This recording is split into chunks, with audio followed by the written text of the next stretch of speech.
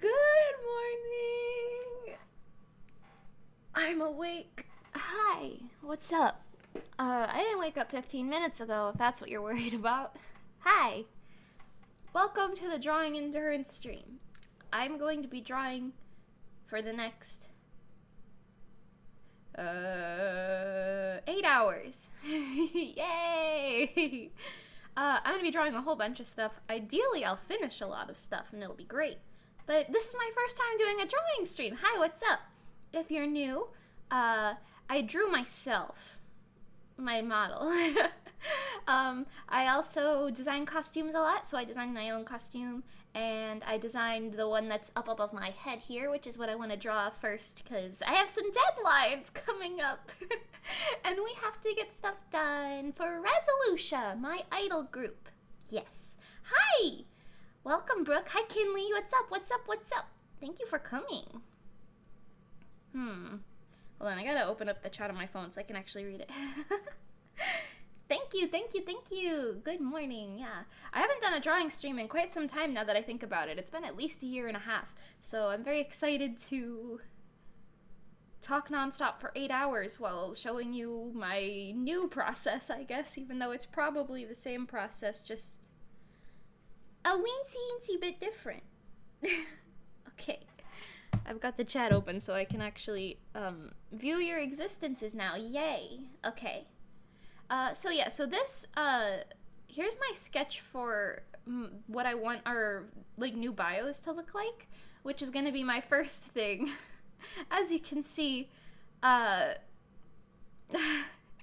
a little messy, but it's mostly just, like, me placing things on the thing. So then I did this slightly more clean but still messy sketch on top of it, and now we're going to be making this even better than it is, because I still don't really like it. But yeah, these are for our new bios for Resoluscia. I don't know. I talk about Reso all the time. I was sewing quite a bit yesterday for us, for our new costume things. So I'm trying to get my settings fixed.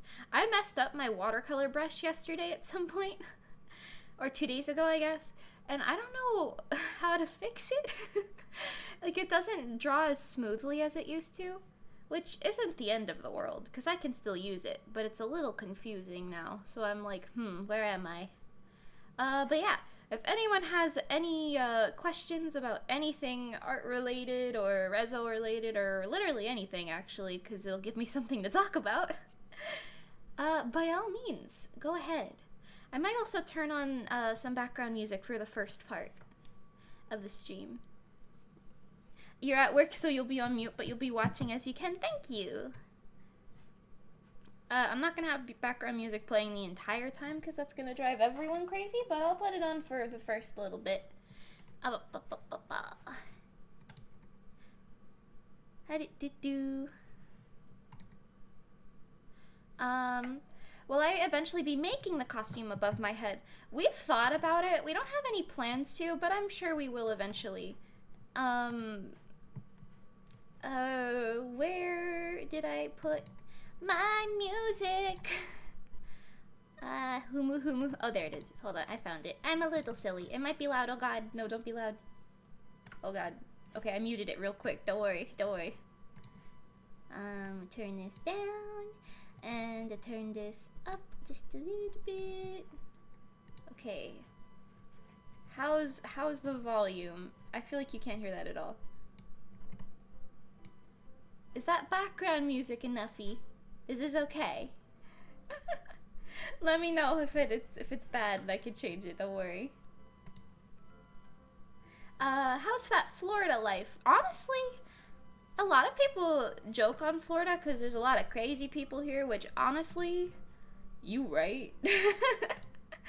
But the good thing is, it's actually, like, really nice. I don't want to say weather-wise, because it can rain at literally any moment and you would never know.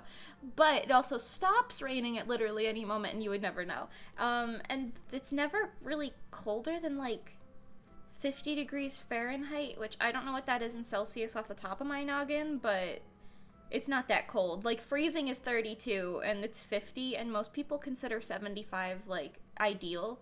So it's chilly, but, like, it's not that bad. And honestly, even in the daytimes, like, that's only in the mornings. Even in the daytimes, it goes back up to, like, 70, so it's just nice. And honestly, like, this is gonna sound so weird, but, like, hear me out. I lived in New Jersey before this, and New Jersey, it's not in, like, a mountainous area, but it's in a very hilly area, and there's quite a lot of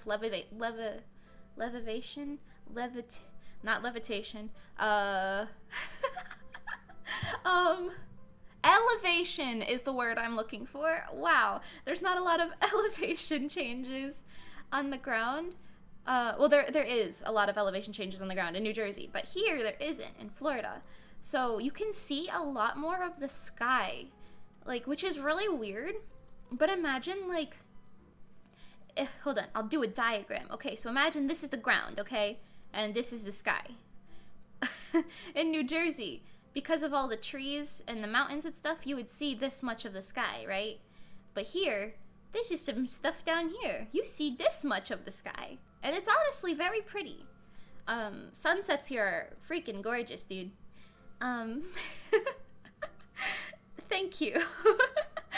But yeah, so I'm getting, like, used to it. I like my neighborhood quite a lot that I live in now. Well, the area that I live in, I suppose. It feels a lot safer than the previous neighborhood that I lived in. Not that the other one wasn't safe. But I feel like I live in a safer area in general, which is nice, I suppose. Like, the township I grew up in was honestly quite safe as well, but it wasn't as safe. Does that make sense? Like, where my school was in New Jersey was quite good. That was, like, the best area in the township, because, I don't know about the best, but it was quite good, because it was, you know, right across from, like, the police station, and, I don't know. It was good. Don't worry about it. And here, or I guess where my house used to be in New Jersey, it was a little questionable. At times. Like, I remember, oh my gosh, so before I moved, I lived alone for a little bit, because my mom moved before me, so I was, like, I don't know, 17 or 18, living just alone for, like, a year, which was fine, because, like, I was used to that type of thing. But there was a questionable little, night, it was a night, where, I heard, my doorbell ring, so I was like, I'm gonna go look out the door. I didn't look out through the door, I looked through the door peephole, you know?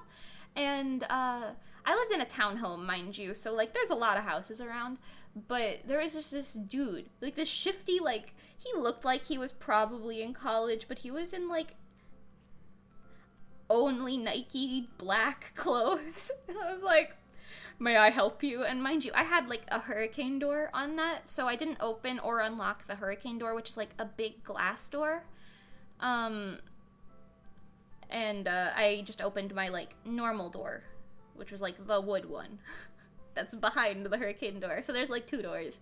And I was like, yeah, what's up? It's, like, 9 p.m. What do you need? And this guy was like, sorry, wrong house. And then he just ran away. And I was like, he ran. Okay, and mind you, he runs straight into a car. Another man who, okay, sorry, this is gonna take an explaining for a second. So this is how my house was set up. Like, the front door was here, right? Or I guess I'll do this bird's eye view. The front door was here. Then there's the staircase to get up to the front door here. And then there's this wall, because this is the garage right here. But the pathway to walk up was here. So he was standing here, and then he runs this way. And then some dude who was hiding right here, like, out of my sight from the door, he runs past with him, and then they get in a car, and the car speeds away, and it, like, skids and everything, and I'm just sitting there like, what the hell just happened? So, obviously, I called the police, because I'm not an idiot. I didn't call 911, I called the station itself, because it wasn't technically an emergency. I was just like, hey, you guys might want to check out this. I knew what car it was at the time, but it's been like 2 years now. Actually, maybe not 2 full. Actually, I think it has been about 2 full years. Oh wow, maybe like a year and a half. I don't know. Whatever. But I called the police station and I was like, "Hey, I'm like a teenager home alone, and some creepy dudes just knocked on my door. They were driving like, I don't know, a Honda Civic or something." And I was like, "Can you, and I told them what happened, and the lady was like, "Lock your doors and windows, we'll be over." And I was like, "Okay." It was an interesting experience, to say the least. Oh my god, I think this was the same night, actually. Okay, so I called my friend Jeremy. I called him and I was like, "Hey, I'm scared and I want to be on the phone with someone just in case." And he was like, "Do you want me to come over?" I was like, "No." I'm an adult. I had my like pepper spray in my hand and I was like in the middle of the house, but like out of the sight of all of the windows, and I was just listening. I was just silent and I was just listening. I was like, if I hear any noises, it's over for y'all bitches. I think this was the same night. This might have been another night around the same time, though. Genuinely, I don't really remember, because I know I didn't call the police again. But I don't know. Anyway, so to continue the story, I'm sitting in my kitchen, essentially, and my old house had, like, that one room that was, like, the entire downstairs, you know? Because it was, like, I don't want to say it was open concept, but it was pretty open concept, you know? And, it was very strange, because I was like, "Oh, you know what? I'm gonna close the blinds, or the window thingies, the curtains, like the curtains to the patio." Now, that house had, like, a back deck, so it was kind of like you still had that, like, sorry, I took a water sippy. Haha. It was kind of like you still had that bit of, like, security, because it was, like, a fenced-in deck, before you were, like, in your backyard, which, honestly, was still a rather safe area. My next-door neighbor had a fence, and then my neighbor, like, 2 doors down on the other side had a fence, and I was just, like, in between their fences, if that makes sense, me and my next neighbors, and I knew those people. They, I was gonna say they were nice, but I hated the mom next door. She could get hit by a truck, not die, just get hit and maybe have, like, a broken bone or something. And I'd probably laugh. Anyway, she abused animals, it's okay. Well, that's not okay, but I'm sorry, I'm going on such a tangent. You can tell why I like my new neighborhood. I don't know nobody here. Anyway, so I'm looking out the back window, because, I think one of my cats was, like, looking out of it, like, really, like, puffy-tailed or something akin to that. Maybe they were meowing or something, and I was like, "Oh, what?" So I looked out the door, or, like, the window, because it was one of those big glass doors, and you love this lore. I'm glad you're into it. Thank you.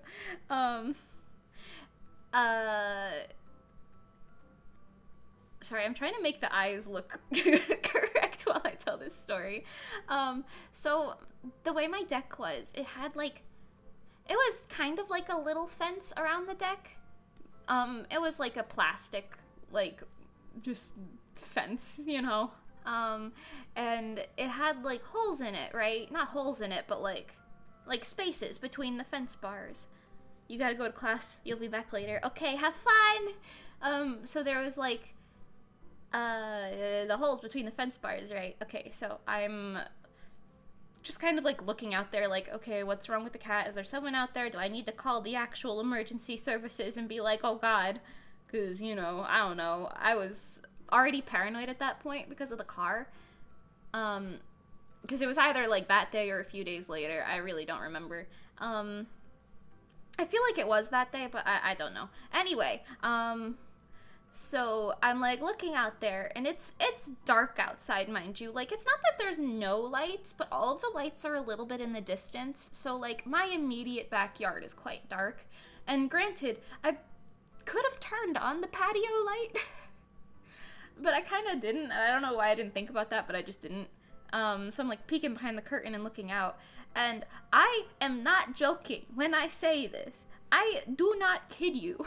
There was a man. Actually, I don't even know if it was a man. I'm pretty sure it was a man. Like, peeking through the fence hole bars at the very bottom of them to the right of my deck where the trees are. And I literally screamed so loud. And he, like, I guess he saw that or whatever, because he, like, dipped real quick. And then I saw, like, 3 other people run from the trees. And this is not like, oh, forest trees. Like, no, there's like 3 evergreens, like, just separating the decks, you know, maybe like a bush or something. So that was like alarming. And then, oh, you know what? This must have been the same day, because around that time the police officer rang the door bell. And I was like, I think you should go in the backyard right now. And he was like, okay. And it was a time. Anyway, I was on the phone with my friend Jeremy for, like, a lot of that, and it was quite a time. So anyway, glad to report there's no incidences here in Florida. I think the closest thing I've had to that is the construction noises outside of my house, but that's not even in our thing, man. But yeah, anyway. Does that eye look normal? I can't even tell. Normally I'll draw both eyelashes first. Also, this stream is gonna be me talking about everything and anything. Like, that's just how my drawing streams go, because there's nothing to commentate on.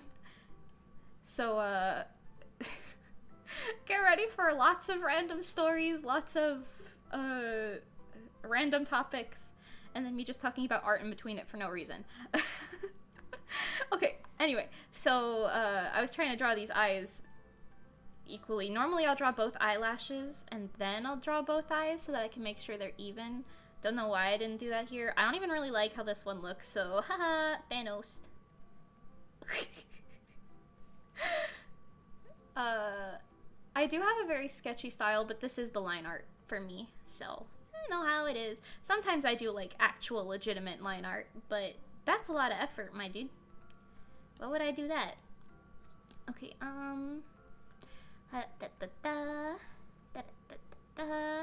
horizontally flip it. Wow. This is how you make sure they're even. Don't question it. It's movie magic. Wow. I gotta lift it up a little bit. Okay, let me catch up on chat really quick. Oh, it's 39 degrees by you. That's quite chilly. That's like 100% sweater and jacket weather. I don't even know if I can call that sweater weather. That's like a few degrees above freezing. Hello, good evening. Oh, it's evening for you. Interesting, interesting.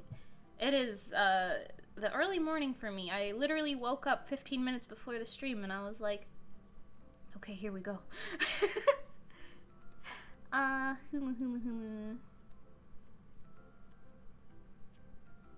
I also have to draw Nikki and Mimi, or I am Mimi, haha, Nikki and Pengi's bios. So, maybe we'll do that on stream, but there's a lot more art for mine that I'll show you in a little bit that will make a lot more sense. But there's gonna be more for mine as well. So, we'll do mine first, get it out of the way, because I think mine is gonna be posted first. Anywho, you wish you were going to Hallmat this year, but Hallmat is like 12 hours away from you. Oh my god. That is so much. Oi, oi, oi. That's how I feel about, like, going to, like, KatsuCon or Anime NYC, because I used to go to those cons every year, even though Anime NYC did me dirty quite a few times, but whatever, it's fine. I guess Katsu didn't do me dirty as much as I had bad experiences at Katsu a couple times. But, whatever. It's nonsensical. Nonsensical. Neon. But yeah, I still like those cons, and I was sad that I couldn't go this year because I would have to buy a plane to go. Because, no offense, I'm not gonna drive, like, 16 hours to KatsuCon and then, like, 27 hours or something like that. No, not 27. I guess that would only be, like, 23 or 24 to Anime NYC. That sounds insane. Like, I'm not into that, and plane tickets are expensive. But anyway, so I am very excited about Hallmat in a general statement. Oh, you live in Kentucky. Oh, yeah, that'll do it. Kentucky is quite far. You know, that reminds me. I've never been to any states in the middle of the United States, if that makes sense. Like, I've been to every East Coast state. A few that are, like, next to the East Coast states. Like, West Virginia. Even though I think I was just driving through that, but whatever, we don't talk about it. Huma. Sorry I'm spending so much time on the face. Everything else usually goes a lot quicker, but I always like to make sure the face, looks right, I guess, before I continue. Even though I'll probably come back and fix it up a little bit anyway. What was I saying? Hallmat. Yeah. I'd love to go to cons like Katsu and Anime NYC again, but this year is just not feasible. Maybe next year. Now, I hope Reso gets invited to cons. That's kind of like a push, but Stellar got invited to a few cons, so I'm like, you know, maybe we can get lucky.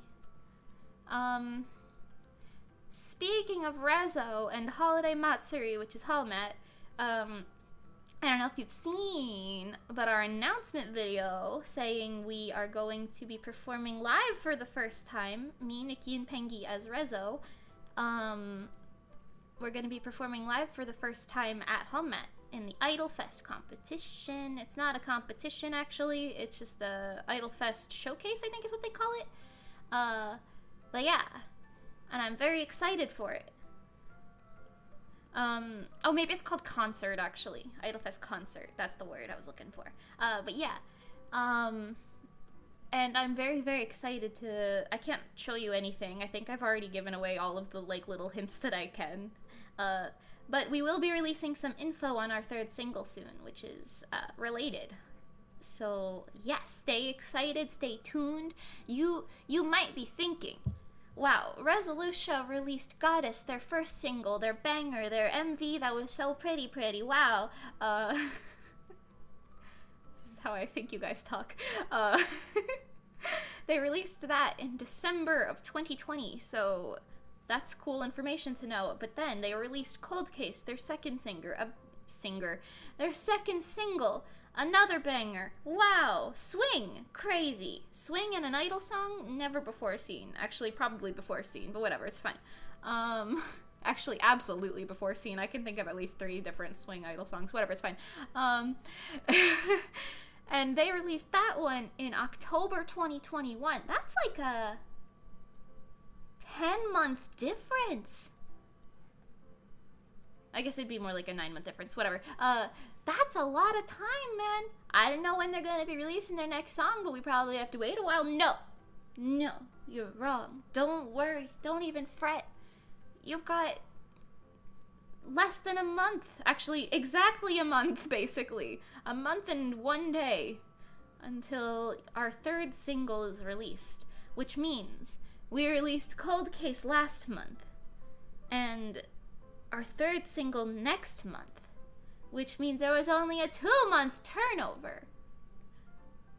Do you see where we're getting with this? We're going to be releasing more music. We've already announced that, so I'm allowed to talk about it, but we work on a lot of projects simultaneously in Reso, which is, I think, why that time between Goddess and Cold Case was so long. Because we were already working on a whole bunch of different things. There was literally a period where December 18th, oh yeah, that's when our live performance is. The songs are gonna be released, like, on listening services and stuff.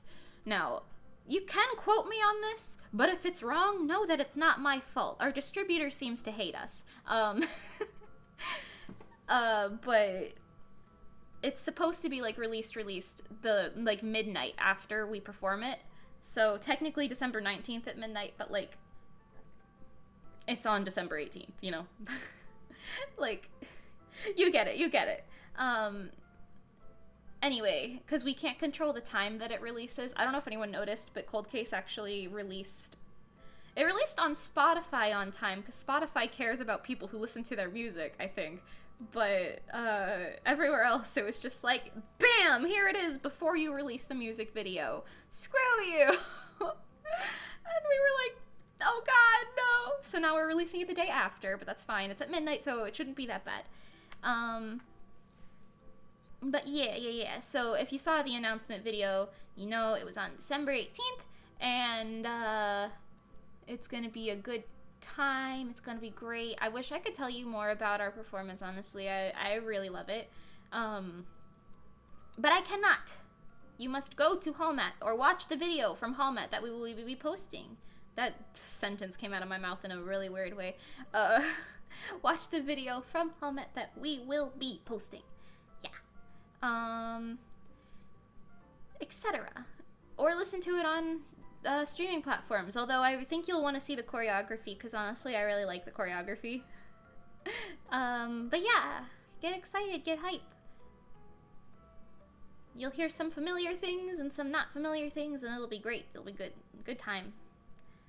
It's a 10-minute set list, by the way. If you're used to how Stellar used to do lives, we used to do lives at masquerades, which are wildly different from idol showcases, is what I'm understanding. They're kind of like a South Con thing. If you, like, because I used to go to only Northeast Cons, really, and the Northeast Cons didn't have idol showcases, mostly because I was told that certain con chairmen, cough cough, didn't like idol groups for God knows what reason. I don't get it. But I'm not gonna name drop any because I don't want to get in trouble. But anyway, I've sent some wordy emails in my past, not gonna lie. Hi Evie, what's up? Speaking of Evie, Oracle's also gonna be there. It's gonna be pretty, I was gonna say pretty pog, and then I stopped myself because I didn't want to say pretty pog. Hallmat, yeah, go to it. Or don't go to it if you're not in the area, because that's kind of a... it's kind of a drive for a lot of you. But yeah, what was I saying? Oh yeah, Northeast Cons. They had masquerades, which were like vastly different than idol showcases, which seems to be the more normal thing in Florida, for example, in like the South Cons, or Southeast Cons, I guess. I can't really speak for West Cons because I've never been. Besides, I guess, Anime Expo, but that was only one time that I went and I didn't participate in anything, so I wouldn't be able to tell you. Her face looks lopsided, I'm trying to fix it. Anyway, but yeah, so masquerades, they were always like, essentially a masquerade is like a competition where you have somewhere between like a minute on stage and like 4 minutes on stage, like absolute maximum. You've got the biggest group. I feel like 4 minutes is still even way too much. I feel like I've never seen anyone on stage for more than like 2 minutes, 30 seconds, 3 minutes. With the exception of when Stellar did Overdriver and Snowbound, which are my favorite Stellar songs, I think, both of them. Are they? I'd say so. But we only had a 10-minute time slot there because we were the halftime show. So we weren't in the competition, like, we weren't being graded as a... Not graded, but you know what I mean? Like, we weren't being judged, I guess. That's the better way to say it. But yeah. Anyway. What was I gonna say? Oh yeah, so the masquerades, they didn't have just idols performing. They would have all sorts of cosplayers doing all sorts of skits from all sorts of things. Some of them were comedy skits, some of them were dance skits. Some, like, they were literally called skits, not performances. That's like the whole thing. There were all sorts of things. Some people would sing, some people would play instruments. Honestly, it was very entertaining because you never know what to expect. But I guess I am very partial to idol stuff, obviously, so I'm not complaining that it's, like, all idol stuff down here. And the difference is mainly, like, we used to have that 2 minutes on stage and nothing more, or whatever, you know? And that's it. Like, sometimes you would have the, like, before you go on stage, like in the earlier part of that day, you would have the rehearsal where you would just, you know, they would like practice your lighting while you practiced your thing, like your skit. But down here, which I hope they have that down here actually, I throwback to, oh my god, what con was it? KatsuCon! Oh my gosh, it was the last Katsu I went to. KatsuCon 2020, which was in February, which was right before the Kobe. The Kobe. But anyway. I'm trying to formulate my sentences. I read a chat that I want to respond to, and now I'm like, oh god.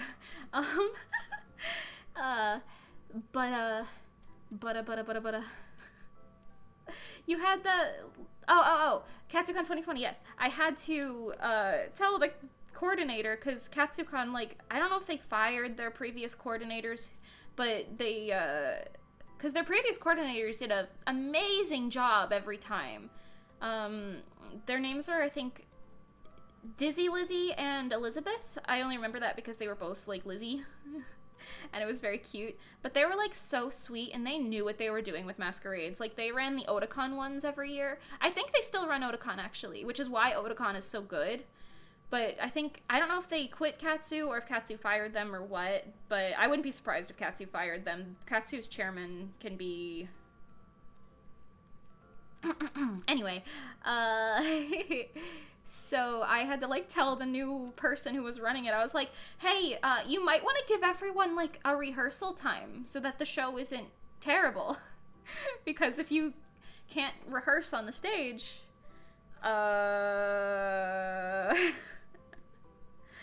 it's kind of bad. Like, we've done things in Stellar before where they didn't have an on-stage performance. I don't remember what, or like, setup thing. I don't remember what con it was, but it definitely led to problems when we were on stage, which, like, obviously messed up part of our dance and made some of us, like, kind of, like, anxious and whatever, you know? TLDR, it's good to have rehearsals. Anyway, so I had to tell her to do that, and then they did, but it was, like, it took a prompt, which was kind of confusing and concerning, but whatever, we don't talk about it. What was I gonna say? Oh yes, but the difference between masquerades and idol fests is in idol fests, everyone has, like, I think a 10-minute time slot. Like, you can do less than that, but, like, 10 minutes is your maximum. And, like, you know, sometimes less is better and whatever, I hear that. But we are filling up the whole 10-minute time slot. Mostly because I'm insane. And I was like, oh, we can do this thing here, and then we'll have this happen, and this will be cool, right? Yeah, and then it's just Pengy and B looking at me like, okay. That's not exactly how it all goes, but don't worry about it, don't worry about it. I thought I heard my Discord make a noise just now. But anyway, I'm gonna turn my music down a little bit, because I feel like you guys might be going a little crazy from the music. Oh wait, okay, now you can't hear it at all. Okay. Alright, cool. Oh, it's just separated? You're pretty sure Florida cons have, like, masquerade style events. That's cool. Okay, I didn't know that. I'd believe it, honestly, because I feel like that's a very, good thing for a convention to have. Something about that ear don't look right. Looks like she has a little monkey ear.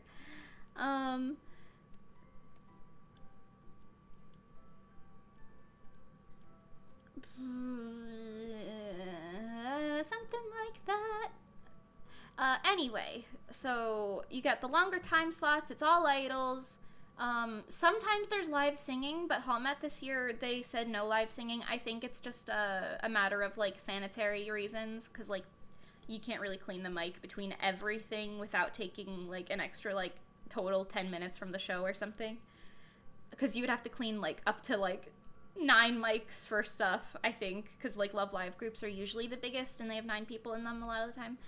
Anyway, so I'm very excited. That's the TLDR. December 18th. Stay looking, I guess. I don't know. Stay looking. Okay, so yeah, the chat that I saw that I wanted to respond to, is from Plus Julian. You said, will we see, or when will we see a new Fruit Bunch chapter? You really miss it. I am so sorry. I did not expect the hiatus. I didn't even expect to take a hiatus, to be honest with you, for the Fruit Bunch to take so long. I do think I'm probably going to work on the Fruit Bunch at some point during today's stream. I was working on it quite a bit yesterday. I don't want to release, like, a date, because genuinely, I have no idea. Like, I was almost considering just straight up saying, like, the Fruit Bunch will return, like, January 1st. So that I don't need to, like, worry about it, because it'll absolutely be out before the new year. If I don't do that, obviously. But if I do that, then it'll give me a chance to get, like, not only this current chapter done, but maybe the next one at least under the way. Because, full transparency, until December, like, I guess technically until Hallmat passes, so, like, December, like, 20th or whatever, which is Nyx's birthday, haha, wow, we're not gonna have a lot of free time over here. After that, though, I'll be pretty solid. But obviously, we're preparing for our first live show, so I'm, like, sitting here drilling the dance every opportunity that I have, and I'm like, okay, don't mess up. Don't mess up. Don't mess up! But yeah, I don't know. I'm very excited for it. It's taking up a lot of my time, but I think it'll be very worth it. Also, I am sewing our costumes, so that's a whole nother, I don't want to call it a time sink, but it's a time sink. Because, you know, sewing costumes is no walk in the park. Haha. I was also talking to Maya from Oracle. Evie's here, but Maya and Evie are Oracle. They are Oracle. Wow. And they, I was talking to Maya about sewing costumes as well. We were just talking about, you know, sewing in general and a lot of stuff. And, man, is it hard? Maya was saying, like, I can think about nothing but sewing. Sewing is the only thing on my mind. Help me. And I was like, that's just how it is. I'm so sorry. Relatable content, etc. Now that I think about it, Reso's doing one more thing that you'll see, like, art-wise from me. Well, besides the bios, I guess. Before Hallmat releases, and that was quite a big time sink as well. I did a lot of art for that thing, which I don't know if I can tell you about yet, so I just won't, but it took a lot of time. Also, pardon me for speaking very strangely with a lot of this stuff. I'm trying to be like, okay, who has said what publicly? Who doesn't want things said publicly? What should I not say publicly? So I'm just sitting here, like, thinking about my wording, like,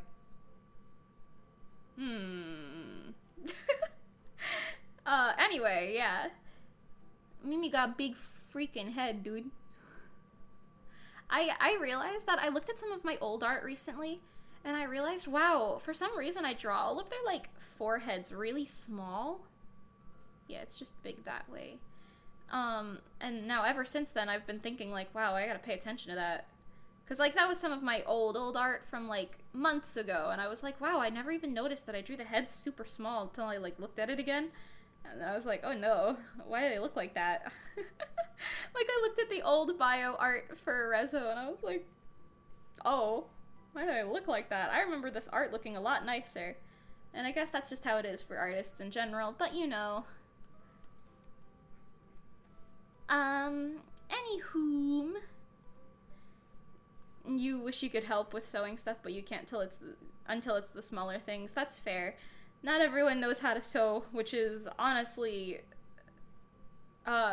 understandable, because in this day and age, why do you need to, besides crazy cosplay people? Like, I tell people that I sew costumes, and, like, usually, like, okay, I used to work at a Joann's, and every time the little old ladies would be like, how do you know so much about this? And I'd be like, oh, I'm a dressmaker, to make it sound a little more, like, I don't know, mainstream.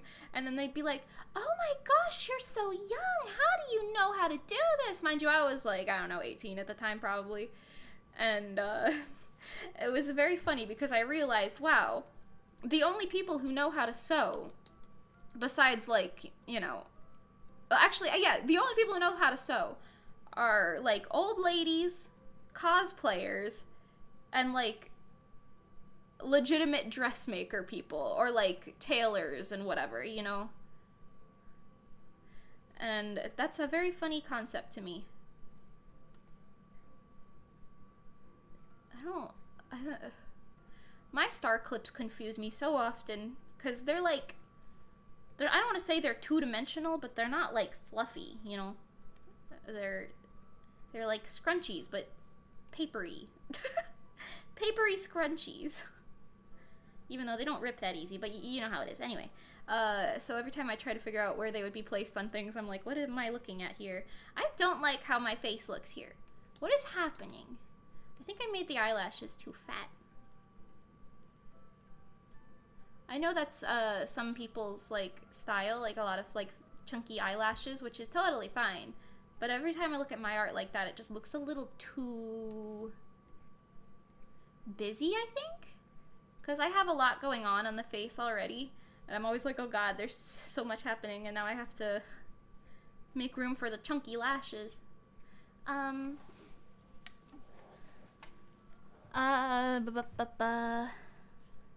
Will we be revealing more info about the song in the coming weeks?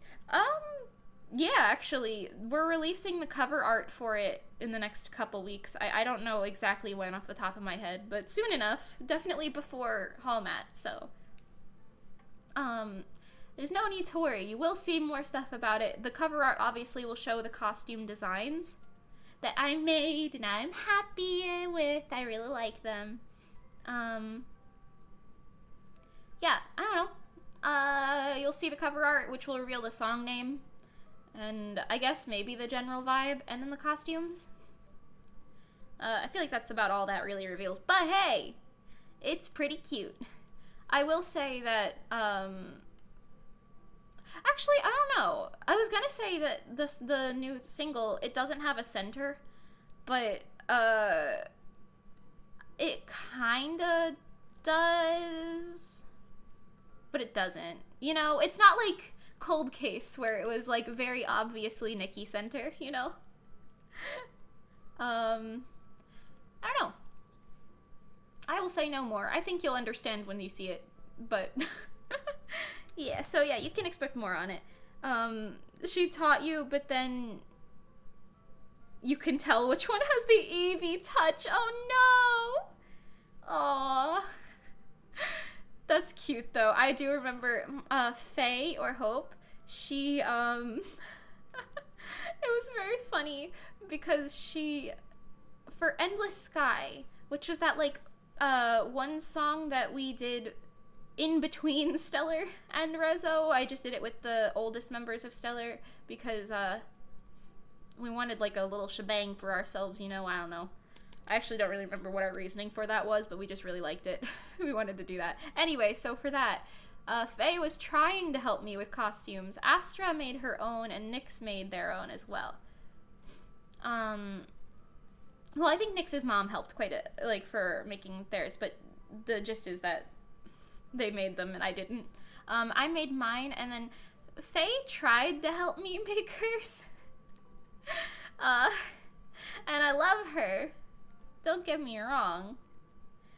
But it was very funny because, like, I had her, that costume had little black hearts on it and little gold stars on mine. So I was like, here, you can paint these. I'll cut them out, you paint them. And they were, like, made of, like, foam, you know, like craft foam, I think. Like, thick craft foam, but still. And she was just, you know, painting them. And she spills the paint bottle on the bed. There's, like, because she was doing it on the bed. Which, I mean, I don't really fault her for, because my old bedroom was quite small, and that was my, like, workspace. But anyway, so there's just, like, black paint everywhere. Like, she didn't even paint the backs of them, so they had, like, red backs to them. It was very funny. And then she was like, do you want me to help you sew? And I was like, Oh, but I couldn't. No, I was straightforward with her. I was like, dude, you want to sew on this? And she was like, no. But it was very funny. It was very funny. I love her. Sometimes I talk and I hear a little bit of like a California girl accent, and I'm like, what is that? Why does that come out? I've been told it's just how. What was the phrasing my friend used? Oh my gosh. I think it was like, that's just like the bimbo blonde coming out or something like that. I thought it was funny. Anyway, the seamstress of the stars. God, I wish. I have like my little sewing friends on like Instagram that I talk to them about sewing stuff here and there with quite a few times, like Marmalade from Melody Parade. Wait, that kind of rhymes actually. Or I guess Mellopara. And I don't know if she has her name on her social media, so I'll just say her username. Chibi Baby 13, I think. We like, sometimes I'll be like, hey, what's this hem called?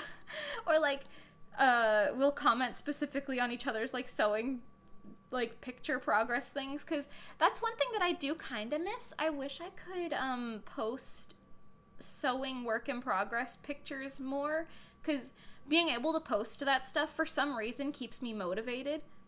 But obviously I can't sit here and like spoil our entire costume design or anything until after the thing gets posted to the Reso account.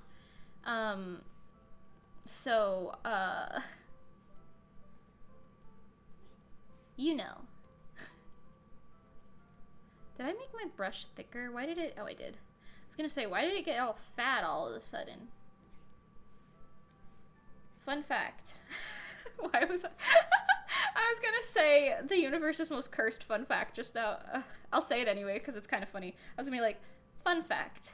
Mimi has the biggest bobbies out of everyone in Reso. We make that joke a lot. Mostly because I'm like sitting there dancing and I'm like, oh god, I can't do this. I need to, you know, get like, I guess TMI, but a sports bra. And I'm like, sorry guys, I gotta go. And they're like, oh, we get it. And it's very funny. Anyway, we have banter over here. Don't worry about it. Also, yeah, ignore how this sketch line doesn't match this line art line at all. I am absolutely one for ignoring my sketch lines because most of the time they look like the storyboards, which when I go to the Fruit Punch to work on the Fruit Punch chapter later, oh, by the way, I'll try to make it as spoiler-free as possible. Like, you'll see me draw the panels, but I'll probably ignore the text and stuff, so you won't have to worry about spoilers as much. But yeah, I don't know.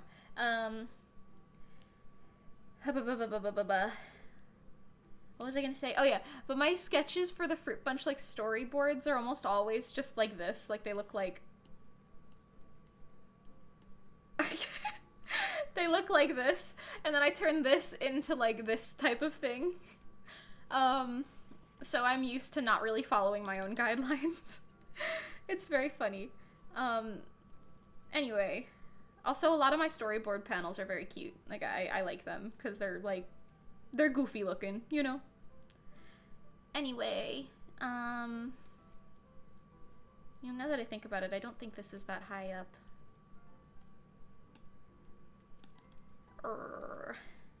Me growling at my own design. Does that look right? Yeah, maybe. What was I gonna say otherwise? I feel like I was on a different conversation topic and I absolutely forgot about it. I don't know, I guess I'll continue talking about the Fruit Punch, but,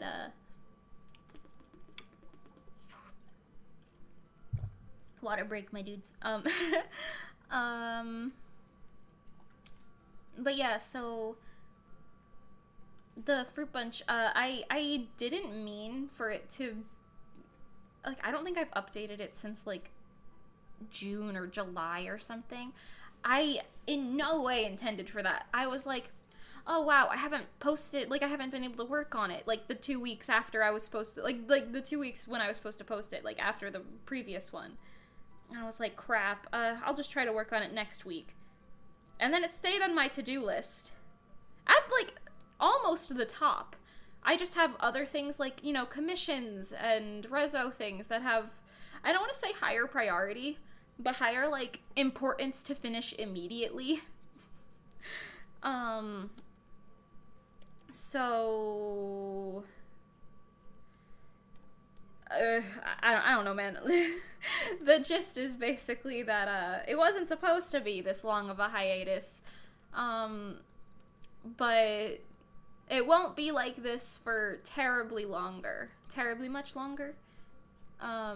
So there's no need to fear. I love the fruit punch so much, so, and I've said this before, but I am absolutely 100% going to finish that story from start to end. I wrote up to the end of the second season. I need to finalize a few things in the third season. Right now, we're still in the first season. But, so I have a feeling I'm going to be working on the fruit punch till I freaking die. No, I'm not, I'm just kidding. I feel like it's going to be, like, still going for years. But I'm going to try to go back to updating every 3 weeks, specifically. Which I know is not a lot, but until I can get, like, paid to spend my time doing only that, it's not feasible for me to do it any, like, less, you know? But I'll try to get back in the groove with it so that I can make sure that happens consistently.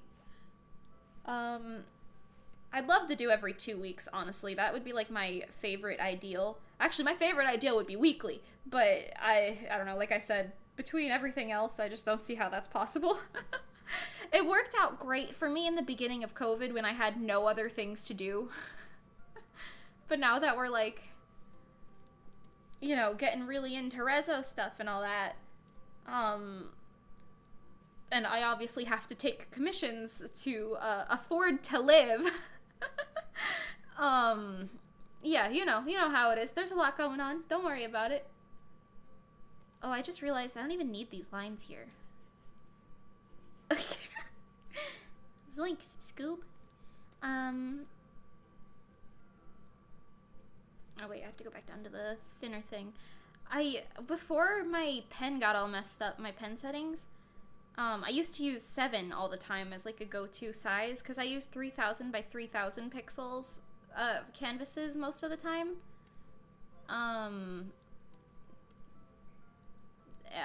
Yeah, so that's like a good size ratio for it, you know.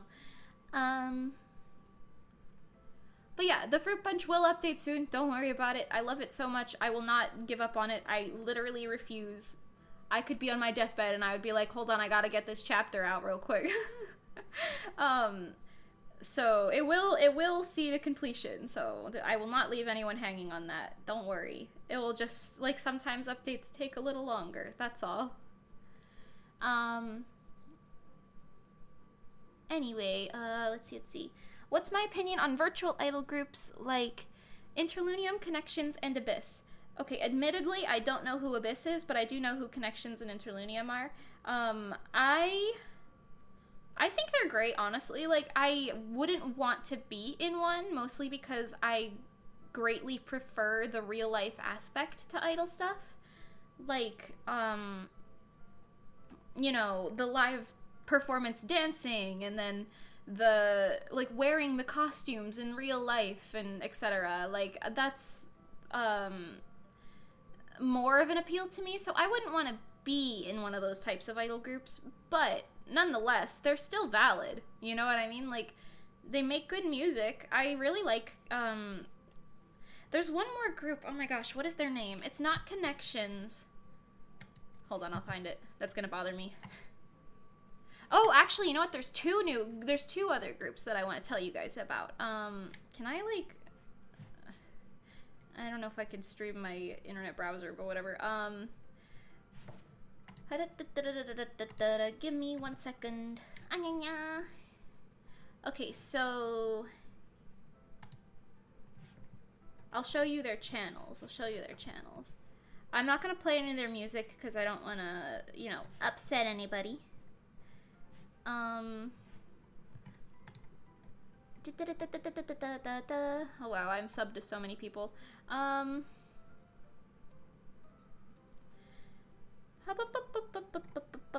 Here's one. This is the one that I was gonna talk about. I'll just print screen it on here so you can see. Oh jeez. Oh god. Oh, I'm zooming. That's why that's not working. Here, Celine. Or technically they're pronounced Céline, but I feel like the American way of pronouncing it is Celine. But it's they're a French group. They sing in French. So they sing like their group is called Céline. But yeah, I love them. Their music is so good. Look how pretty their art is. Like, just look at this. Like, well, it's pixely here, but it's very beautiful. And I love their music. I have their first single, geez, what is it called? I think it's called Diane, yeah. I have that on my, like, playlist all of the time. And they have, I think, like, actually, they have a lot of songs now that I'm looking at their page, wow. But yeah, they're French, but they're really good, so check them out if you're into that. Then there's also, I'll show you Interlunium. They came out after Stellar came out, but I do remember a bunch of Interlunium members and a bunch of Stellar members were, like, hanging out at, I think, Otakon one time. I didn't really get a chance to hang out. I said hi, but I didn't, like, stay for too long, but it was a very fun little thing. From what I know, Interlunium, they pay their singers, I think, to be in it, so it's more like a company type of thingy than, like, a bunch of friends got together and did this sort of situation, which is still absolutely valid, but they're super talented. Nikki literally plays all of their songs, well, not all of their songs, but a lot of their songs, like, in the car rides. Like, we did that at MetroCon, like, the car rides back and forth from MetroCon, we were just listening to a lot of Interlunium. It was very fun. I'm trying to show two more. Okay, here's Connections. They're very cute. I love their song Hello Tomorrow, honestly.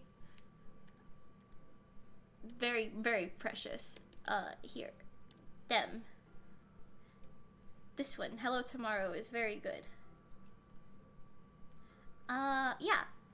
Oh, looks like they have another group in there, Akuma. I don't know, I don't follow them too closely. I mostly just listen to their music, but they're very good. And then the last one I want to share is... oh god. Oh no, where are they? It's the one that I can't remember the name of off the top of my head. Legacy. Here it is. Legacy. Here. This is my favorite way of sharing things with you. Spring is in the Air is my favorite song from them, but they also have Go With The Flow, which they released last year. And I think, I'm not sure if their other little groups have songs yet, but they are introducing more groups, because I guess virtual groups can have the, like, capability to do that, because you don't have to meet up with them or anything. But heck yeah. Anyway, so those are my favorite virtual idol groups.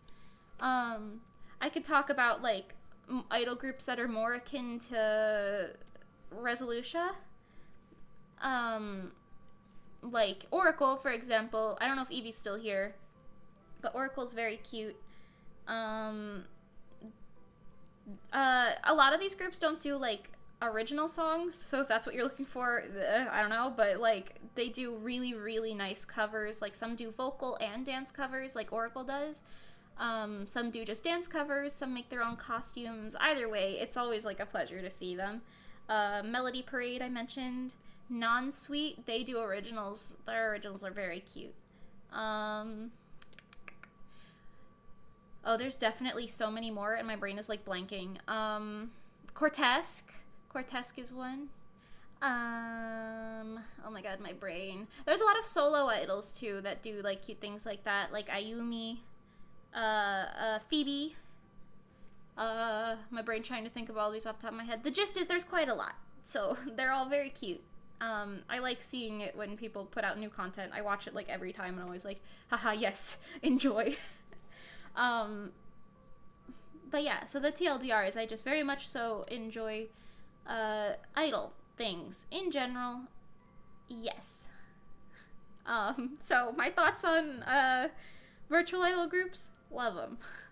I wouldn't want to be in them mostly because I love the live aspect, but I love their I love how they can just kind of, I don't want to say like shamelessly produce, but they could just keep making stuff, man. It's all good. They just keep making it because they could put all of their budgets towards just the production of it, and you don't have to worry about like the $100 that you have to drop on costume materials here, and then the $800 you gotta drop on it there, and then like, you know, location fees for music videos, and I don't know, fees for like going somewhere to perform live and everything. You know.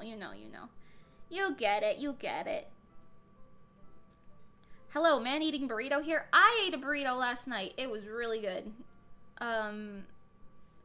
There's like I don't remember the name of it off the top of my head, but there's a place in Florida specifically.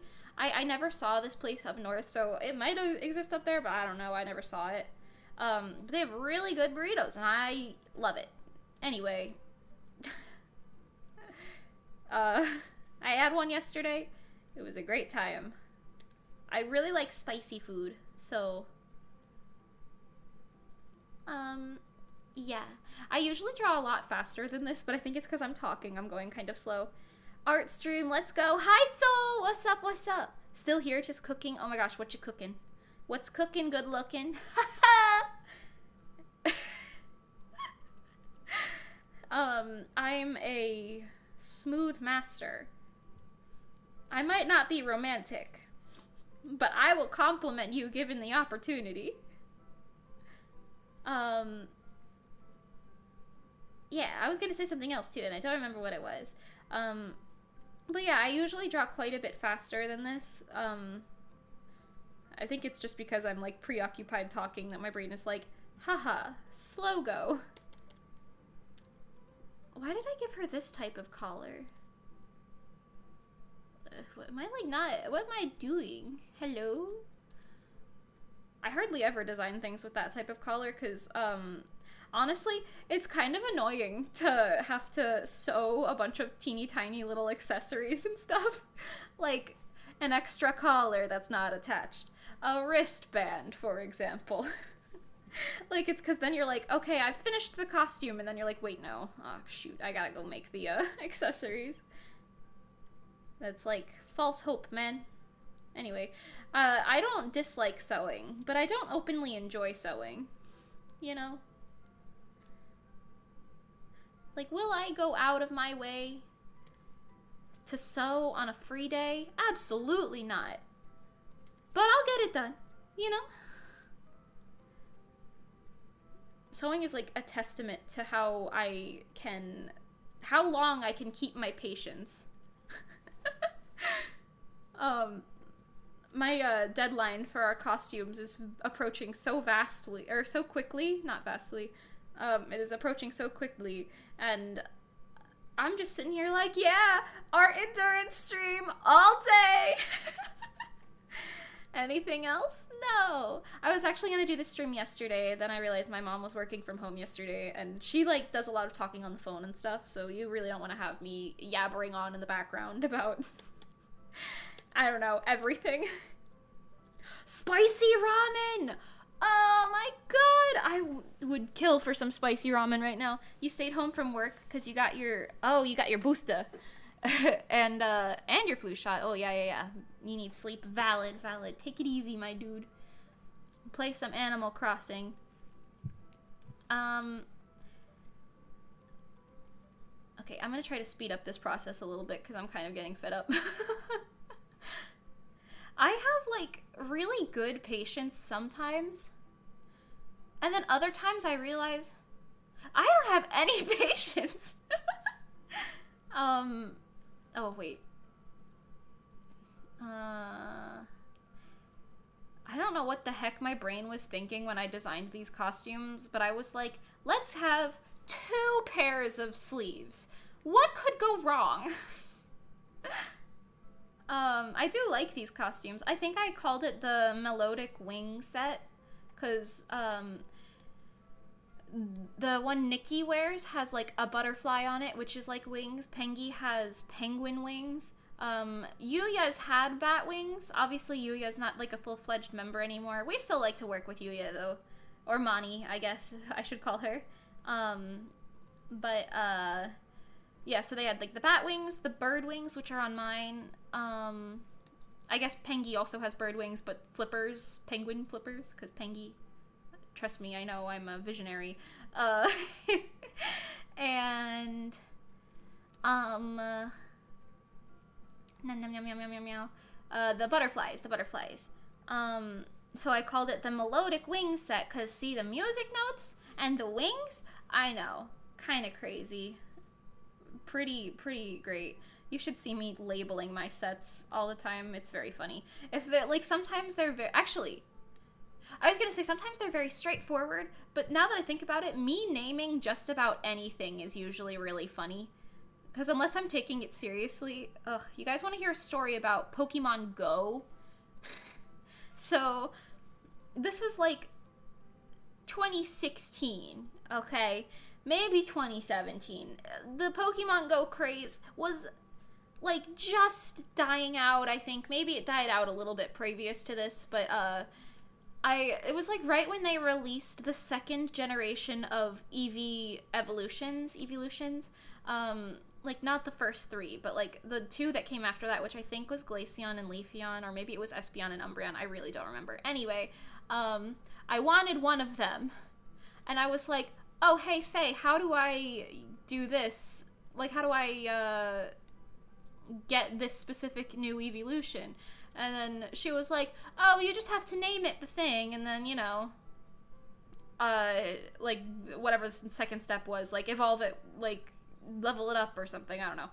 And then, I was like, oh, I just have to name it. Okay, cool. So, what you actually had to do was name it what the, like, set name was. Like, there was, like, a name you had to pick. So, for example, if you wanted a Flareon, you would have to name it Pyro.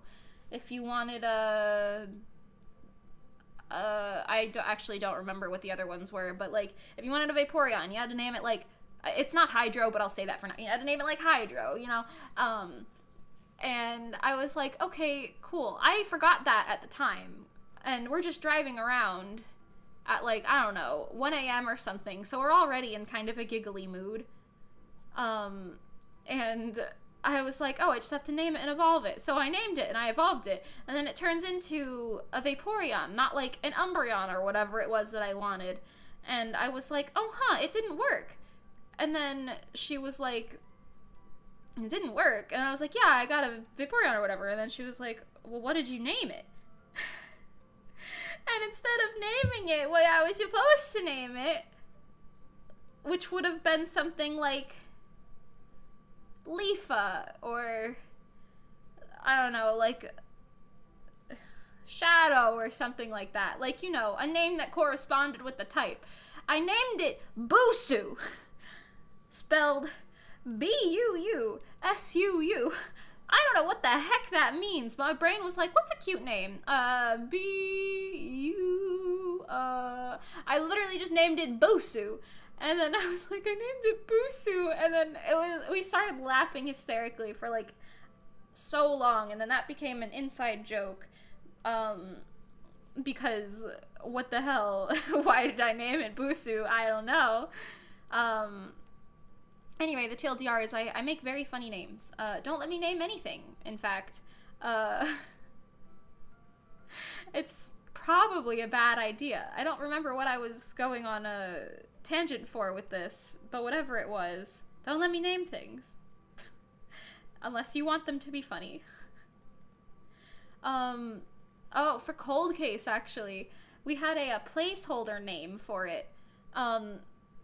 I guess this is kind of spoilers, so if you haven't seen Cold Case, just plug your ears and count to 10. But we called it, Detective Thief before we called it Cold Case. And it was very, very funny because that obviously gives away a lot. And we were trying to figure out what we wanted to call it, because Nikki was saying she really wanted it to have lyrics, like some of the lyrics in the title, so that it was like more memorable. And then I was saying, well, it doesn't have to. We could just call it like mystery or thief or something like that. I don't know, like some, I don't remember what my choices were. And we were throwing names back and forth quite a bit. And Cold Case was like not one of our favorite names, I don't think, for a long time. Like we had like a list of like 10 and it was just on there and we were like, I'm not really loving any of these. And eventually we were like, you know what? Let's just call it Cold Case. But yeah. Not gonna lie, you had to work overnight and when you came back home you slept hard. You wanted to be here sooner. Oh my gosh, you are totally fine. Don't worry. You didn't miss much at all. I will literally be blabbering for the next like 7 hours about everything and anything, and ideally finishing this piece and more, but at the speed I'm going. Okay, let's go faster. Gotta go fast. Gotta go fast. Gotta go faster. That's from some cartoon I used to watch as a kid from Sonic. I don't remember which one. I think it was like Sonic X or something. But yeah, anyway. Fastest hedgehog around. Oh, I headbanged so hard there when I did that. I went out of existence for a second. That's kind of funny. What random conversation topics do you guys want me to get into now? Trust me, I'll keep going. Let's see. I'm trying to think if I have any, like, funny stories or anything. How about,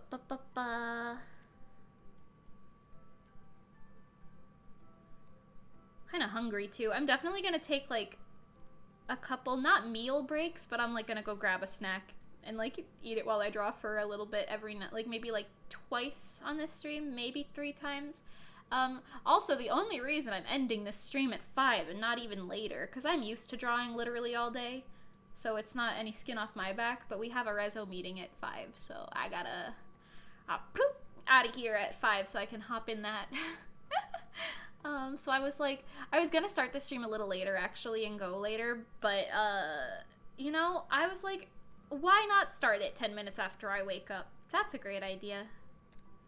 Also, I absolutely did not set an alarm. I was like, if I get up, great. If I don't, I'm sure they'll understand.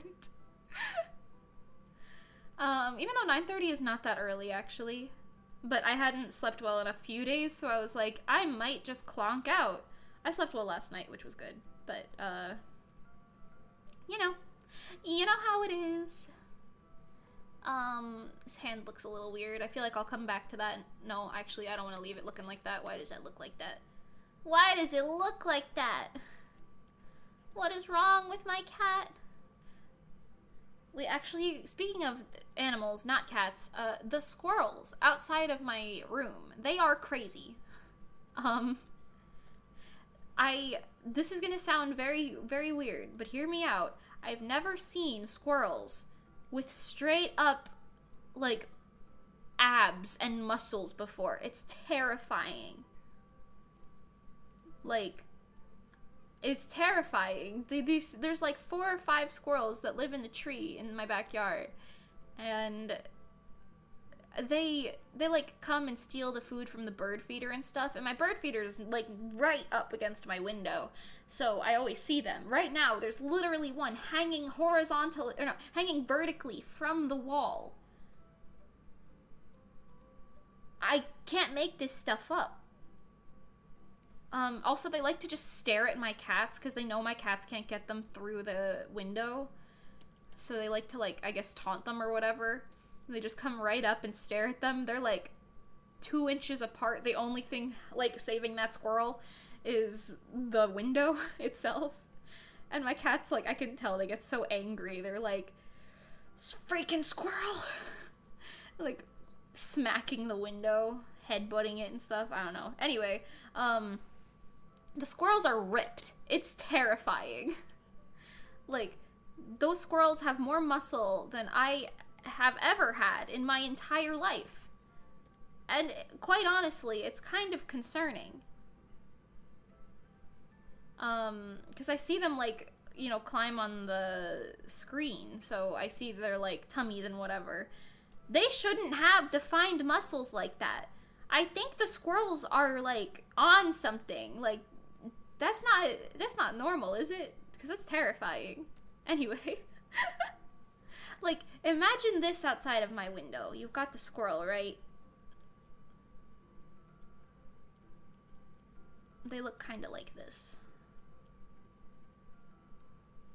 They've got cute faces, okay? They got cute little faces, cute little fuzzy ears and stuff. They kind of stand there like this. Okay? Yeah, something like this. And then, you know, you would expect like a fat belly here, but not really. And then they've got their weird little squirrel hands down here. I don't know, their little feet. Let it happen. And then they've got their like fluffy squirrel tails. Something like that, something like that. And then imagine just this. It's horrifying. It's the worst. It's so scary. It's so scary. Because they're like, why are they ripped? Why can they do that? What? Anyway. Also, they're fearless. They don't care about anything. The lawnmower guys will come and they'll just be watching. I feel like they're plotting something, man. Anyway. Now that concerning conversation topic is over, you know, what if they're listening to me? What if the squirrels are listening? It seems like Busu is a language program? Oh, I didn't even know that. Interesting. I came up with that name. If it was established after 2016, just know that I did it first. I came up with that name in my own little cursed brain hole. You have an idol group of your own that's very much inspired by Stellar and Reso, and I'm a huge inspiration to you. Thank you so much. I'm really glad. I hope everything's going well in your group. Oh, you know what? I do kind of want to touch on this. This is something I've been wanting to say, like, as, like, a general statement for a while. I don't know why that reminded me of it. I'll probably, I don't know, put this information out somewhere else as well. But I was gonna say, like, I think there's something to be said about, like, idols specifically, and, like, idol music. Because the one thing that I like about it, more than everything else, I think, is it has, like, such a uniqueness to it, because you'll hear the individuality in everyone's voices. Like, you're not all trying to... Oh my god, there's one of them now. The squirrels with the abs. Oh god, sorry. You're not trying to... Oh my god. You're not trying to, like, sound like everybody else. You have your own voice, and, like, it's distinctively your voice. Like, if you think about when you listen to Love Live music, you'll, like, recognize when Chica's singing versus when Mari's singing, because they have, like, very individual voices, which, granted, that's how a lot of music is, but hear me out. Oh god, it's back again. There's two of them now! They're on both sides of the window! These squirrels are terrifying! Anyway.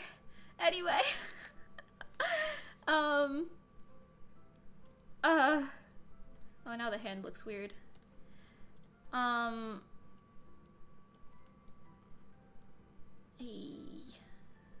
That's not how bones work. Hang on. Sorry, the squirrels is terrifying. I love them, but, like, terrifying. Anyway, so yeah, I really like how idol music has, like, the express individuality of all of the people being expressed, you know, like, you could hear their voices individually. They all have a dancing style and, like, moves that suit them specifically. Like, the characters are made just for them specifically. Like, The costumes are designed for them as well, based on the character, but also what they would look good in and what they would feel confident in. I guess I could touch on that a little bit while I'm on the subject. Being a seamstress slash costume designer, a lot of the things I put thought into aren't like, because this is something I think a lot of like mainstream fashion is really stupid with, because they're like, oh, skinny models, or if we have a plus size model, we're either gonna put her in something that skinny models would normally wear, or we're gonna put her in something that hides her fat and makes her look skinny, which is stupid. Stop fat shaming. That's dumb. Anyway, I have strong feelings. The gist is that I think what you should be doing is designing for the model. So, like, for example, if a model is insecure about their, I don't know, stomach, for example, then, okay, hide the insecurity. You're not trying to change them and be like, oh, you have to embrace your stomach because, you know, it's part of you. That's not what your goal is as a designer slash seamstress. Your goal is to make them feel beautiful in what they're wearing. Unless you're making them like a Halloween costume or something, then I don't know what your goal is, man. Make them look creepy or scary or whatever. That's different. But anyway, your goal is to make them look nice and feel nice, not just like by beauty standards, but by their own standards, whatever they are. You can't change what their standards are, or you shouldn't be trying to anyway. You should just be like catering to them as a person. So for example, if someone's, you know, insecure about their stomach but really loves how their I don't know, legs are, for example, like, okay, show off their legs and hide their stomach. Like, what's the problem?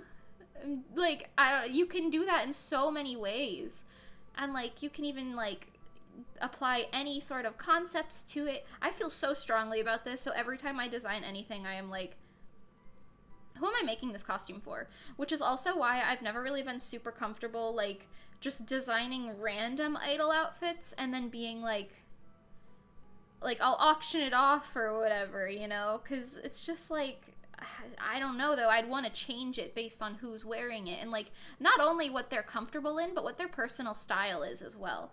Like, another thing I really like about idol stuff is how everyone has their own like image color and everything, and it's like an unspoken thing. You see a purple pen light, you know it's for me.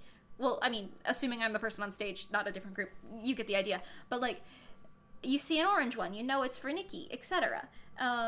So you can use things like that because in Reso, at least, the colors we have are our favorite colors. So it like shows more individuality that way, and I think that's so amazing, honestly. Like, that's one thing that really, really draws me to idol stuff rather than like mainstream music where everyone's just trying to look the same and be cool, follow trends. It's all kind of nonsensical, if you ask me, because it's like, why don't we like I'm not saying every musician ever is like this, don't get me wrong, because that's definitely not true, but that's what a lot of it is like a lot of the time, and I just really like idol stuff because it's not forced to be that way. It's like everyone wears what they want, you know, and like everyone sings parts that suits their voices. You can hear like all of them coming together in harmony. One of my favorite things is like when you hear, like, say for example I sing a solo, then Nikki sings a solo, and then Pengi sings a solo, but then all three of us sing that fourth line together. It's really nice to hear how the voices mesh with each other, because everyone has different voices, so everyone's, you know, voice mesh thing is gonna be different, and it's gonna be great that way. I love that. I love it so much. Florida has ripped squirrels, noted. I love that. Keep that one in the books. Put that one in the newspapers. Florida man works out with local squirrels.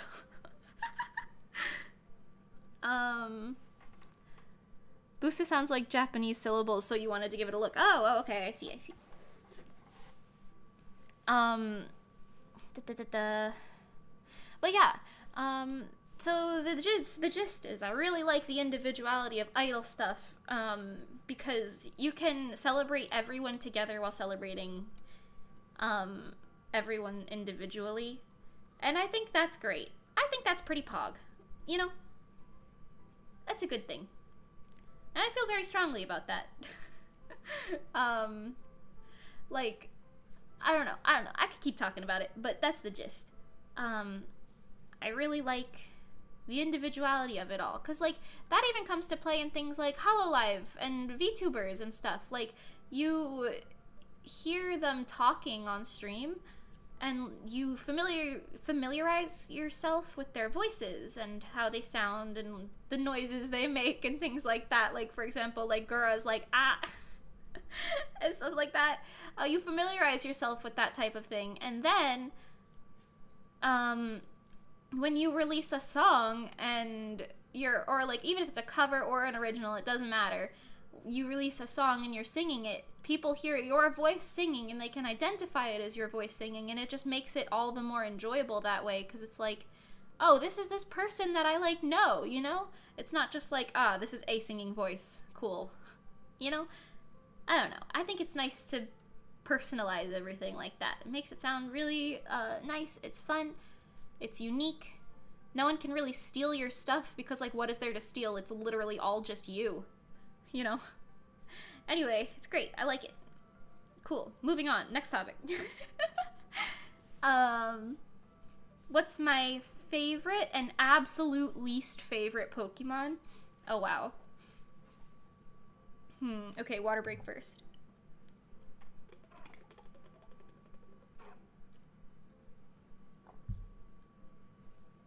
Okay, so, favorite Pokemon, hands down, Raichu. I love him. Fat, orange, electric, cute, the perfect size for cuddling, but also very good Pokemon. Love him. Perfect. Has been my favorite since I was little. I collect Raichu Pokemon cards specifically. It's great. I put this on the wrong side. You think anyone will notice if I just leave it? I'm gonna leave it. Oh god, the squirrels. Terrifying. This one's looking right at me while eating birdseed. He's got a weird little nose and everything. I don't know. Anyway, sorry. Least favorite Pokemon. Absolute least favorite. There's a lot of Pokemon that I don't like because I'm very into, like, aesthetics, if that makes sense. I'm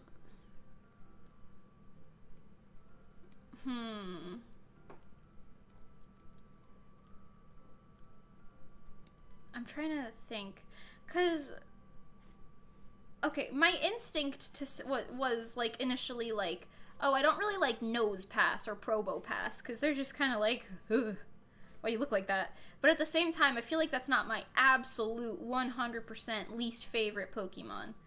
What if I look up a list of Pokemon real quick? Wait, hold on. Ugliest Pokemon list. I guarantee you I'll be able to pick one from here. No, Snubble's not ugly. Okay, whoever made this list is stupid. They're not. What are you talking about? Oh my goodness, these people are dumb. I know. None of the Pokemon on this list were ugly. Oh gosh. I know you guys can't see what I'm going through, but it's okay.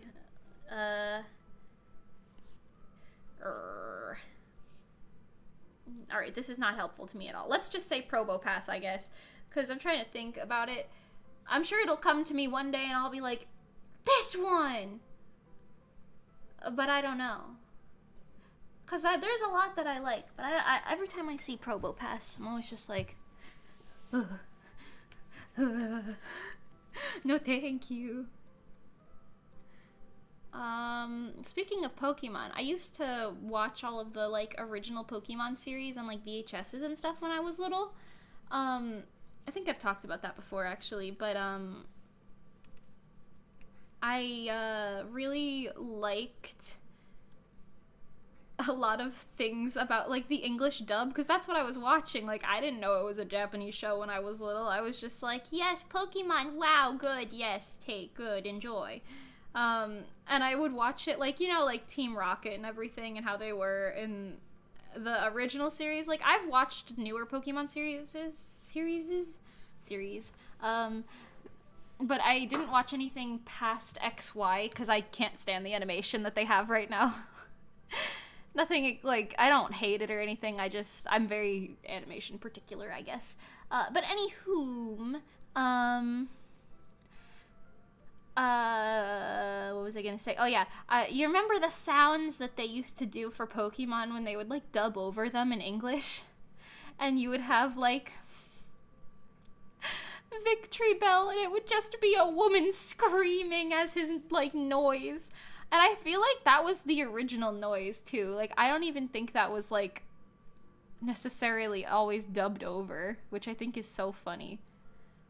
Like, you would just hear, like, rah! Every time. I can't even mimic it without being ridiculously loud, but it's very funny.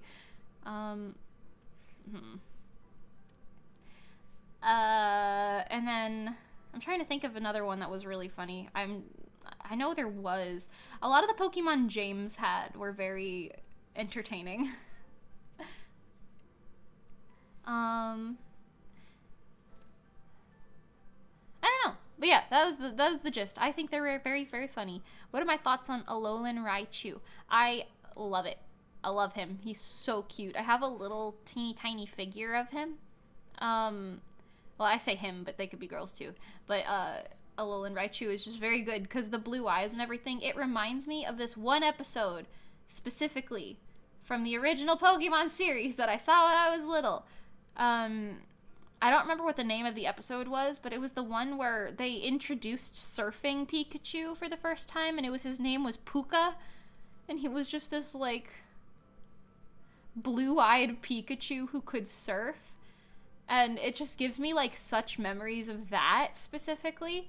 And for that reason, I am sold and I love him. But yeah. Also, you're seeing all of my copy-paste strats. It makes life easier when you can just do it this way. Oh, wait, actually, I can make my life even easier. You go here, you go here, you go here, you go bang. Wow. Crazy. And then we add the music notes. Initially, I wanted the music notes to be the notes for our debut single, whatever it was, which is now Goddess, obviously. And, I was thinking, wow, it would be so cool to do that. But then I realized, I don't know how musical anything works. I can't do this. No one will understand it. So now they're just randomly placed music notes, which, you know, I think that's also valid.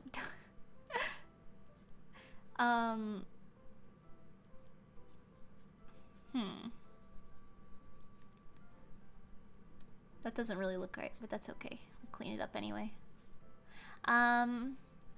Let's see. I love that just note of Florida has ripped squirrels. Noted. Sounds like, okay, next time I want to go to Disneyland, I better watch out. Or I guess Disney World. Disneyland is in California. California? Yeah, that's fine. Okay. And I'll just put one here. I feel like these are huge, actually. Yeah, they're quite big. Let's make them a little smaller.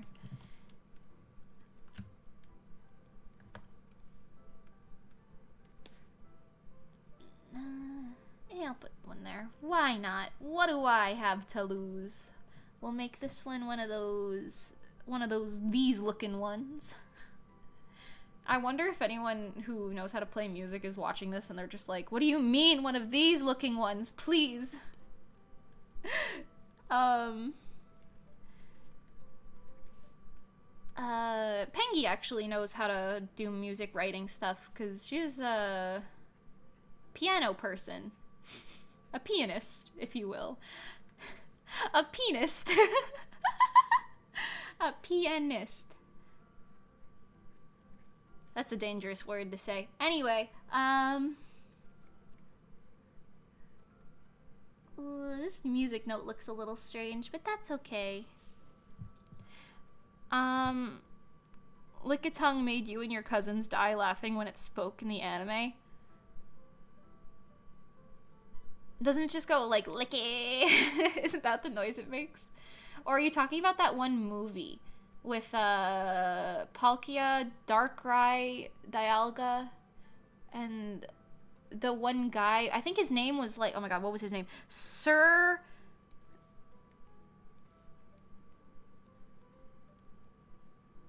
I don't know. I don't remember. Sir like Von Licky or something like that. He had, I think maybe it started with a B. I don't know. That guy turned into a Licky Licky because of something Darkrai did. I don't really know how that works logistically speaking, but whatever, let it happen. And that was very funny for me when I was a little kid because I was like, haha, that's what you get, mean man on TV. Anyway. Put that one there.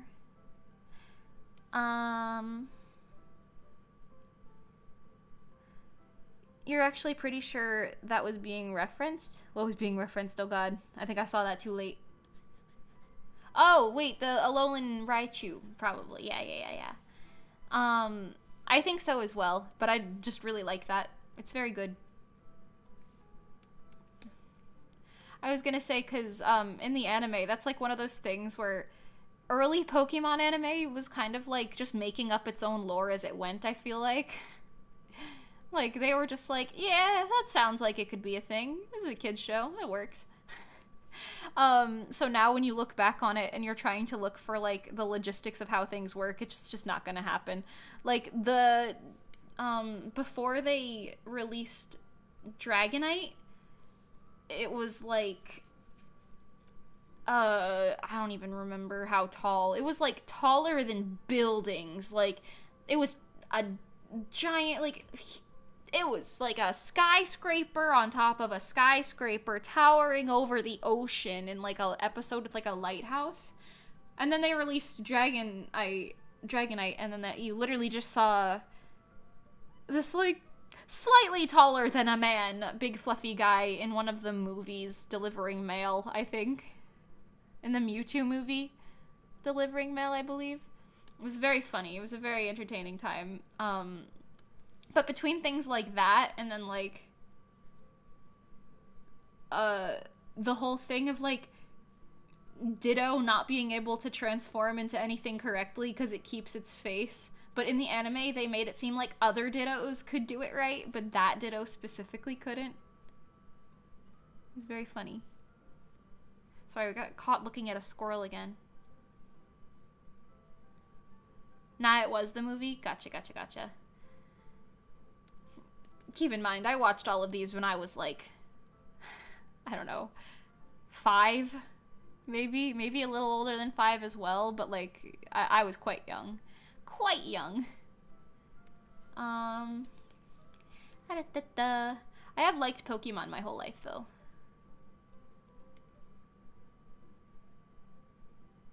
That's socially acceptable. It looks nicer here, because I think I separated them out more. Maybe I should make them a little smaller. Oh. Just a wee bit smaller.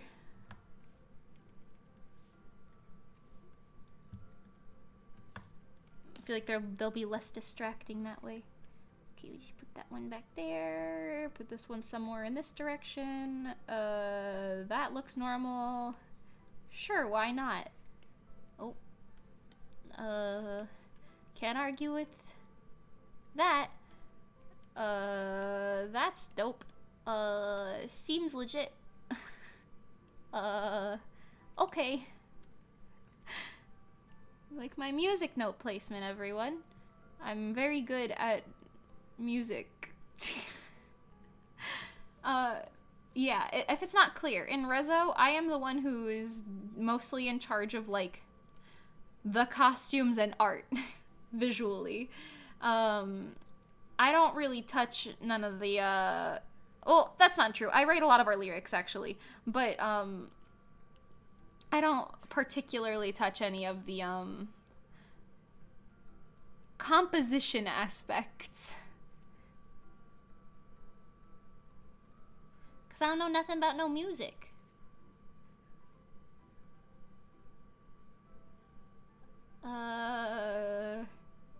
That's okay. That's fine. That is socially acceptable. Except that doesn't make sense. And that doesn't make sense. You gotta see the back of the fabric when there's fold pleats like that. Okay. And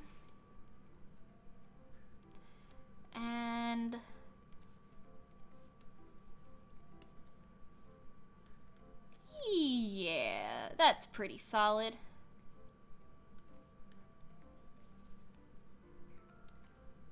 Okay, let's do this layer, because I'm gonna want to do this the least. Oh, wait. Oh, actually, I don't know if I even have it there. I'm gonna put... I feel like every other time I drew this... Oh god, what did I do? Put this down. Put this here. Okay. I feel like every time I draw these, I do it slightly different, but I put the little, like, frills at the bottom, so I'll just do that across. Me, disobeying my own designs. Haha!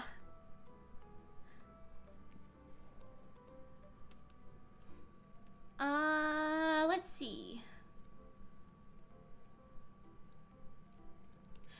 Me thinking of things to talk about. Hold on, water break.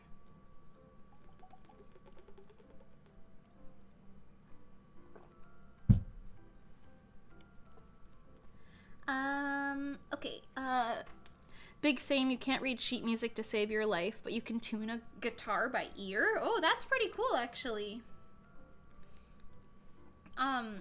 I don't even understand. This is actually, like, a thing we run into in Reso all of the time. Every time we're writing anything, because I can match pitches to anyone singing almost, like, seamlessly. Like if Nikki is singing, for example, I can match the pitch almost exactly very quickly without thinking about it. However, if you were to ask me to identify what that pitch was and be like, oh, that's like a D or a C, I'd be like, I don't know nothing. I am but a humble idiot. I'm a humble little bimbo. I don't know anything, man. I don't know nothing about none of that fancy talk. But yeah.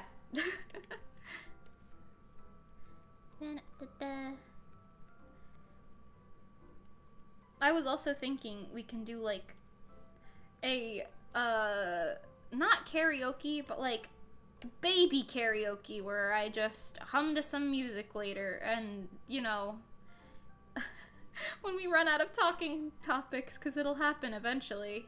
Maybe I'll sing Stellar songs or something, and Reso songs, obviously, but there are more on the Stellar roster, because, you know. Also, I so wish I could share with you guys our third single for Reso. I really want to share it so bad. I love it so much. I won't, obviously, because, oh god, you'll hear it December 18th, but I love it so much. It is, hands down, my favorite thing, song-wise, that I have ever participated in. Which is really saying something. I also really like how the mixing sounds and was done. Ugh, I love it. It's great. It's so good. Not giving away any info I shouldn't, but just know that I love it. It's great.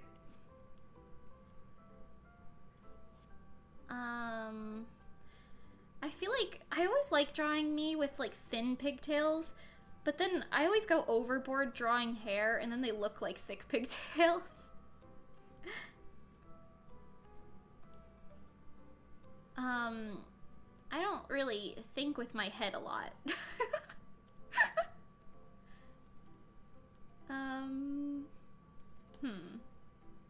So my hair's not that long. My hair goes to my waist. But not longer than that. So sometimes I'm always like, yes, I will draw super long piggies and not think about it. And then my brain is like, why?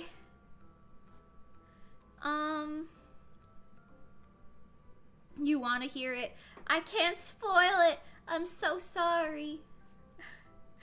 I would. Honestly, I would. I would sit here and tell you everything you wanted to know about it, but I cannot in good conscience do that because we have worked so hard on it.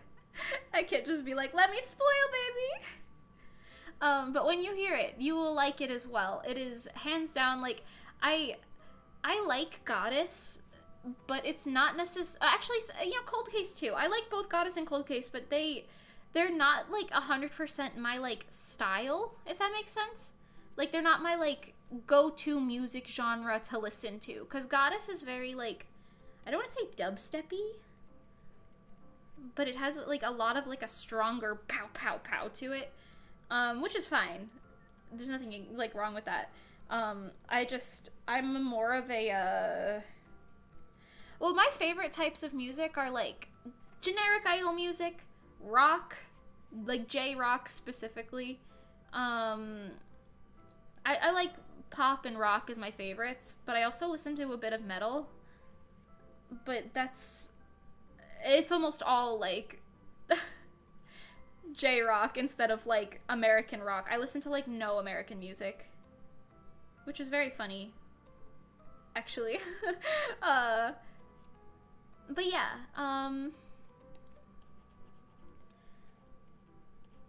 I don't know, I was gonna go somewhere with that, but that's the gist, and, Cold Case is very swing, which I like, honestly.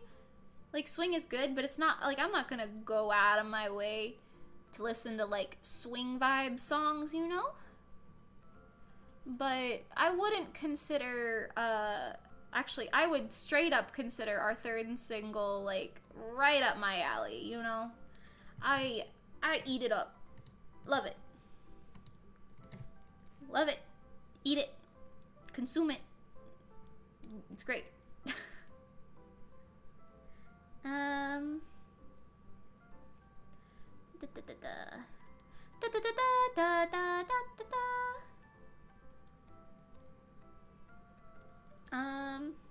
Okay. I actually don't know what that's from. That, like, melody. I feel like maybe I do know what it's from, but I don't know off the top of my head what it's from. Anyway. You know what I want them to make? In relation to Pokemon. Hi! How are you? Welcome, welcome.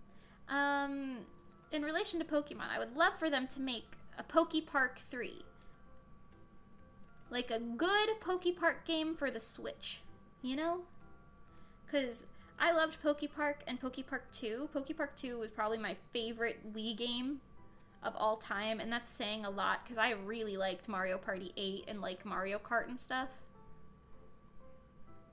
I also liked Wii Sports Resort quite a bit, but mostly because I used to play that one with my dad. But I really liked Pokepark. That was, like, my favorite game. Pokepark 2 specifically, because you could be the other ones and run around. And I would love if they made another Pokepark game. Like, that... so good. That would be so great. That would be amazing. Give me my Pokepark. Other than Love Live, what idol groups do I listen to? Oh, okay. Obviously there's Love Live, but I listen to a lot of, like, indie groups, but I guess I'll get back into that in a sec. I listen to Hololive quite a bit, all sorts of Hololive things. It's all over the map, JP, Andy, and stuff. I listen to... I guess it's technically called Walkure. I listen to a crap ton of Vocaloid and stuff, actually. There's so much Vocaloid on my playlist. Show by Rock songs I really, really like. Hang on, I gotta figure out where the arm is and erase the hair so it's not clipping through the ninth dimension over here. What was I gonna say? Oh yeah, things I listen to. I also like... I have a few Bang Dream songs on my playlist. Bang Dream isn't, like, 100% my, like, go-to favorite, but I have a few. Yeah, I can, like, literally open my playlist right now and just tell you. um, don't play anything. Okay, cool. Oh, I have a lot of, like, Madoka Magica songs on here as well, but that's not really idly stuff. Yeah, and I do listen to some K-pop, and I guess that counts as idol music, definitely. Let me see. I'm gonna look at the indie idol music that I listen to so I can give you, like, actual names of groups and stuff, because that's a very broad thing. I listen to a lot of Annie songs as well, like anime song things. Okay, so I already talked about Legacy, Seilen, Connections, Interlunium. I have a couple stellar songs on here. Seishun Youth Academy, or I guess Non-Sweet Now. They have some songs on my list that I like. Have you heard of Resolucia? I'm trying not to say, like, specific producers, mostly, like, indie idol stuff. I don't know. I listen to quite a bit of Hololive stuff nowadays as well. Like, between their covers and originals, there's a lot of that. And there's a ton of Vocaloid and Vocaloid covers and stuff all over my playlist. But yeah, I don't know. As far as, like, idol groups go, I'm, like, definitely forgetting a few off the top of my head. But the gist is, like, a lot of indie idols and, I guess the few that I mentioned. Yeah, I hope that's helpful.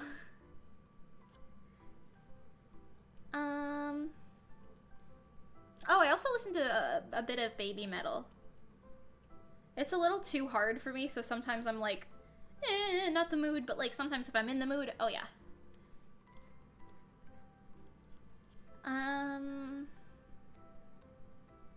Do I like AKB48? I know literally nothing about AKB48 besides, oh my god, there are so many people in it. So I don't want to say I don't like them, because that's not necessarily it, but I don't know enough about them to say that I like them. You know? I don't have any other music on my playlists or anything.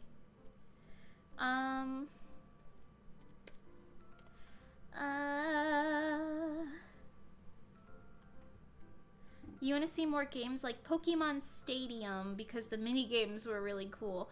Ah, okay. I never played. I do like in Mario Party 8 specifically, not the new Mario Party. That is very pertinent to this part of the story. Mario Party 8 specifically, no one could beat me in any of the mini games. I was so invincible at Mario Party 8 minigames because I was an only child and I would play against computers on the hardest difficulty all of the time and spend my time that way because I was lonely.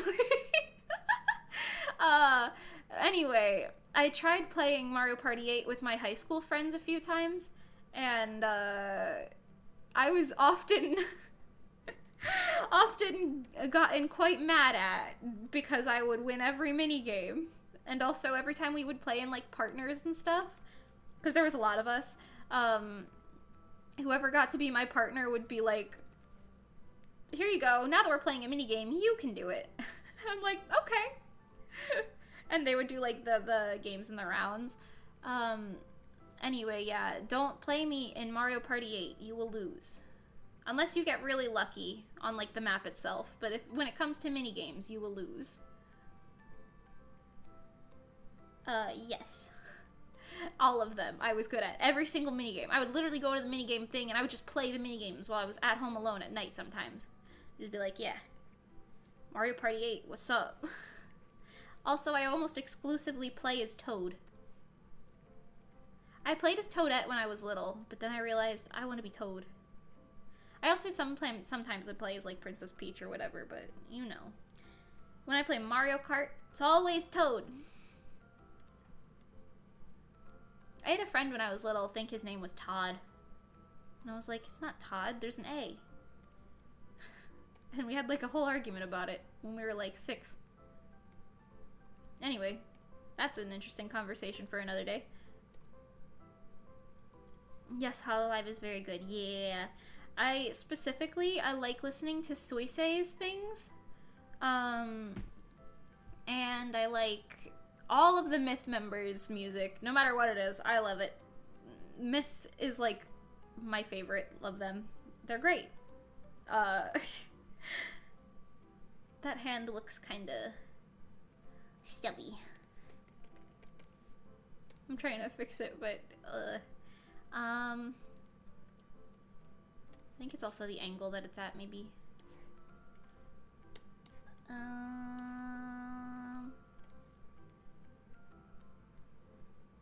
Oof. Oof. Hold on, I think we're just gonna redraw this hand. I don't think it's working. Okay, Giddy giddy eye. Eek and I have borderline. Wow. That's like, that song lives in my head absolutely 100% rent free for so long. You recommend listening to Aitakara and Heavy Rotation by AKB48. I think I've heard Heavy Rotation specifically before. I don't remember who, but one of my friends likes AKB48, like, passively, but I never, like, got into it or anything, you know? I think that's also something that I'm, like, very, like, particular with, I guess, because, like, remember how earlier I was like, oh, I love the individuality of idol groups, and then there's things like AKB48 where there's so many members where I'm just like, what do I do with this? Like, I don't know what to do with that. Not that I dislike them. Like, nothing against them. Just like, oh god, I feel like I don't know how to get into this. There's so many of them. It's hard to pick a favorite and then, I don't know, just watch your favorite in them, like it is with, like, K-pop groups or, like Aqua or whatever, you know? I don't know.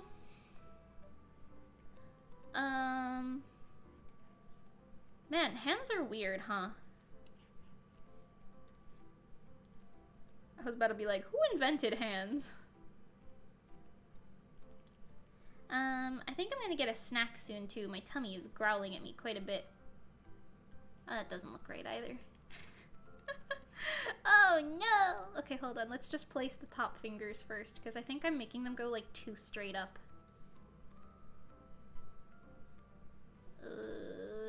Okay, hold on. I'm just gonna... We're gonna make the hand entirely different. Goodbye, guidelines. Okay.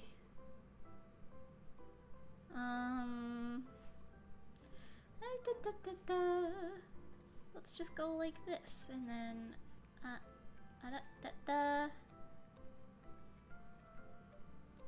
Different hand position. Ugh. Pointy finger.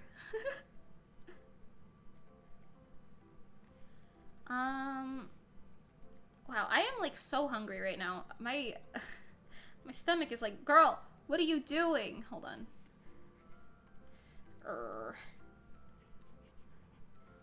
Growling noises ensue.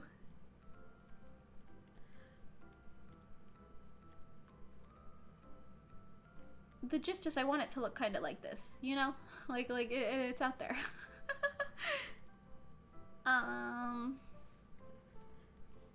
Because I had her hand going back before, and I think maybe that was the problem that I was running into.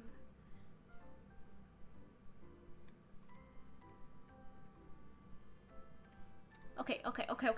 This isn't working. Hang on, I got it. Don't worry. Hands are so annoying. You do guidelines. Guidelines first. Follow your guidelines like a smart cookie.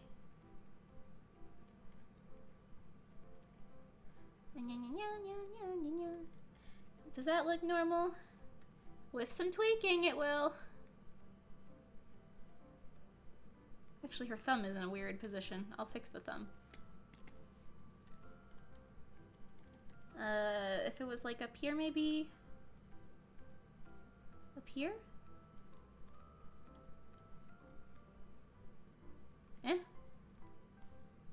Would that look normal? No, because her hand's going back. Okay, you know what? I'm gonna get a snack. We're gonna come back to that hand. I gotta draw it the way it was originally, but just work it. Why, I'll be right back with a snack. Yeah.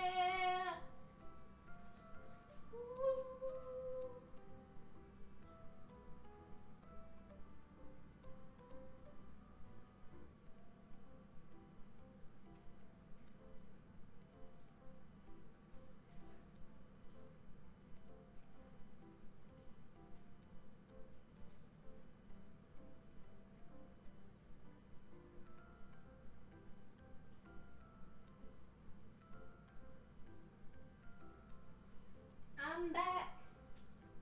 See how fast that was? I nonchalantly walked. What's up? Hi, Matthew. What's up? What's up? Sorry, that's my sprinklers if you can hear that. I got, oh no, am I out of existence? Oh, here I am. Okay. Hi. I got 3 snacks just in case. So I can eat my snacks as I go. Maybe I don't put them right next to the microphone. Maybe that's a better idea. Also, Oreo is sleeping right under my desk in a little cat bed. He's very precious. I like him. Okay, don't mind me while I eat my snack. Haha. I'll turn up the background music for you.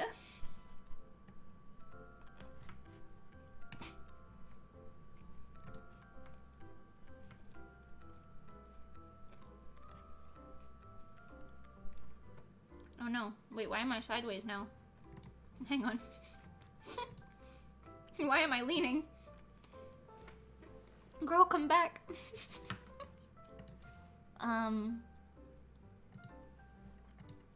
There we go. I went to pet my cat and then my tracker was like, "Boo!"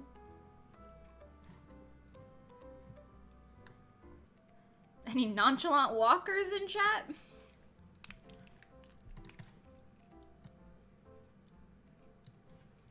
I'm actually gonna turn that back down. I feel like that's gonna get annoying really quick.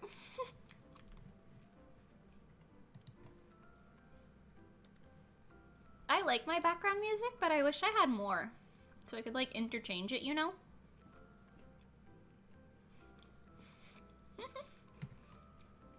You thought I was leaning on purpose? I probably was for the first second.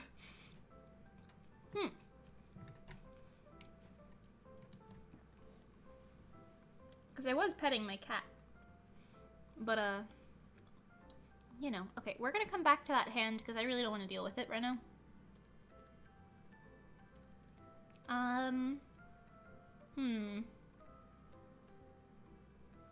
Let's get these out of the way. The wings.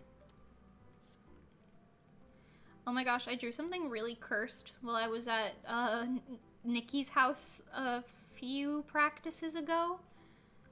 And it was Reso, but My Little Pony. It was a very funny time. I'm sure one day I'll bring that cursed thought back to life again, but for now, it can stay buried.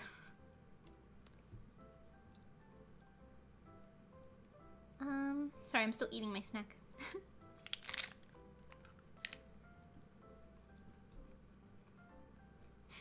Simply you have reposted in the wrong Dimmadome on loop. I've never heard that, but it sounds very cursed.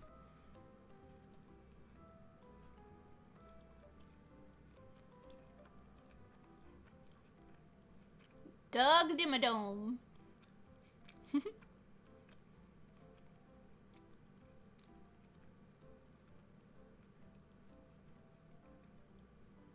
This isn't how birdwing anatomy works in any capacity, but we're not going to think about it.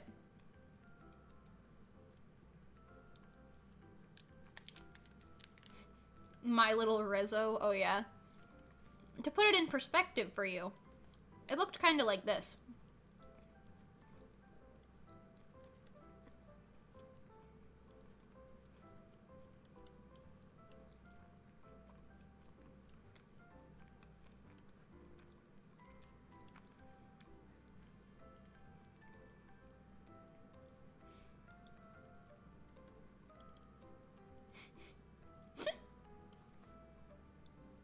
I think I just did this. I don't know.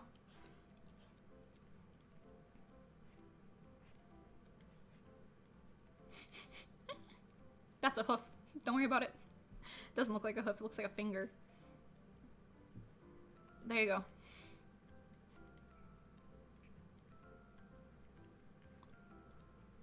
That's me. Wow. Yay. Aren't you glad you came to this stream?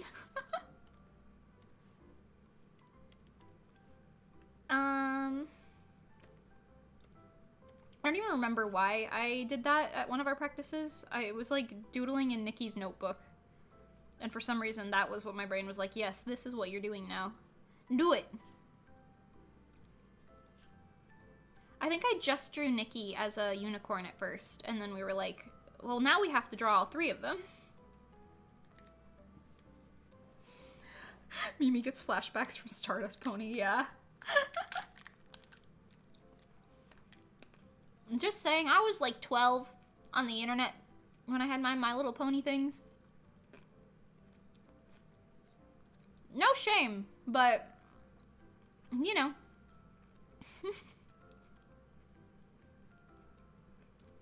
Why do I always want to draw combat boots? This is not, these are literally heels. What am I doing?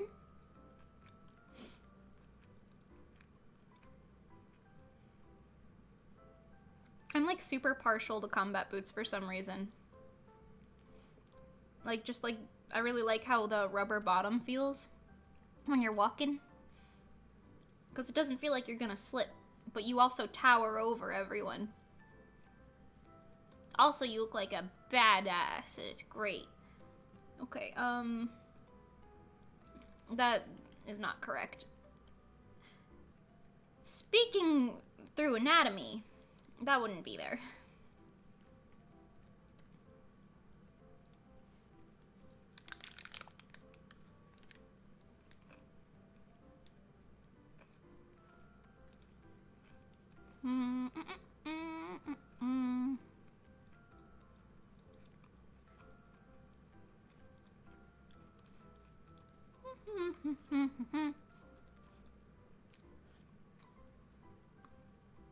I'm eating my snack, let me live. I gotta fix that a little bit. The speed and ease with which you drew that really calls into question how often you draw it. You don't understand. I made a living when I was in high school and middle school, straight up off of just drawing pony art. Like, that was... I did it, like, that's muscle memory. Like, I would draw My Little Pony art all the time. Now, don't get me wrong. I was good at it. That doesn't change how cursed it is, but hey, I made cash money.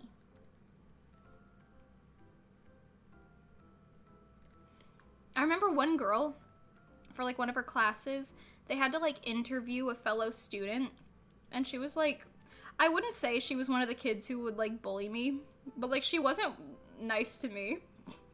So she like, she interviewed me about like how I'd like draw commissions and whatever, and that was during the My Little Pony days. And then she worded a question like, so I see you draw these, and this is like a video recorded interview for her class, by the way. And it's just me on the screen, not even her. She's like, I see you draw these, My Little Ponies. Like, why do you do that? And then I was like, actually, I make like $500 every like couple months, which in like middle school, that's money. You know, not middle school, I guess that was high school technically, but still, that's a lot of money, you know? And then she was like, oh. And then you could tell the rest of the interview was very much so like, oh. Do I wear them IRL a lot? Oh god, wear what? Oh, combat boots, yes. I was thinking about the My Little Pony thing, and I was like, do I wear My Little Ponies? No. Yes, the combat boots. I do wear combat boots quite a bit. I I wear sneakers quite a bit, honestly. I like my Nikes and my little Fila's. But, I don't know.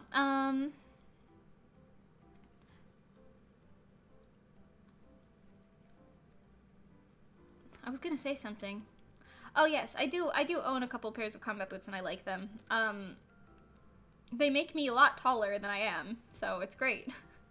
But I don't usually dress up all that much, so me just wearing like my normal, like, don't talk to me, I'm just going to the store to grab some milk or whatever, I'm coming back, don't talk to me. I'm not gonna, you know, wear my nice boots for that.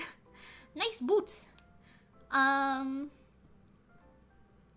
I predict that you drew Mimi as a Pegasus, Nikki as an Earth Pony, and Pengy as a unicorn. That is what I wanted to draw, but then Nikki was saying she envisions herself as a unicorn. So I was like, I bet. And I made Pengy an Earth Pony. It wasn't that deep, to be honest. These were literally like little doodles. They weren't even like colored. You want to see how fast I can draw My Little Pony?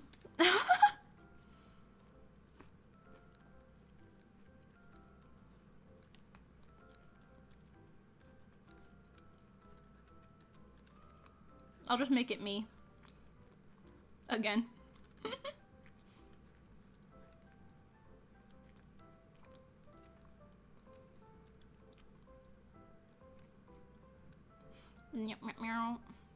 I don't know if I would have star clips in my thing if I was a little pony.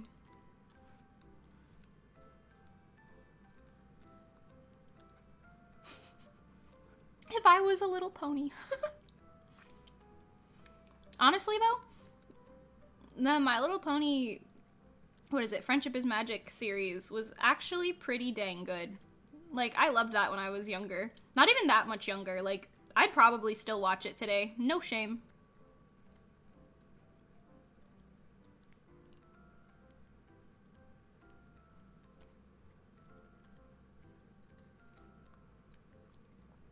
Okay, that don't look right, but whatever, it's fine.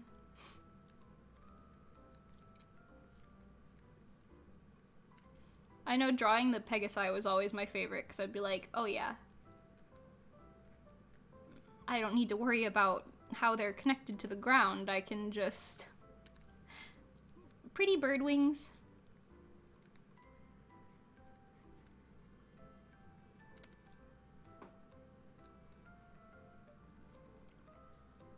Get the other pigtail in there.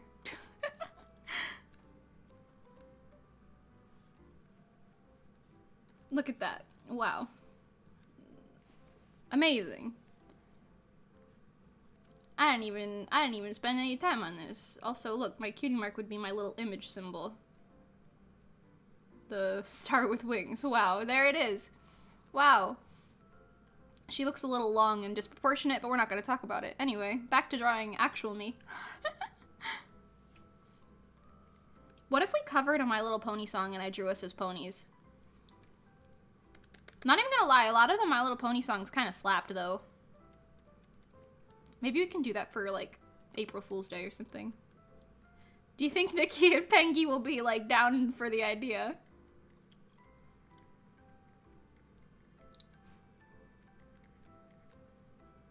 I think it's a good idea. I think it's a great idea, you know? In fact, I think it's an amazing idea. What could possibly go wrong?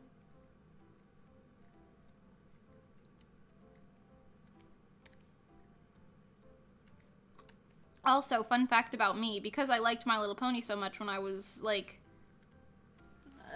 I don't know, somewhere between the ages of 12 and... Actually, I liked it before I was 12, but around the age of 12 and, I guess, 16, probably? That might be a little old. I might have not been into it by then, but I don't know. Or not as into it, rather. But, like, for that entire, like, era, I liked it so much that I know this, like, every word to every song to this day from, like, the first, like, 4 seasons of My Little Pony Friendship is Magic, I think. Like, you could play and all of the movies, too. Even the movies. All 4 of them. You could play any song, and I would know all of the lyrics to all of them. Immediately, without even thinking.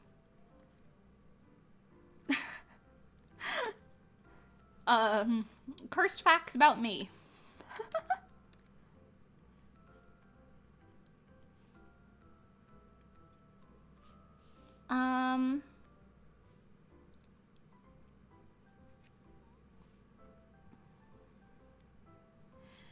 You want to do a Persona 4 Dancing All Night tier list. I've never played Persona anything. Sadly. So I don't even know what that is. I'm assuming that's a game, probably. But, I do know that Pengy really likes Persona. I feel like I can talk about this probably, but Pengy had a Persona, like, I don't want to call it a skit, but like a performance type of thing, that was Persona themed for like some con before Reso, but it got canceled, I think because of COVID. So she never got to do it, but she brings it up a lot because she's like, it would have been so good! And it's really, really funny. I love her. We do this thing at Reso practices. This is not related, but the energy is related. We do this thing at Reso practices where when we finish something, we'll just start jumping up and down around the room in circles, making noises. It used to be us just cheering and be like, we did it, yay, we finished choreographing or whatever, you know? Or something, you know, akin to that. But recently, and this is going to be very cursed, so hold your horses. Haha, horses. Oh no, but recently, we've just been jumping up around in circles, literally like monkeys, and saying, ooh, ooh, ooh, ooh, and like, imagine like all 3 of us doing that. I think I stole that from Nyanners from watching one of her streams, or like a clip of her or something somewhere. And now that's just some crazy nonsense that we all do. So that's a fun thing to imagine. It's very entertaining, honestly. Making monkey noises and jumping around in circles. MLP gamers and furries fully hold the independent artist world on their backs. That is very true, actually. Is my head sideways again? No, it isn't. Weird. Okay. But, it was very funny. And that is all I will say.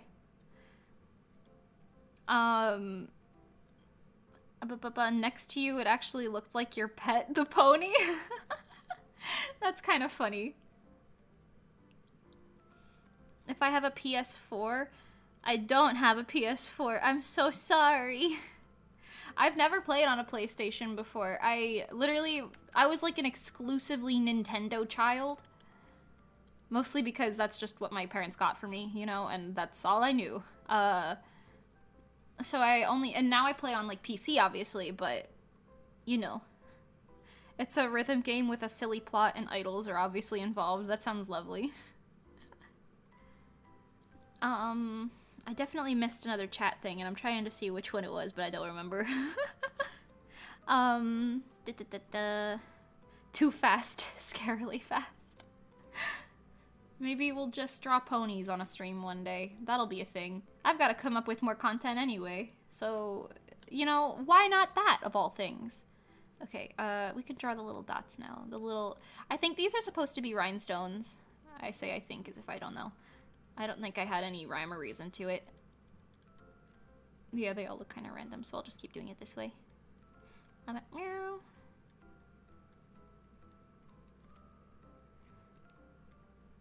Earlier when I was talking about knowing the lyrics to every pony song, this one got stuck in my head and now I'm like, don't sing it. Don't sing it. Don't do it. Don't do it.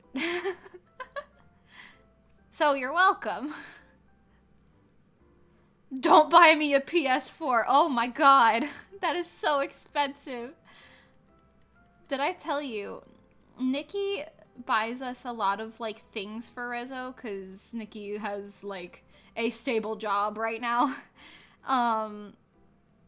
And I don't know what my problem is, but I have, like, such a thing when it comes to accepting, like, expensive gifts. So I'm just like, please don't purchase for me this expensive thing. Just don't do it. Oh, God. And then she's like, but my love language is giving. Accept it. Take it. I have the money. It's fine. And I'm like, no, you earned that money with your work and labor. She works in, like, a cubicle type of thing. So it's not really even labor, but, like, like, you got a college degree for this?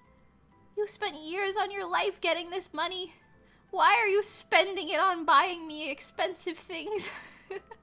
Which, I know, it sounds really dumb. Don't worry, I'm aware. That's just how I am. Anyway. Mostly because I don't have the money to, like, buy expensive things for other people, so I'm always like, I can't even repay the favor in equal terms. Like, you know that thing where it's like, if you're doing a Secret Santa, they put, like, a budget limit on it because you don't want to, like, get a $100 thing for someone, but then get, like, a $10 thing in return. That's why I don't do Secret Santa things unless they're, like, 20 bucks or less. Because, what the heck, man? I don't know nothing about nobody. I ain't got no money. Do I look like I have money? I made money off of drawing My Little Ponies in high school, my dude. Anyway. This stream is just getting more and more cursed as we go. Oh, yeah, but sometimes I push my tablet has, like, little buttons at the top of it, and sometimes I push the, like, control button or whatever, and it scares me because a pop-up comes up, and I'm like, eh! Totally shouldn't draw all of your children as ponies. Nope, worst idea ever. Don't test me, Soul. I will do it. Here, you know what? Just to prove it to you, I'll do it right now. Soul, get ready. This is gonna be a very messy one, but it's fine. Let it happen. All right, so when you're drawing male ponies, they got different head shapes, okay? Don't ask me why. That's just how it is, okay? So they look like this, okay? And then you've got Soul's hair and the hat, and then it doesn't look like the right type of hat, but that's fine. Let it happen. And then no, he looks angry. There you go. Wow. This is Soul, but he's a pony now. Got him. This is so cursed.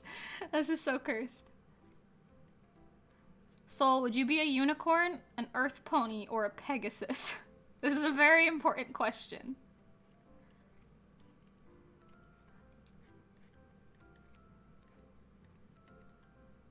I'm getting Pegasus vibes, but please, by all means, tell me your thoughts.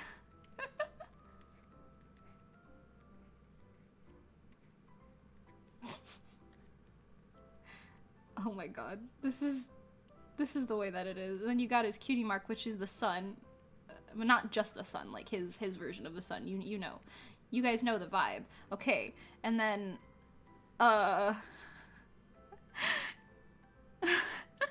you're absolutely the same way. You get a serotonin boost when you buy things for someone that you know they love. Oh, that's cute. That's cute, though. Hold on, I gotta give you, like, your jacket thing. You look naked. That's kind of weird. Not jacket. What is it? A cape? It's not a cape. What do I call it? Cloak? That's even worse. That's not what it's called. I guess it's technically a jacket. Here, you know what? This is... There you go. Yeah. We'll just make it a jacket. There you go. Wow. Nice. Pretty pug. Pegasus is cool. You got it. Wow. Check it out. There you go.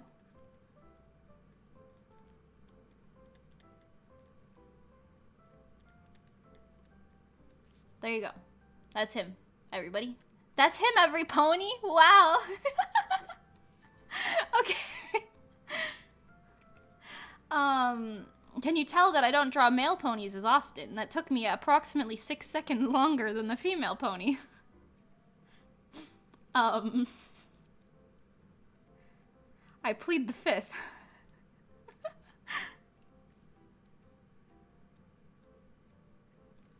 Very cursed. Very cursed. Honestly, I kind of miss the My Little Pony days, though, because that was such a simpler time. Because I would just go to, like, freaking BronyCon or something. I would have my little... Actually, I'll tell you about it. You know what? BronyCon. A lot of people think, you hear BronyCon and you're like, ew.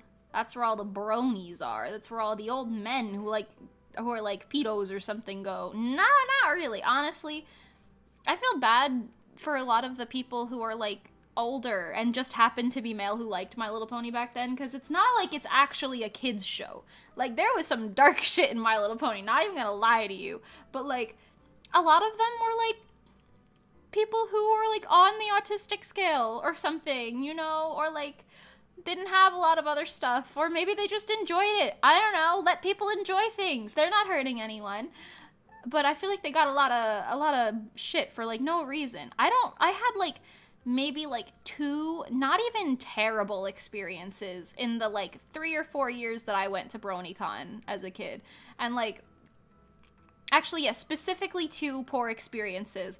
One was a creepy dude who wanted my friend to hug his Fluttershy plushie because she was dressed as Fluttershy, which it could be innocent, but it was kind of creepy and we were kind of not into it. And then second, I was cosplaying for the first time ever, literally ever. I was wearing a Sonata Dusk cosplay. It wasn't good, mind you. I don't even think I was wearing makeup.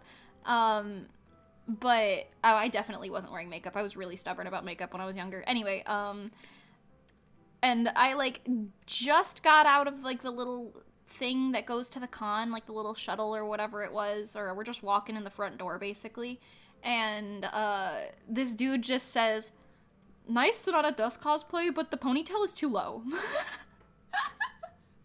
that was the first thing I heard, my first time entering a convention in cosplay. And, well, as you can probably tell, it stuck with me because I was like, what the hell, man? Like, I'm clearly like 12. Leave me alone. Anyway, but those were literally the only like super bad experiences I remember. Everything else, like, so many people there were so sweet. Like, if anyone bumped into you, they would like apologize like so frantically. They would be like, "Oh God, I'm so sorry," and it'd be like, "Dude, I didn't even notice. You're fine." Or like, it was really fun because everyone would have their little pony OC on like a little, I guess, you know how you have your badge that you get when you go to cons? Well, before you go to the con, it was like a tradition for people to have either like a printout or a drawing of their like My Little Pony OC, their little pony. Because that was one thing that was like normal. Everyone because you're just going to a con for that one show. So everyone had an OC. It wasn't just like, oh, I kind of like, I don't know, Naruto, so I'm going to make a Naruto OC.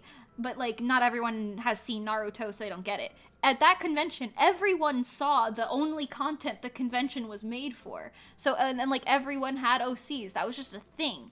So, like, you would bring your little OC thing, and you would go in the, like, artist alley, and there would be, like, all sorts of artists set up with, like, on-site commissions, where you would just, like, they would either take a picture of your little thing, or they would, like, keep it for a little bit, and then, oh, I made that different than the other one. Or they would keep it for a little bit and, like, draw your pony in their style or whatever and give it back. I have so many, like, really great commissions from some of my favorite artists back then because of things like that.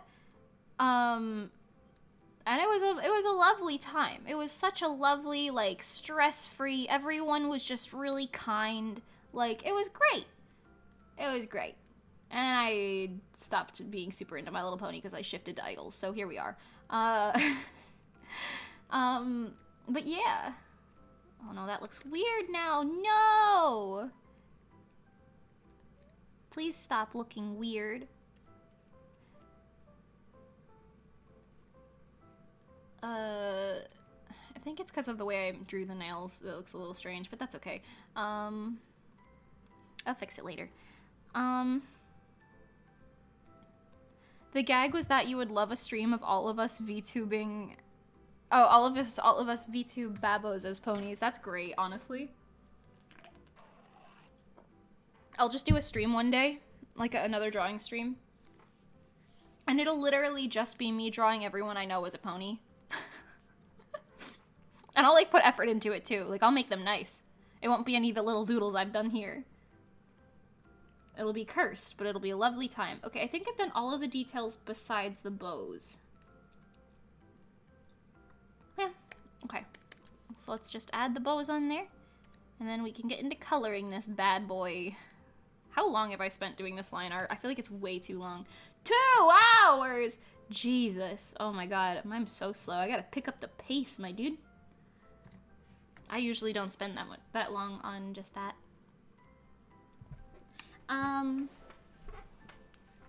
Oy. Sorry, repositioning myself. Let me see.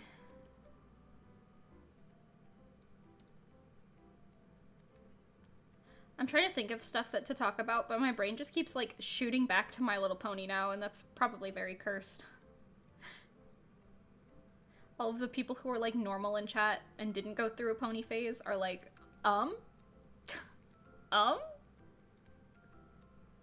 You did what? Where? With what? That was how I met a lot of my friends, though. Like, honestly, Stellar wouldn't have existed without BronyCon. You guys want to hear about that? Yeah, okay, so my past idol group, Stellar. Now, if you ever look into Stellar, I will always give you this disclaimer. We were children. Every person in that group was a child. No one was above the age of 18. Granted, no one was below the age of, like, 14 either, but still, like, we were all children. So, if you ever look into it and you're like, wow, this is bad, like, we're children. Calm down, sir. Okay, anyway. Or ma'am. Or them. Whatever. Calm down, person. Anyway.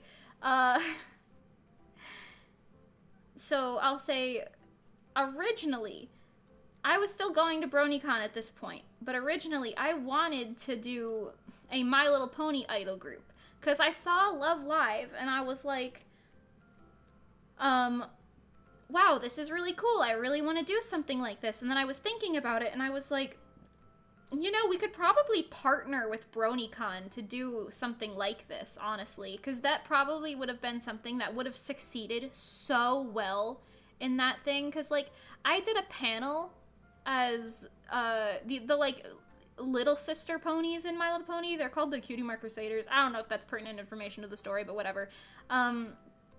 I did a panel with some of my friends that I met through BronyCon, which, mind you, all of them ended up being in Stellar. It was Tori, Callisto, and Faye.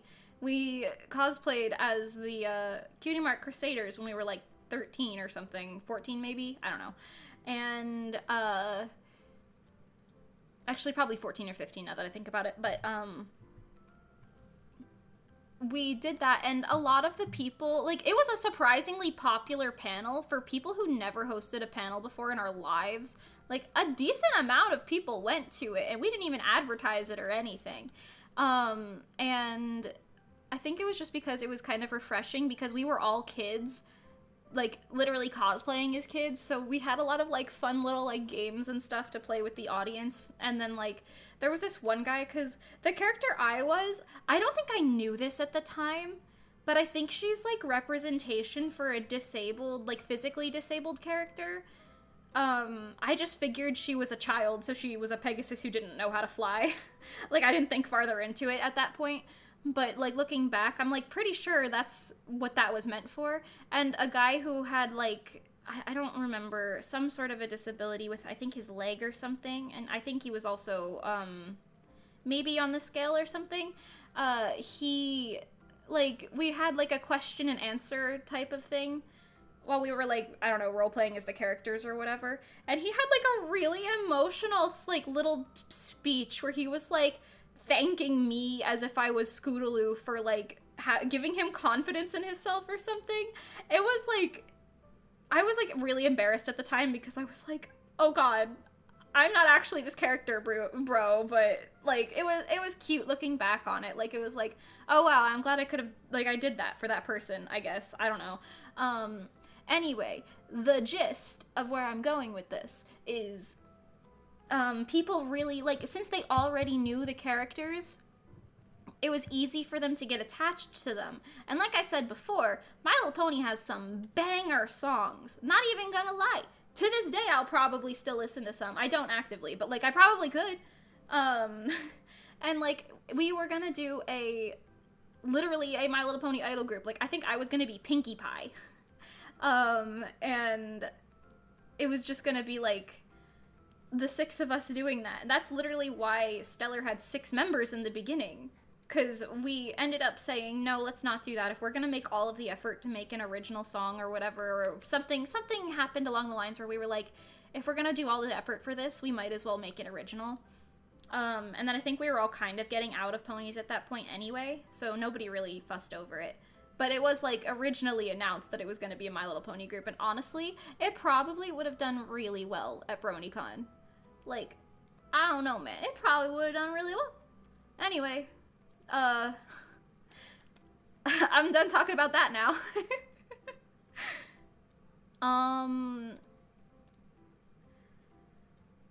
You didn't go through a pony phase, per se, but you respected the show. Very valid. Very valid. Yeah, okay, I'm gonna talk about something that's not My Little Pony now. Let's, does that look right? I don't know if that looks right. I'll leave it. I'm also making the, lower parts of the ribbons a little short, but, you know, it's fine. Who's gonna tell me I didn't follow my own design? Nobody. Well, somebody probably will, actually, but whatever. Also, I keep getting feet people DMing me, and I really don't appreciate it. If you know what that means, I'm sorry, and if you don't, good. Stay, blissfully ignorant. Like, I've never sent a foot pic in my life, dude. Why do people keep asking for it? I'm so confused. Specifically on, like, my Instagram, but, like, still, man. Highly questionable things. I'll make it shorter to here. Are there any games that I'm looking forward to that are coming out? I don't know. Honestly, I feel like there's probably something at some point that I'm not thinking of at the moment. But, like, I'm not really looking forward to, like, the new Pokemon game, because I've bought every other Pokemon game to date, and I haven't even finished the last 3, because I got bored with them, so I'm like, I'm just not gonna. Again, X and Y was, like, my, like, last My Little Pony, or not, oh my god, My Little Pony, no. My last Pokemon thing that I enjoyed, like, very thoroughly. Everything after that is, like, low-key just getting lower and lower on the scale for me. Which is sad, but, you know, what are you gonna do? I still enjoy Pokemon. I'll just enjoy it, you know, in my own way, I guess. I was gonna say I was looking forward to the Animal Crossing update, but it already came out, and I've been playing it a little bit. I wish I had a capture card so I could stream it with you guys, which I might get one, honestly, because I feel like, that might be a good to have. Hold on. I'm gonna make this one thinner. Yeah, that looks better. Okay, but yeah, because my Animal Crossing island is very cute. I'm basically a design master. And I was like, I hadn't played it for so long. Like, I played it when it first came out like everyone else did, and I was so into it, because I was like, hell yeah, I'm so excited. I loved Animal Crossing New Leaf so much. I played Wild World when I was little as well, but I loved Animal Crossing New Leaf specifically so much. And, the reason I stopped playing New Leaf was because my favorite villager moved out on, like, the one day I didn't play, and I didn't get to see him again, and it wasn't like you could just keep them there, and it made me literally so sad. I think I cried for, like, more than once because of it. Like, it was punchy. I love punchy, if you're wondering. Anyway, so I got New Horizons, rather, which is the Switch version that they came out with, not recently, but last year. And I got Punchy. He lives right next door to me. He can never leave. And I'm just glad they updated it now so that, like, I wasn't looking forward to anything super specific, but just knowing that there's new stuff to do is a lot nicer, because I don't want to say I got bored with it really quick, but I used to really love playing Animal Crossing with friends. And, like, they took away, like, the islands thing, so you can't even play, like, the little mini-game competitions with your friends anymore, which was, like, my favorite thing. And they still don't even have that, to be honest. I think I did everything. We can probably start coloring it now. They still don't have that, but I'm hopeful that they might add it, because that's, like, the only other major feature that they haven't added yet. Yeah, okay, we're gonna start coloring then. But the gist is that I missed it. So now that they added new stuff again, I came back, and everyone in Reso is playing it, so we were playing it together. We were playing it with Oracle for a bit. We were having a good time, like, trading stuff. Nikki is, like, super completionist about Animal Crossing. So she's like, I've only got one fish left. I've completed my bug museum. I've completed my painting museum. I've completed my, what's the other one? Dinosaur museum and everything. Like, everything is here. It's just I'm missing this one fish or whatever. So it's like, I gotta get that fish. And she's, like, trying to get every item in the game through the catalog and everything. It's a doozy, man. Meanwhile, there's me, and I'm just like, haha, this is pretty. I put it here. I think my island is the most developed out of all three of us right now, but that's mostly because, number one, Nikki tore down her entire island so that she could rebuild it from scratch, and Pengi just likes playing instruments in Animal Crossing, so, you know, the decoration isn't top priority. And we love that for her.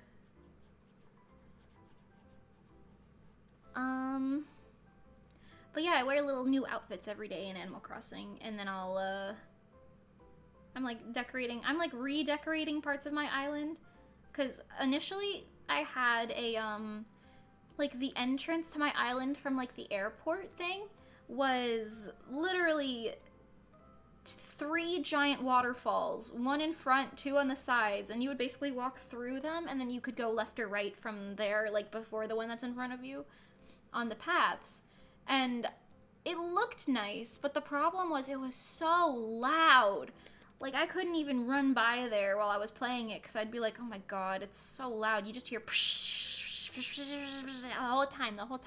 So much of that, because it was just waterfall noises. So anyway, I, changed it up, and now I have, like, a little, I was working on this literally yesterday for a little bit, but now I have a little, like, welcome picnic area, so that me and my friends can, like, have a little, like, oh hey, this is where we're all hanging out, sort of central area, instead of just being like, where's the town hall? I don't even know. But yeah, I'm also moving my residence houses and stuff a little bit, because I had them all in the top right corner, but, 2 of them weren't, and I had Fauna and Audie's houses, and I made Audie's house, like, into, like, a building for a little outdoor cafe, but I ended up destroying that cafe and making a new one elsewhere, and using, like, the furniture from it, so then her house was just kind of there for no reason, and then I made Fauna's house, like, a little outdoor library room thing, and, I like the idea of that staying there, but maybe not with her house. Like, I'd rather all of my villagers' houses be in the same area. So I'm just gonna move them up to the top, you know? And have, like, the little layers and everything. It's a very fun time. It's very cute. Very good. Anyway. Punchy is my favorite villager. I also quite enjoy Tangy. I think the villagers I have are Punchy, Tangy, Audie, Fauna, Wade, Sparrow, Cat, Marshall. I think that's it. I think I got all of them. Yeah. But yeah. Those are my current villagers. I want Bob. I have a little, amiibo thing for Bob, and I'm thinking I'm gonna make Sparrow move out, because Sparrow and Cat were my original villagers, so they're still in their old houses and everything.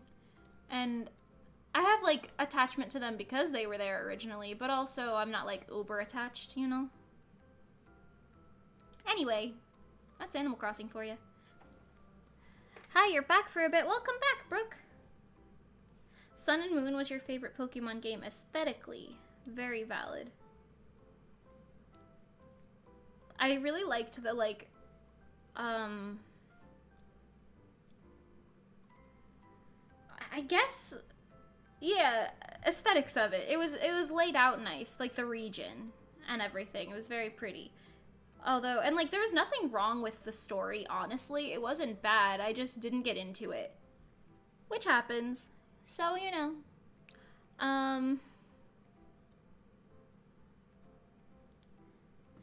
Ayo, give me a location. I'll deliver these hands with Amazon Prime same day delivery. Oh my god. I like the memes that come out of, like, same-day delivery stuff, and you just see, like, people like, it's like GTA clips, not real-life clips, but you see them, like, ramming past cars and, like, flying around to get there on time, in, like, their giant Amazon trucks and whatever. Very funny. I'm starting to lose my voice a little bit, so I'm like, oh.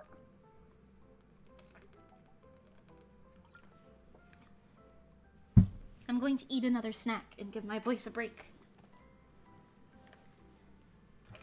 I say that, but like, what am I gonna do?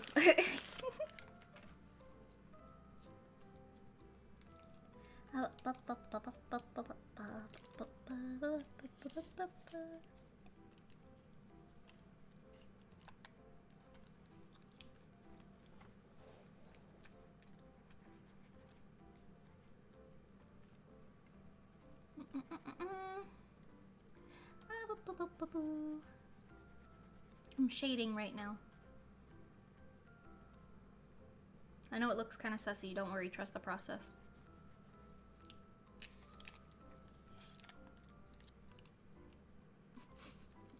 Bezos plays in the background. I wish I could play that on stream.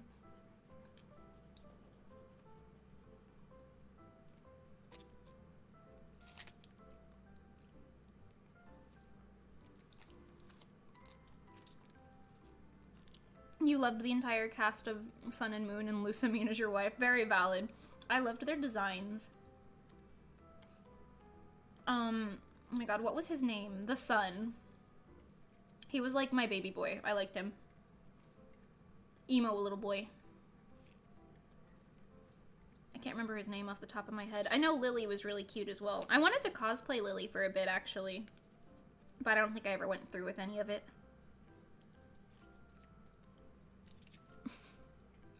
You like the way my mouth opens and closes like I'm eating. I am. So it's funny. Oh my god, it does. That is very funny. It makes it look like I'm like chewing with my mouth open or something though, which I am not. That'd be kinda sussy. I'm a lady with manners, if nothing else. That's not true.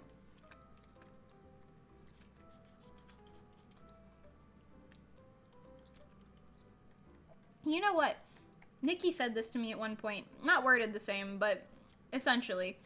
I am the most graceful, clumsy person you will ever meet. Like,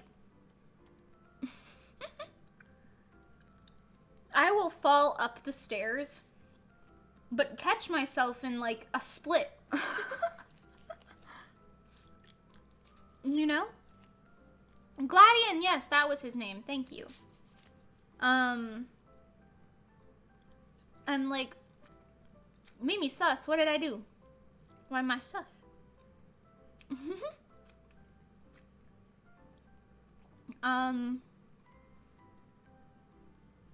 Okay, I'm gonna fix it. Oh, wait. I'll fix up my shading in a second. What was I saying? I don't even know. Oh yeah, I'm the most graceful, clumsy person you'll ever meet. Because, like, everyone has, like, their own dancing style, obviously. And you would think mine would be, like, energetic, based on my personality, but no. I do graceful hands all the time, and it's, like, very, like, not ballet-esque, because it's been so long since I've been formally trained in ballet, I don't even think it's, like, ingrained into my system anymore. But, like,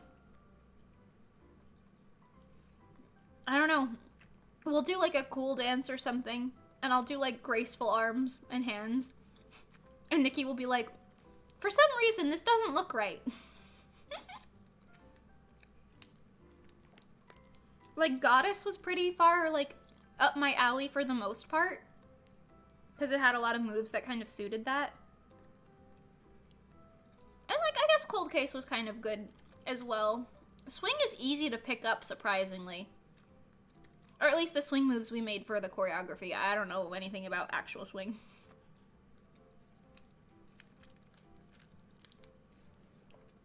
No, Mimi's not a sussy baka. Thank you for standing up for me. I appreciate it. Just in general, I'm just sus in general. What did I do? Is it because I have to sit here and think about my wording before I spoil anything? I'd believe it. He's a walking JoJo reference. I think that's actually why you love Gen 7 so much. There was lots of JoJo aesthetication. Aestheticism, that's what you said.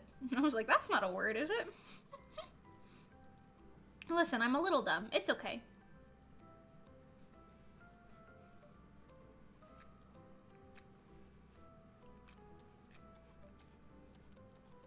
Now that I think about it, yeah, Lusa means hair.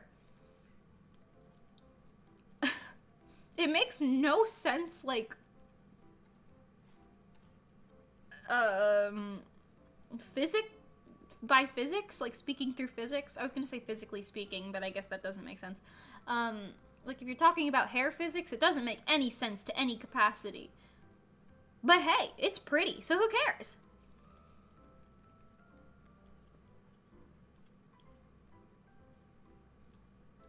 That kind of reminds me, I want to do, like, drawing random characters from memory as a stream again. I did that once before, and it was very fun. Like, if you just told me to draw Lusamine from memory, it would probably just look like this. Actually, you know what? This might be accurate, maybe. Let's see. Okay, so you got the long leggies and the heels. This is what I remember. Most importantly, of course. Okay, heels. Thank you. This is gonna be a very bad doodle. Let it happen. Okay. And then you've got her, like, weird... I think she had, like, a bodycon dress or something like that. And then you got this. She looks like this. She's that, like, evil, I don't really care about my children type of vibe. That was the one thing I didn't really like about Sun and Moon story-wise. The Ultra Beasts. I feel like they don't need to add that new fancy stuff to everything. Like, because every time there's another thing, like, Mega Evolution, I was like, that's a little much, but okay, I'll deal with it. Dynamaxing, alright, calm down, that's a little weird. Doesn't she look like this? Like, she has, like, some hair thing that does not make sense at all. I feel like this looks like it makes more sense than her hair does. And it just goes like this. She just kind of, like, lives in this, like, cocoon of her hair. Is this her? Is this your waifu? Hold on, she's a Pokemon trainer. You gotta give her the Pokeball. There you go. That's her. Okay, now let's get a comparison photo in here to show you how accurate I am.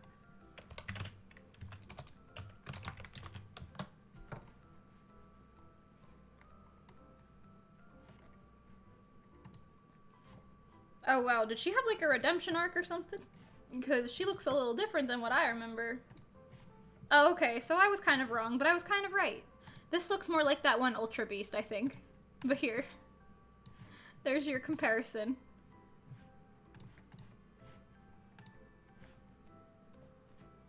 Yeah, you get it, you get it. Pretty accurate.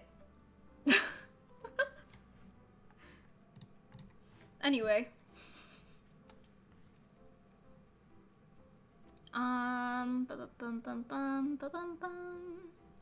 Okay, back to fixing my shading.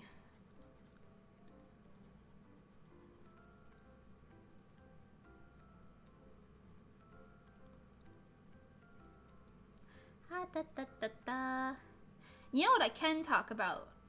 Anime EY was this past weekend. I didn't go, but Pengi was hosting well, I don't know if she was technically hosting. She was organizing. I guess they were hosting, I guess. A idol festival event, called Hit the Stage at Anime EY. And, I only saw count 'em, one performance from it. Because I wasn't there, obviously, and a lot of the videos haven't been uploaded yet. But I watched Vivi. Now, if you don't know what Vivi is, Oracle and Reso. We've got V, who is the voice actress for Nikki, and we've got Evie from Oracle. And get it? So V and Evie, so they're Vivi. Get it? Haha, it's them. They're in like a little side duo thing where they do things together sometimes. And it's, I think it's less of like an official group and more of just, hey, we want to dance together, you know? It's very cute. I love them. But I saw their performances. They did... God, I can't remember the name of the first song. They did two very cool songs, and wow, their dancing, it sets me. It's amazing. And they had vocal covers as well, and the vocal covers even sounded really good. The second song on there was Violence Trigger, which I liked before I saw that. So it was really great. And they did like trans lyrics of their own and everything. So it was very cool. Very cool vibes, and also their energy is immaculate. Anyway, I think Nikki's gonna be posting that on her account, Bubblegum V, on Instagram. I think she's gonna post a video of that performance soon? Today? I think? I could be wrong. I don't remember exactly what she was saying.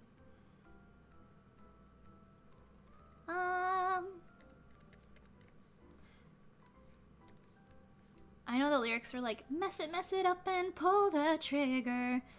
Something, something, something, you know. Oh. And it sounded really good. I really liked it. It was also mixed by our friend Johnny, and he is basically God at mixing. He is basically God. Period. I love that guy. He's great.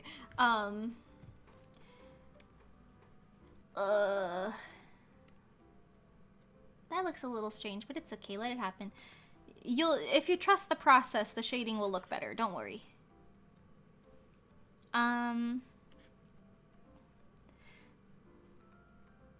Oh, you had it up on the side while I was drawing and you were floored. Oh, did they already upload that video? Dang, I didn't even know. I didn't even know. Oh, wait. You had the image up on the side, probably. This is what happens when I hop to different topics too quickly. My brain is like, ah, you must be talking about this, ignoring the fact that there's like a 5-second delay in what I say to what you hear.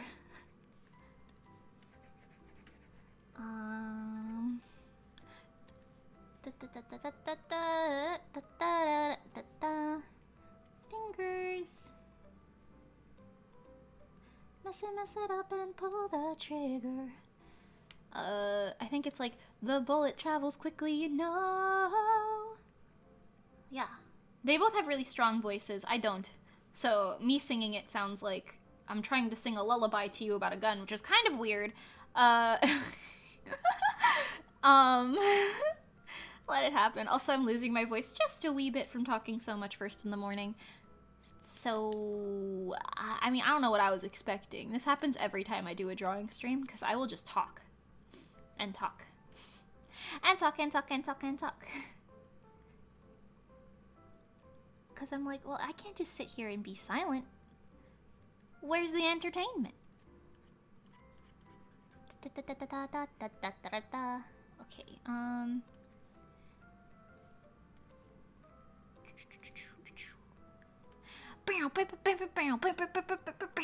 That's the instrumental in Violence Trigger sounds like.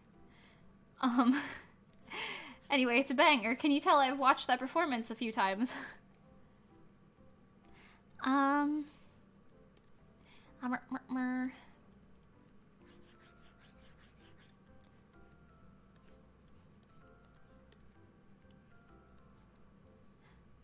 trying to think of something.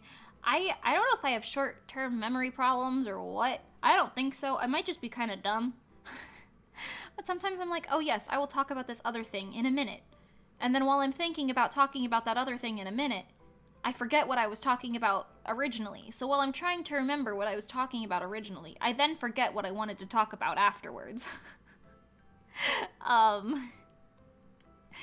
It's a vicious cycle. I'm sure you understand.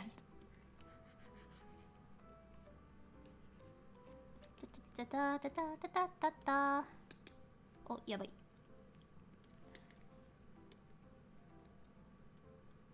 I always say yabai differently. Like, I say it as like, oops, instead of that's dangerous, which is what it means. Or like, this is bad or whatever. I'm just like, oops, yabai. Yeah, bye. Yeah, boy.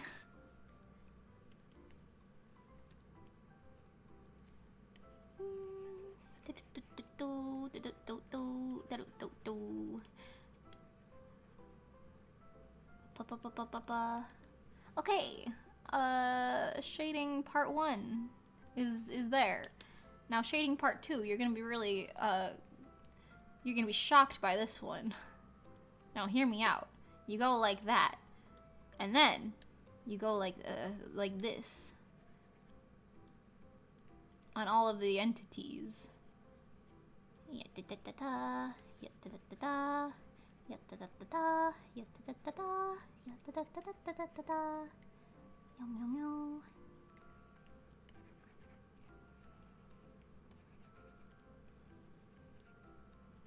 Alright, cool, and then you go like this. Ooh, get rid of that. Makes a very small difference, but I like it. It gives more, like, dimension to it. Instead of it just feeling very flat, you know? Alright, then part 3. And it doesn't need to be done in this order. In fact, you can do whatever the hell you want. Art is art. You literally can't do it wrong. Unless it's by your own standards, then I guess you can, but... whatever. You guys want to hear about my old art teacher? I hate her. I've definitely told this story on streams before, but none as a VTuber, so hey, let's put that one out in the world. I'm not gonna tell you her name or anything, but I hated this lady so much. I could stand her at first. She was just kind of one of those kooky, wacky ladies, you know? But, like, she wasn't mean. I had her for, like, over half the semester. No, not even. That's way too long, actually. I think I had her for, like, 2 months. Yeah, that's probably accurate. Say a semester is, like, I don't know, 5 months. Because there's 2, and then I'm just assuming the summer would take up the extra months of the thing. Whatever. Yeah. Anyway. So say a semester's like 5 months. I have her for like 2 months. I finished the curriculum entirely. Mind you, this is for the class called Art 1. Like, and I took it as like a junior in high school, I think. So I was like one of the oldest people in the class. Everyone was like freshmen and stuff beneath me, and none of them cared to be there because it was Art 1 and you needed to take an arts course. So you were either taking that, ceramics, or photography or something, like, so nobody really wanted to be there. Anyway, I finished her entire curriculum for the whole semester in 2 months as opposed to 5 months. And not to mention, you take like a pre-test in those classes, and the pre-test in her case was the exact same as the final exam. Now, when I took the pre-test in the beginning of the semester, I got 100 on it, meaning I knew everything already that she was teaching that class. And it's not like a situation where you can just be moved up to the next one, because that's not really how it works in high school. Or at least my school, anyway. So I just did the curriculum, and I finished it, and then I was, like, her favorite student. Like, she was, like, absolutely vibing with my presence. Like, she was, like... She would come by and be like, you know what, I think you should do this here, or, like, do this instead of what you're doing. And I would ignore her entirely, continue doing what I was doing. And then she would come back and be like, see what happens when you listen to me? Look, you're doing great. And I'm like, I didn't listen to you, but okay. Toot your own horn, I guess. Whatever. Stupid. I didn't like this lady, so whatever. It's fine. I was okay with her at this point. But then I finished the curriculum, okay? And then she tells me, word for word, literally, all right, so just do whatever you want. As long as it's art related, I don't care. Doodle, do whatever. I don't care. Whatever you want. And I was like, okay, cool. I will. So I got my little sketchbook out, because, you know, I had that on me 25/8 in high school and also middle school. I always had a sketchbook on me. I was insane. Whether it was, like, my notebook that I used for sketching or my actual sketchbook was, you know, up for debate, but whatever, it's fine. Anyway, so I take my little sketchbook out, and I'm just drawing in it.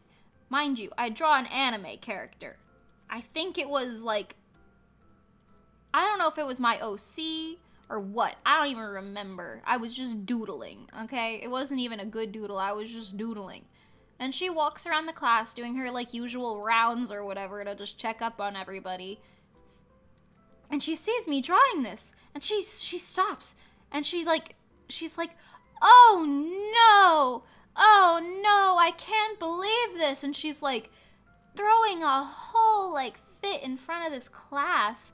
And she's like, and I'm like, what is the problem? What's wrong? Did you step on a cockroach or something? Like, are you okay? Like, I'm like not having it. I'm like, what's wrong? Because I know she looks at what I was doing, and then she did that. And then she proceeds to take my sketchbook from me, which technically you can't do that. Like, you can confiscate something if you have reason to believe it's, like, you know, being a distraction to learning, or if it's a danger or something that you're not allowed to have. I was not only allowed to have that, but I was instructed to use that, just saying. Anyway, so she takes my sketchbook, starts flipping through it, just whatever, like walking up to the class. She stands up in front of the entire class, and she shows pages in it. She's just flipping around in there. Mind you, I'm like, what? 15, 16.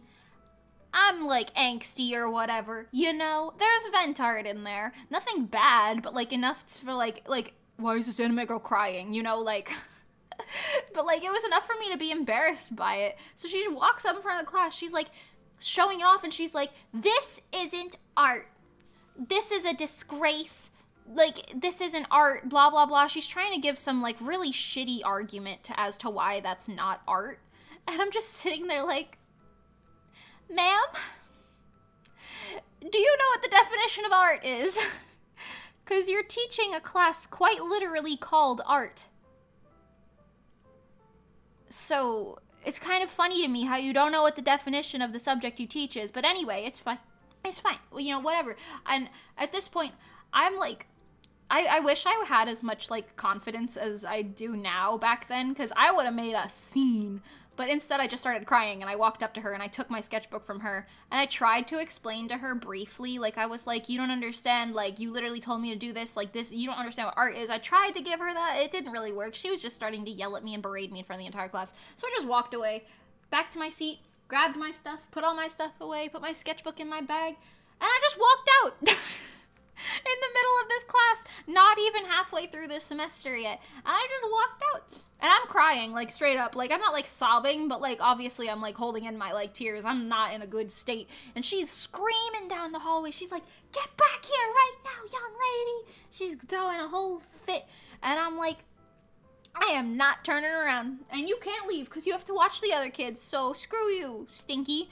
And then it just so happened that I think he was the superintendent. He wasn't the principal.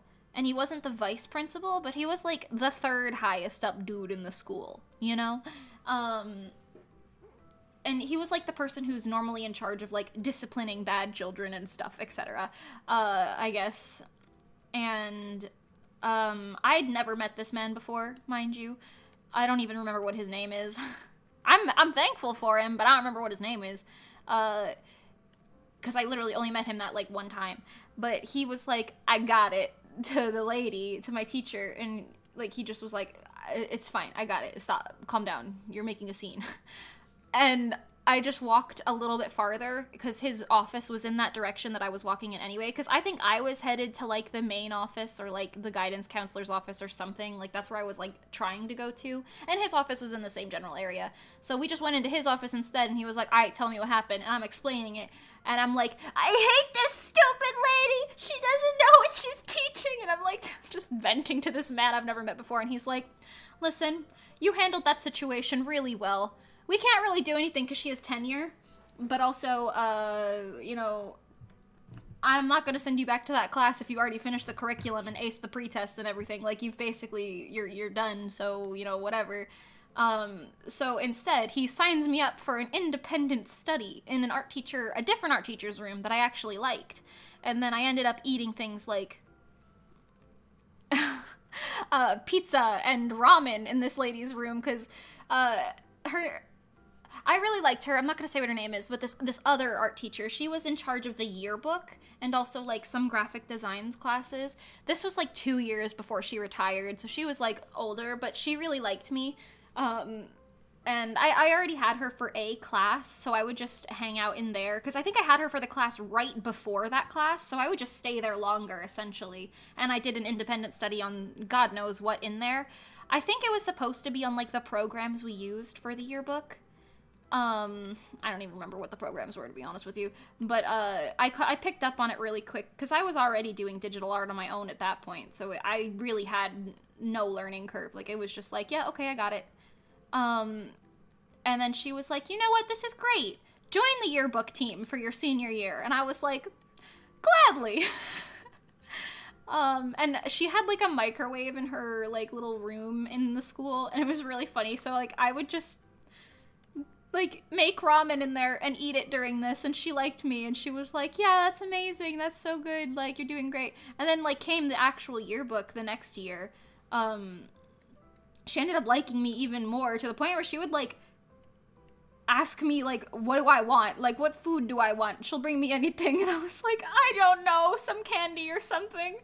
Like, and she was like, okay, and she bought me 5 types of candy, or like 6 types of candy or whatever one time, and she was like, here, pick your poison, and I was like, thank you, I think.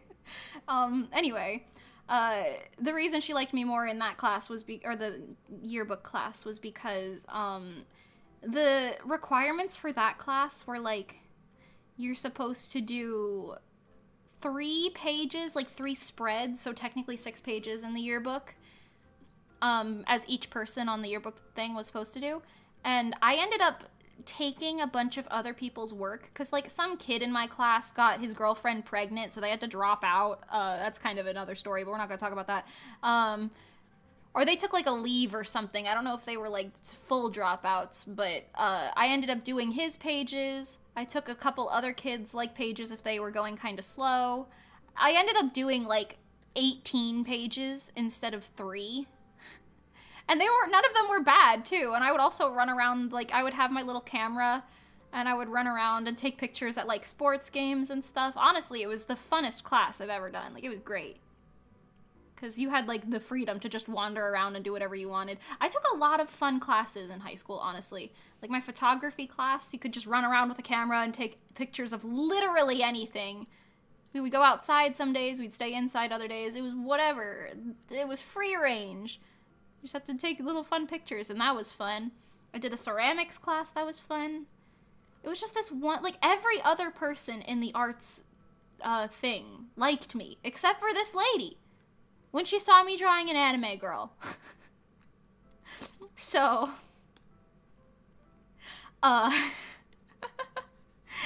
that's the story of that, I guess. I don't like her. One of my high school friends ended up dating her son, and it was really weird. I never met them, because that was, like, after the time we graduated, but it was very interesting. It was a very interesting time. Still don't like that lady. Like, my doorbell rang. I'll be right back. Pardon me.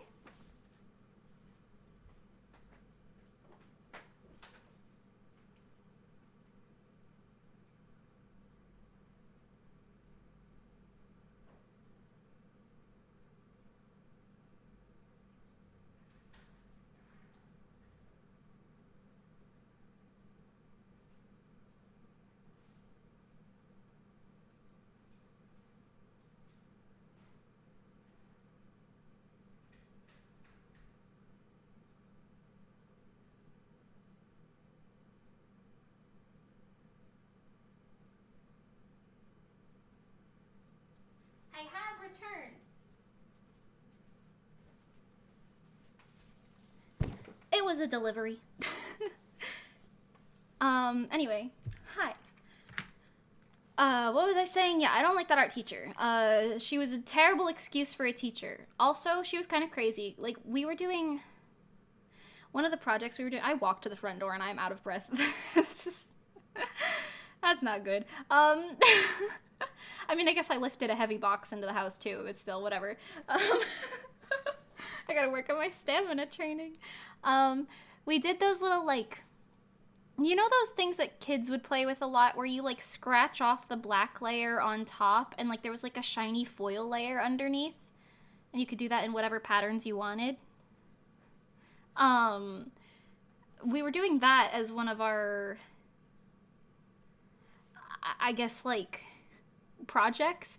And I hated that. Like, that class was kind of stupid anyway, because she wasn't even, like, teaching free drawing or anything. It was literally, like, copy this photograph in this medium. And I'd be like, I don't want to copy some nonsense off the internet. What do I look like? Like a loser? No. No, I'm just kidding. Referencing things is good, but copying things is bad. I mean, I guess if your reference... I don't know. It was weird. Whatever. Don't think about it. It was just like, copy this image. And I think I did like a red panda or something. But anywho, one of the freshman boys, they were always like just messing around in that class. Honestly, it was really funny. But the teacher was having none of it. She's like the embodiment of a Karen, mind you. In like the purest form of the word. I was thinking if her name was Karen, but it's not. Anyway, she, I don't know what he was doing. I think he was just playing with the little thing, because you had to scrape the paper to get the foil underneath to show. So it was like you were using like a little sharp object, you know? And I think he like gave himself a cut on his finger or something accidentally while he was like messing around. And actually, I don't even know if he was messing around at that point. He might have just been doing his work and made it like a little mistake or whatever and like cut himself. So he was only bleeding a little bit from the finger.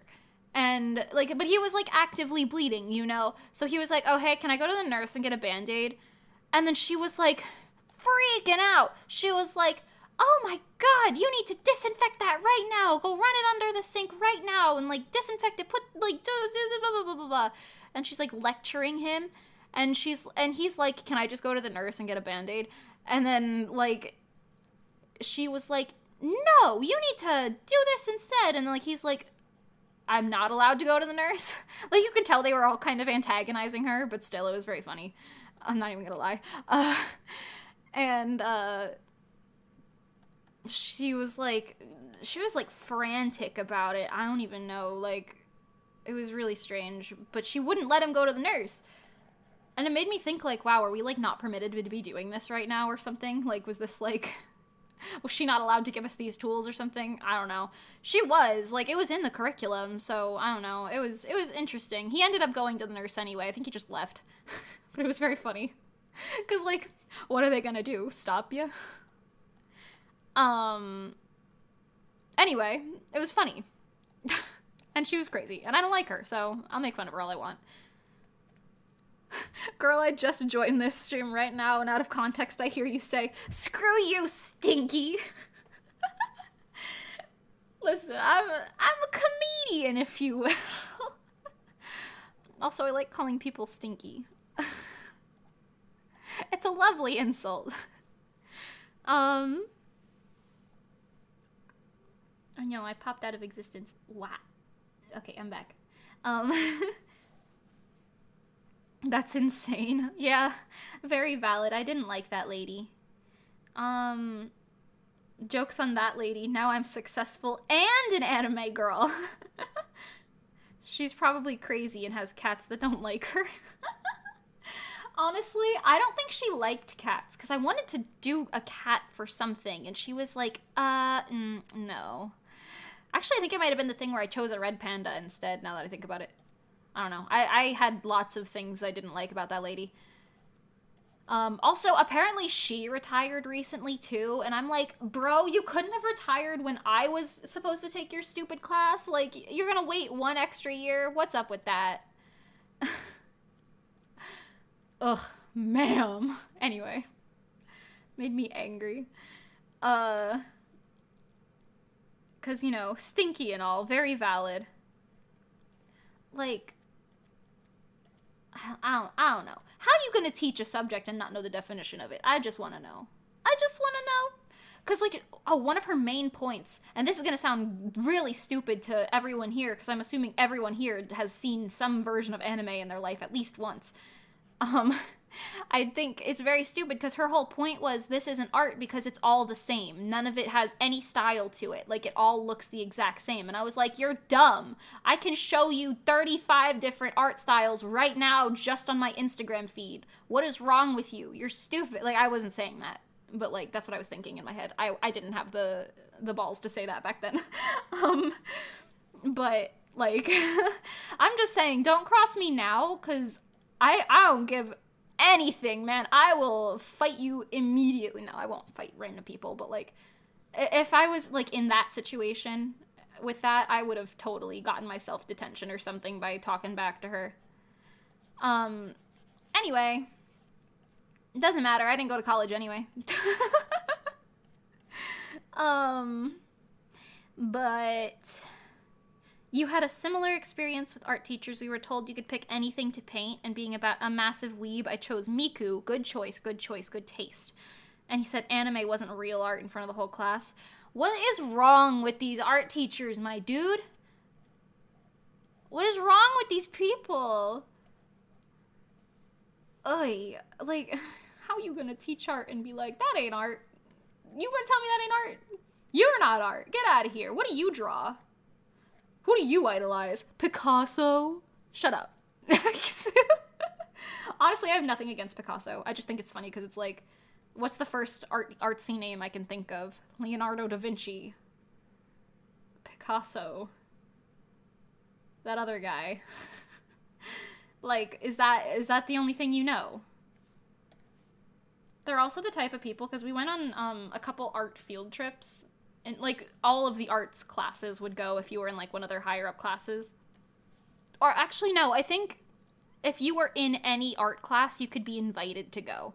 And I got invited by every other teacher except for her, and I thought that was so funny. But anyway, we go to this place, and it's like, I think it was literally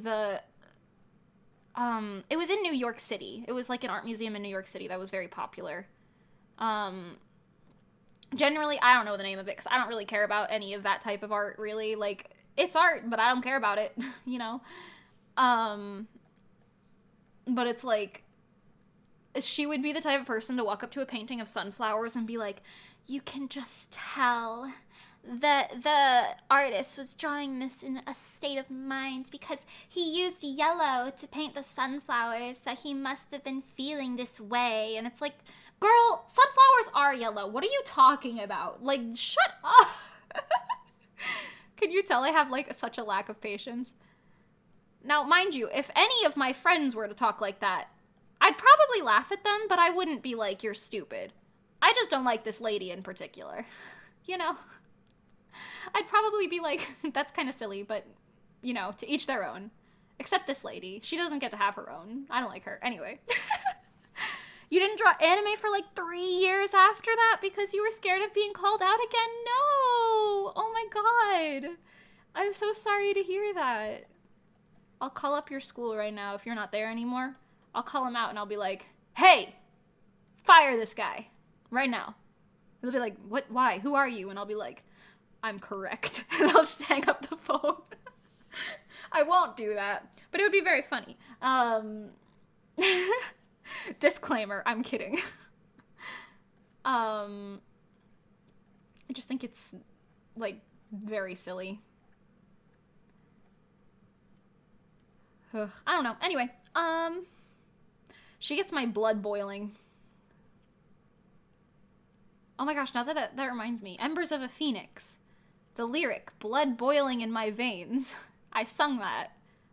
I attributed it to that lady. Anyway, that's all. Callisto wrote those lyrics, so I can't say I wrote the lyric for that lady, but I attributed it to her when I was, like, you know, singing it. I don't know. That's not true. Whatever. It's fine. I'm trying to just talk.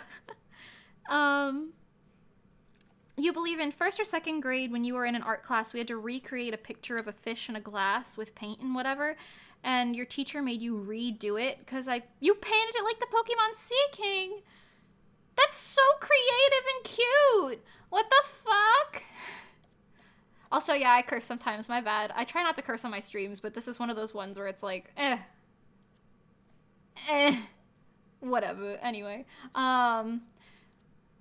but it's like, what? That's like such a fun idea. Like, and you said first or second grade? What is she expecting from you in the first or second grade? Like, a photorealistic rendition of the fish in the bowl? Like, no. Let the boy paint some Pokemon, bro. Hello? Oh, that's... Ooh, I don't like that. I remembered in my second grade class, there was a, like, art competition for these, like, actual signs that they were, like, putting up in our neighborhoods. Like, literally, like a sign, like a speed limit sign, but not really. And it said, like, kids at play, drive safely or whatever. So they wanted a kid to actually draw it. And I entered it, and I was like, yeah, it's probably a shoo-in. I'm the artist. And I lost, and I was like, I will never think about this again. But my friend won, so it's okay. Actually, like, she lived, like, right down from where I lived at the time, too. Like, I was, like, walking distance. Like, you could see her house from my house. So it was still fun. It was great. But, I think it was just very funny that I was like, I am not a winner. Honestly, I'll talk about more art stuff while we're here. We'll talk about, like, more art high school stories that I have, because I have quite a few now that I think about it.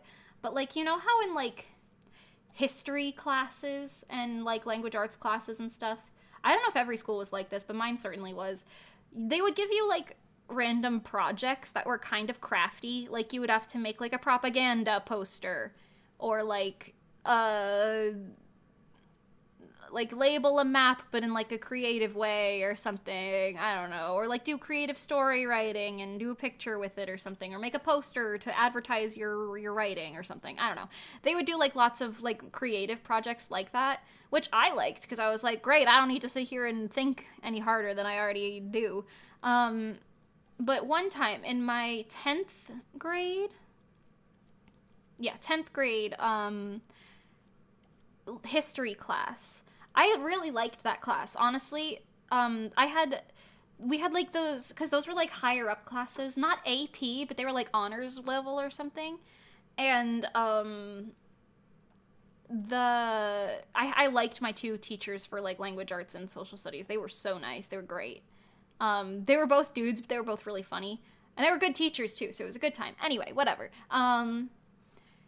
But we had there was, like, a contest after we learned about, I think, World War I or II or something. I think it might have been World War I. We were learning about it, and we had, like, a contest to make, like, propaganda posters or something. And I think I drew, like, a soldier or something, like, just a bust of a soldier. And then I, like, did some other stuff. And I just put a lot of detail in it with, like, markers. Just for, like, the project, because, like, hey, we're all sitting down in class doing this anyway, so I might as well do whatever the heck I want. And afterwards, after we drew them, our teacher announced that they were going to be in a contest, and we were going to put all of them on the board, and vote on which one would be the winner.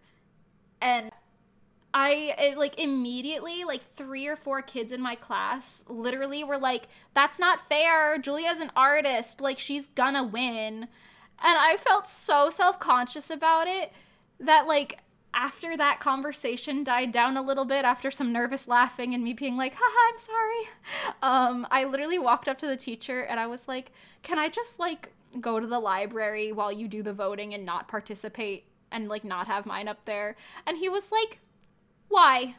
And I was like, I don't want to be disliked for that. And he was like, okay, fine. And then he like lectured me on it afterwards. He was like, I think it's important for you to like acknowledge your strengths and whatever. And I was like, yeah, that's all fine and dandy, but I really want the people here to like me, and that's kind of going against what I'm going for here. Anyway, so I did that and I didn't participate because of that. I was like, I think about that sometimes and I'm like, that's really stupid. Like, it's fine if the kids who are good at football play football in gym, but when the kids who are good at art are, like, in a competition or whatever that way, even though it's, like, a no-stakes competition, like, literally it was just for, like, class, I don't even think there was a prize. It's, like, suddenly, oh, this isn't fair. Because, like, a bunch of kids in my class said that. I think, like, 4 students said that. So it was like, I think about that sometimes. Anyway. Honestly, my poster wasn't even that good. It was kind of ugly. I don't remember what anyone else's looked like, but you know.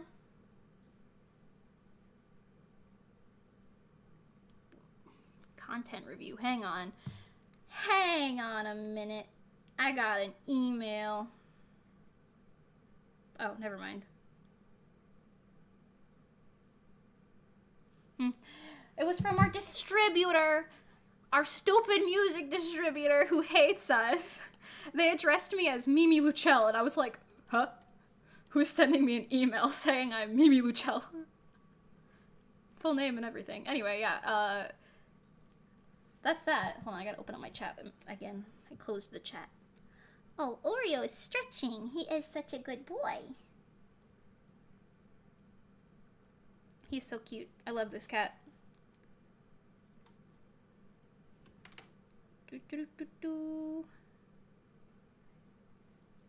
Okay, they could have just not voted for yours. Why are people jerks? Yeah, that's exactly what I was thinking. Like, just vote for your friends then. Like, what? Why am I, like, being ostracized for potentially participating? I think some of them felt bad about it afterwards because they, like, realized, obviously, I didn't participate. I had this one kid come up to me after the class and he was like, I didn't mean anything by it. And I was like, oh, it's totally fine. Like, I just brushed it off and walked away really quick. I was like, don't talk to me. Still though, like, just the thought of it is kind of like,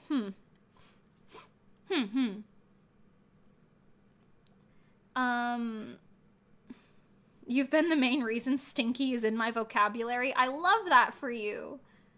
It's a really great insult, because, like, people can't get mad at you for calling them stinky, because it's like, what the heck kind of an insult is that? It's not like you're, like, calling them, like, a curse word or something. Like, you're just saying, oh, calm down, stinky. Like, what are they gonna do? Be like, I'm not stinky, I showered today. Like, you're fine. Like, it's a funny, you know? It's a funny. Anyway, I can give you a lot of really funny insults, honestly. Like, funny, almost no consequence insults.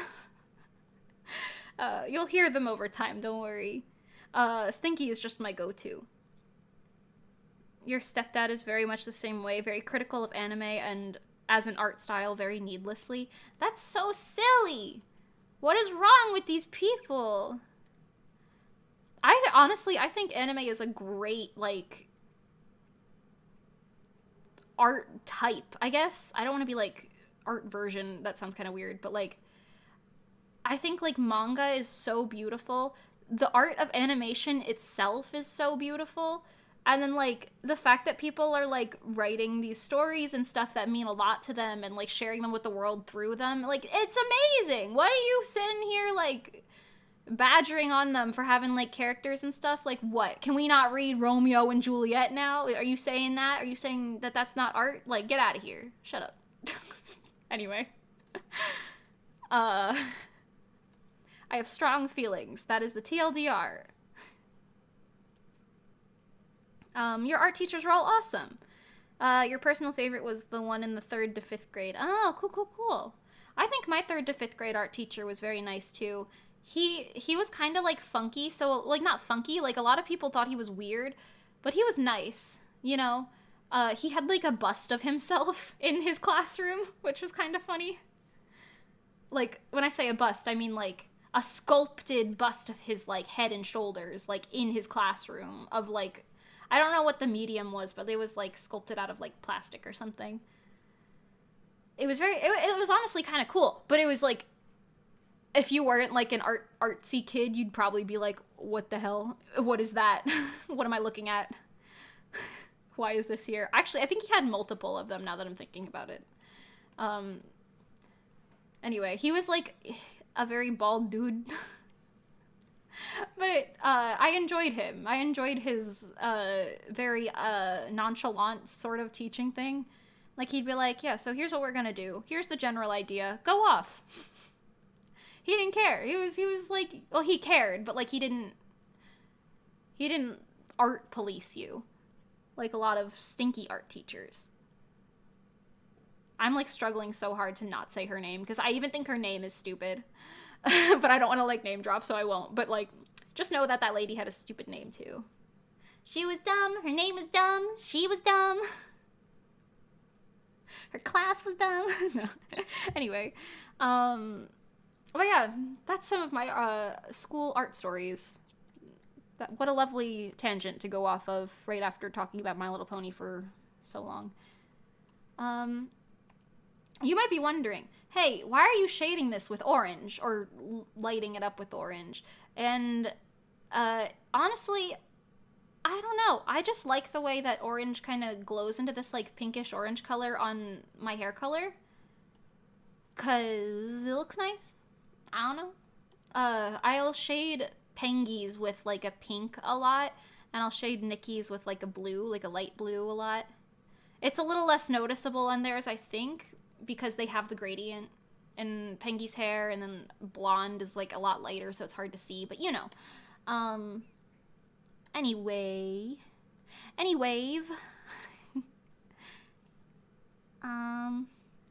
Wow, I'm spending so much time on this. I mean, I guess it's good because this is, like, the main art for the new bio, but still, wow. I do be here for a while. It is an art endurance stream, though, so who knows? You know, now that I think about it, I should probably be like, hey, we meeting today?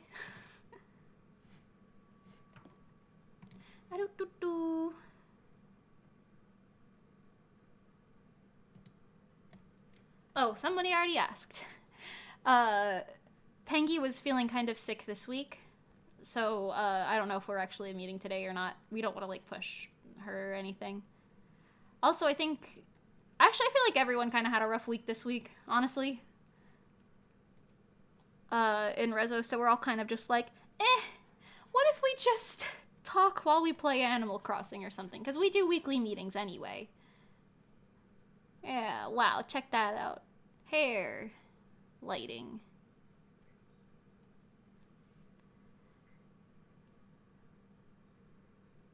Alright, cool, that looks pretty pog.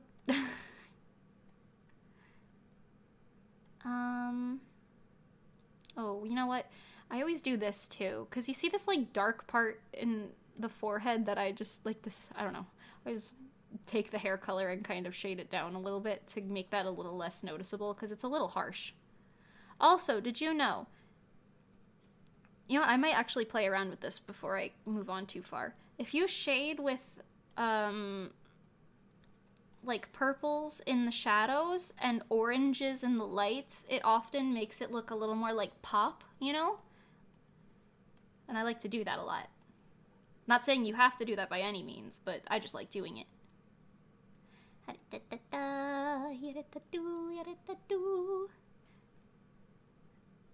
And then get that orange, go here. And yeah, again, if you have any questions about anything that I'm doing, because I'm not really explaining the process entirely as I go, by all means, just ask. I'll probably answer.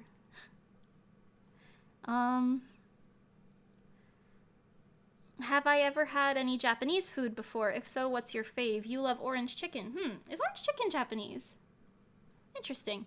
I do like orange chicken, but I feel like I have had Japanese food before. I feel like there's no good places to like really get it though, especially like where I am now. Like there's just because like when I lived near New York, you could kind of get good, more authentic food from like other places or other cultures, I guess. But I kind of just live in an area now where it's like, I want authentic Japanese food. I'm gonna have to travel for it, I feel like the closest I have near me is like token ramen, which, granted, is good, but I don't think that really counts as like authentic. But I do like ramen. I also really like, I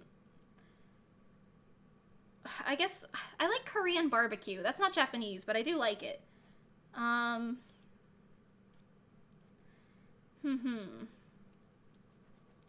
trying to think. I like a lot of like, I mean, I know lo mein is Chinese as well, but I like that. I really like noodles, honestly, and like spicy food, and Asian food is really good for like spicy food with noodles, very specifically. So I'm always having a good time with that. I don't know. I wish there were more places to get like good like Asian food, because wow, I would love that. Now that I think about it, actually, we did have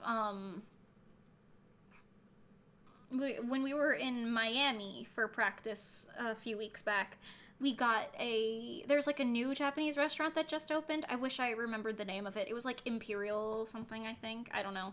But they had really good boba.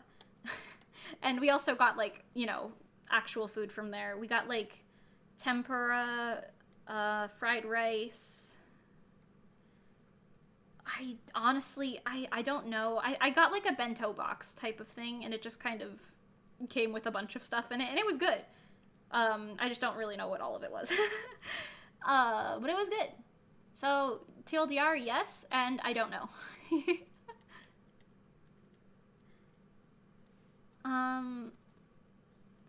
Yeah, I really like spicy food, though. I didn't like spicy food at all when I was young, because I think I had, like, one spicy thing once, and I was like, nope, must not like any of them. And, actually, no, I think I had wasabi one time. And I was like, wow, I have a low spice tolerance. And then I never ate anything spicy for years. And I started eating spicy stuff, like, a couple years ago. And now I'm like, I have a really high spice tolerance. This is really good. I will continue to eat this. Anyway. Am I frozen? Oh, no. Okay. It just looked like I was frozen. I'm not. You want to try takoyaki so bad? Oh my gosh. I've never had it, but it looks really good. I also want to try dango, like the little, I don't want to call them mochi balls, but like the little, like, the green, white, and pink little balls in the stick, I really want to try that.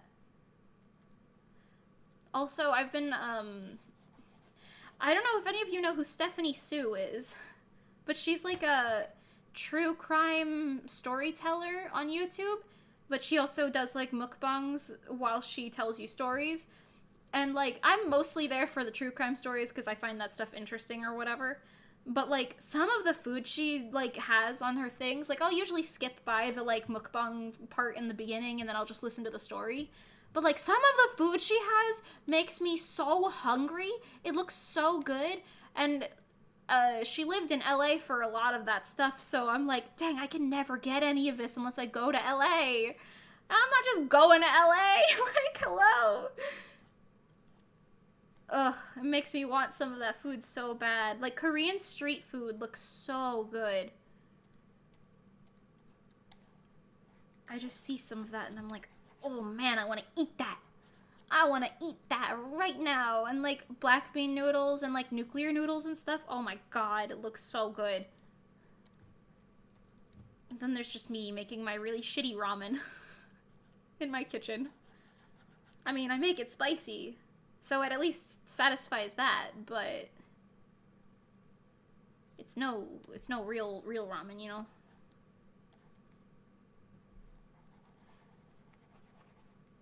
You know, now I'm thinking about it, I might just be hungry. It is past when I normally eat lunch. Which means it's gonna be secondary snack time soon. I actually have no idea what I'm doing for lunch. Maybe I should just order something, so I don't have to go cook anything. Probably should have thought that one through. I didn't, but I probably should have.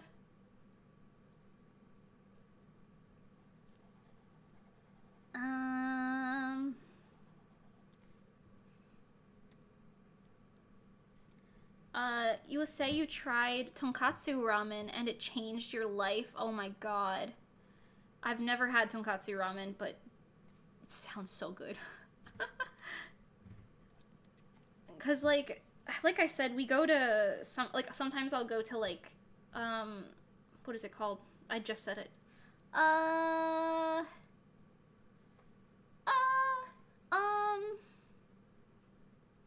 The ramen place that I literally just said that's like probably not the most authentic. Token ramen, that's what it is. And like we'll go there sometimes and I'll get different ramens, like I'll try different things almost every other time I go. But I've only gone like 3 times, so I say that like I've gone a lot, but but it's good. You want it? It's good.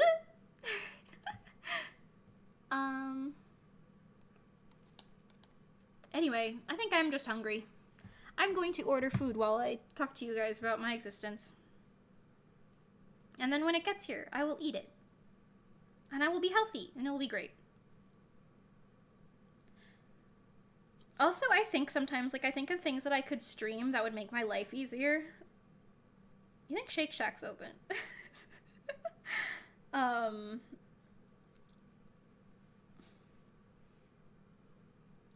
You know what? Maybe. Okay. But sometimes I think of things that I could stream that would make my life easier, so I could, like, do my productive things on stream, like a sewing stream. Dance practicing stream. But I can't show you any of that stuff because literally, like, I can't spoil what the costumes look like. Also, I don't even know how the logistics of a sewing stream would work. Also, I can't, like, make you listen to our song and see our choreography, obviously, because that's kind of a cursed spoiler alert, you know? Hold on. Oh, no, please. No, stop, please. I'm trying to open my chat again. Okay. But yeah, so... What was I saying? I ordered food, so it is on its way to me. Oh my gosh, I can't even think of what I was saying 2 seconds ago. I like food. That's the TLDR. Spicy food's pretty great. I'm actually a really good cook, too. And no one eats my cooking, because no one I know likes spicy food. I enjoy it, but I think it's really funny because we'll go out somewhere and Pengy will be like, no spicy, and I'll be like, spicy, spicy, spicy, when we're trying to figure out where to go or what to get or whatever. Anyway, I had crab rangoons recently and they were really good. That's like totally off topic, but you know.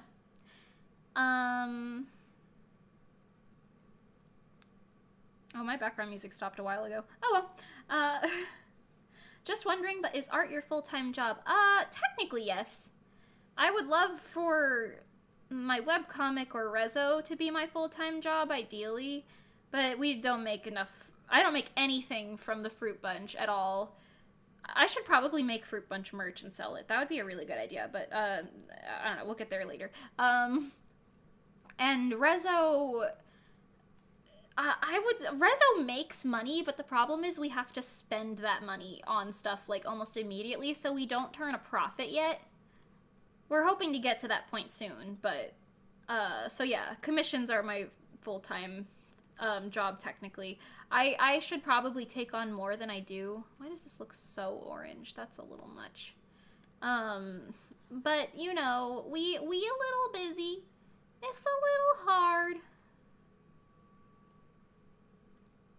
And I'm gonna tone it down right here as well.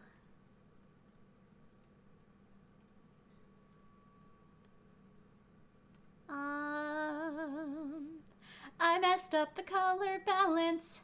Ba-da-ba-ba-da-ba. Okay.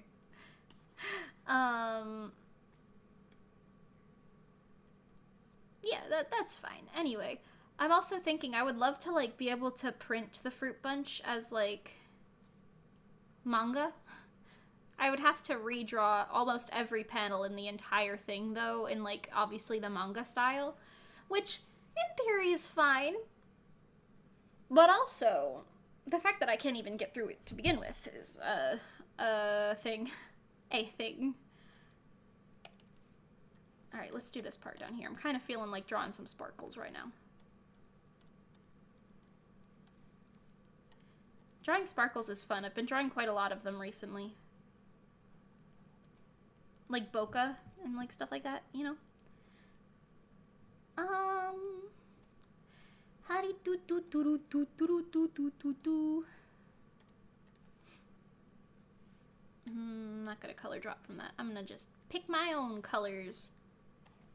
Like a rebel. Oop, that's not right.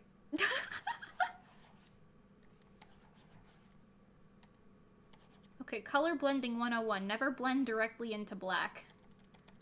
Always blend to a darker version of the color you want, and then slowly migrate your way to black. Trust me.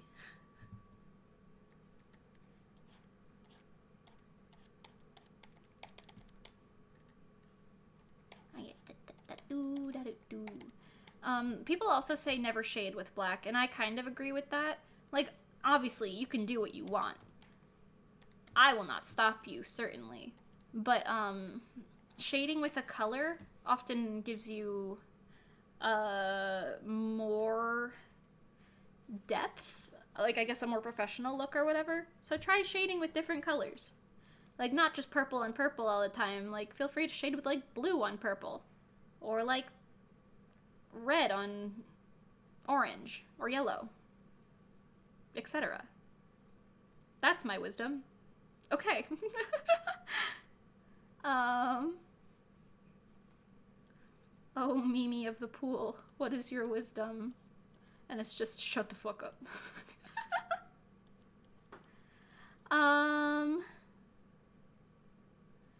Let's see. What do I talk about? Give me something to talk about, friends. Give me a topic. I've told you my, neighborhood horror stories. I've told you my school horror stories. I told you about my pony horror stories. I told you about how I listen to horror stories in the true crime aspect. I've told you about my horror story, which is the fruit bunch, even though horror is kind of like a subgenre, but it's fine. I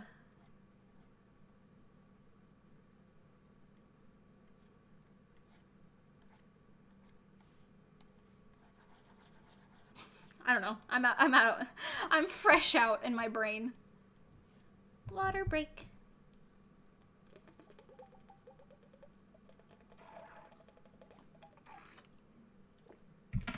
Ayo, we're at that one point in the stream where if you've been here and you haven't gotten up and stretched, you probably should. Get some water. Go pee. I'll do really boring stuff for the next 30 seconds specifically to give you a chance to do that.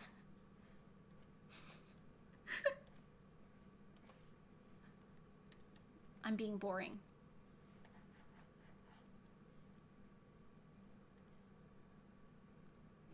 Pengy! Alright, I'm not being boring anymore. Pengy's here. It's Pengy time. How are you, Pengy? Me talking about Pengy all of the time. Pengy showing up. It's like she knows. I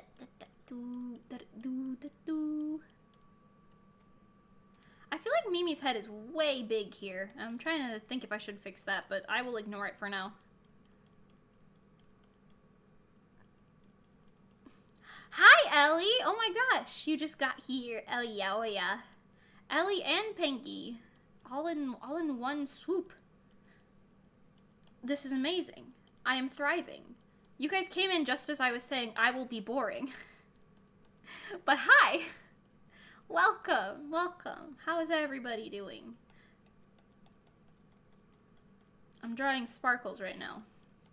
It's sparkle stream time. Oh my.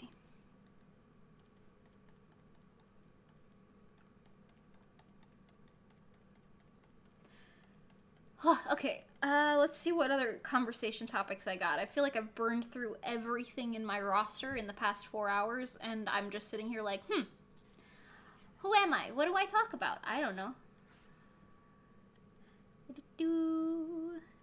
Alright, that's layer 1 of sparkles. There's gonna be like 6 of these. Just they're gonna be a little different as I get into them.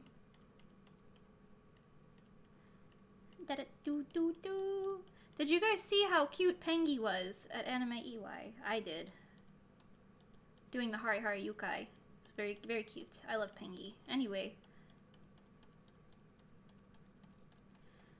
Boka. Playing a lot of Animal Crossing? Oh yeah, that's life. That's living life like Larry, or living large. I don't know. I've never met Larry.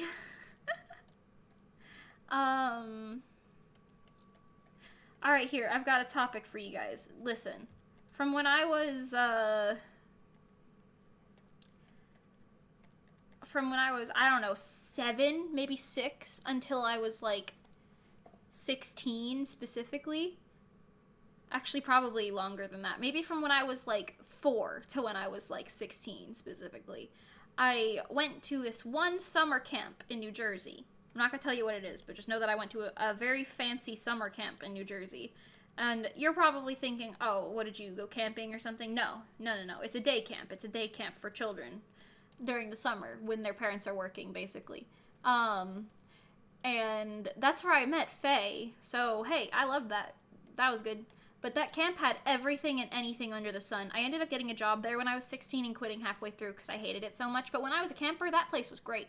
They had a whole bunch of things like archery, bowling, gymnastics, fishing, boating, rock wall climbing, golf, well, mini golf, soccer, football, a game called Gaga. I don't know if any of you know what Gaga is. You kind of sit in a, I don't want to say a circle. You don't sit in a circle. There's like a circle made out of like wood that's built, and you sit on the edges of it. And when it's a new game, you like, everyone stands up in the circle, and there's like a little foam ball, smaller than a soccer ball, but it's round. I don't know what to equate it to. It's bigger than a tennis ball, but it's smaller than a soccer ball.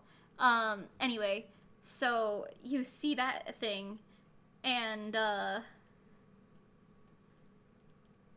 meow, meow, meow, how did the skirt do that? I lowered the opacity, is that what you mean?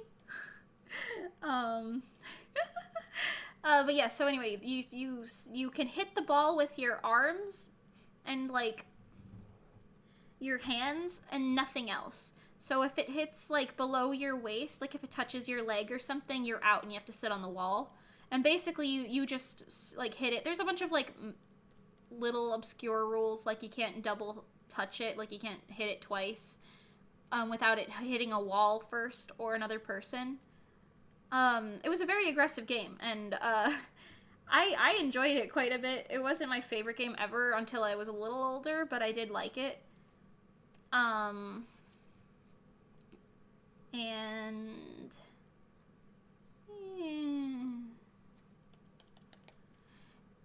yes, so anyway, that was one of the games you could play. I don't think I won more than like 5 games in my life. I would win games more when I was in like aftercare because my parents would work late. And a lot of the other like kids already went home, so like I didn't have to try to beat any of the kids who were actually good at it. It was just like me and then whoever was left over, like friends and stuff, and that was when I would start winning games. Anyway, random camp stories. I could tell you so many random camp stories. The rock wall. The rock wall had 4 sides, okay? And, hi, V! Oh my gosh. We got Pengy, we got Nikki, we got Ellie. Everyone's here. The whole squad showed up. What the hecky? You guys playing Animal Crossing together? I love that. Okay, anyway, so back to Liberty Lake random stories. Okay, so we got the rock wall, alright? The rock wall had 4 sides, and I would climb, like, the way it worked was, like, it was in order. So the one side was 1, and then the 2 on the front were 2 and 3, and then the one on the other side was 4. While 1 was the easiest, while 4 was the hardest, etc. So what I did one day, I don't know how old I was probably like 11 or something. I was climbing up, I climbed up 1, I hit the little bell at the top of it, I made it, and I like, I came down, and then I did the second one, and there's like harnesses and stuff, like it's legitimate rock climbing, or rock wall climbing, I guess. And I did the second one, and I did the third one, and then I was at the 4th one, and mind you, no one ever climbs the 4th one. It's just too hard. Like, it's just nonsensical. Most people climb the other ones. And I was like, but there's no line at the 4th one, and I just did all the other ones, so I'm gonna do the 4th one now. And, I did it. It took me, like, 15 minutes to climb this wall, and mind you, it didn't really matter. No one was waiting. But it took me a while, and then I did it, and all of the, like, kids, because we were, like, 11, so everyone was like, what? You made it to the top of the 4th wall? That's nuts! It was crazy, and then, like, in retrospect, I looked at the wall, and I was like, this is not that hard. I don't know why I was so proud of myself, but hey, it was an accomplishment. I would also take the fishing elective all of the time. Like, not all the time, but I would take it at least a couple times every summer for, like, the decade that I was there. And mind you, I never caught any fish. Mostly because no one ever taught me how to actually fish until I was, like, old enough. And then I caught a fish and I realized that the hooks, like, go through their, like, little lips, and then I never took it again.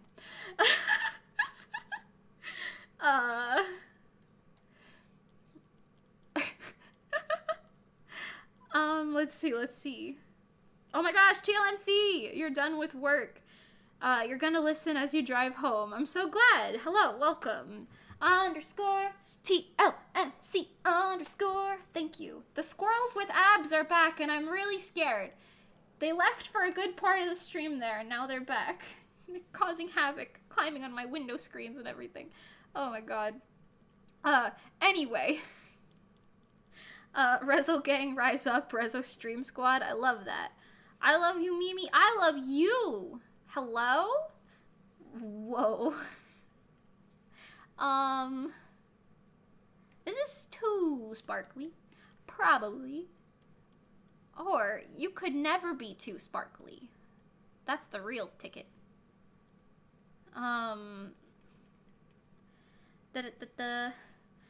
You were away and you heard Pengy was here. I love that for you. That's great. That's the best reason to come back. Come back flying. Let's see. What other random camp stories do I have? Okay. So there is this thing called the Haunted Trail. So there were technically 12 weeks in the, summer, if you counted the pre-week and post-week, which not every kid could go to because usually you were still in school for at least one of those. And since there were 12 weeks and there's also 12 months, they would theme each week after the month, essentially. Not every year, but they did that quite a bit. So anyway, in the 10th week, they would always have this thing called the Haunted Trail, because it was like their Halloween time for the summer camp. And I remember when I was little, they had these like little beads that like looked a little weird, like they were just like little noodle looking beads. And they were like strewn all about the thing, and all of the like little kids, mind you, were all like less than 10 years old at this point. All of the little kids were like, these beads belong to Bloody Mary. If you take them home, she'll like come home with you or whatever, or something like that. And like no one called them beads. They called them like something else, like it was like her blood or something. I don't know. It was really weird. Like they were clearly beads.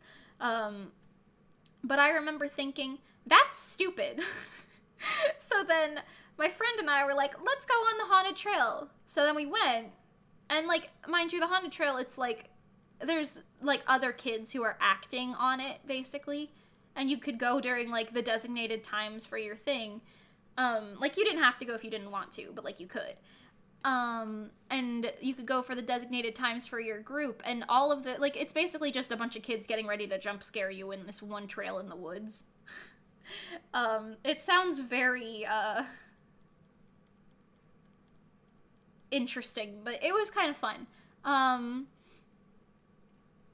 So that was the gist, and we did it, and all of my group members were, like, so scared, but I was like, that's just Jimmy. He plays Gaga all of the time. He's not even scary. What are you guys screaming about? And then, my group members were all, like, cowering and, like, screaming and stuff. Meanwhile, I'm just walking in front of them like, this is just a bead. This has nothing to do with nobody named Mary. This is stupid. Anyway, it was very funny. So, long story short, when I was older, I don't remember how old I was, maybe, like, 13. Actually, probably a little younger than that. Hope/Faye and I, we joined the Haunted Trail as the actors. One year we were screaming children, so we would, like, scream. I think that was the first time I ever wore pigtails in my life. Unless I was, like, a baby and I wore them, I wouldn't remember that. But, like, so that was interesting. And then they moved it into this, like, tarp area one year. So, like, I don't remember why, but I think maybe they said that the actual trail in the woods was, like, too dangerous or something that year. Maybe there was, like, poison ivy or something. I don't know.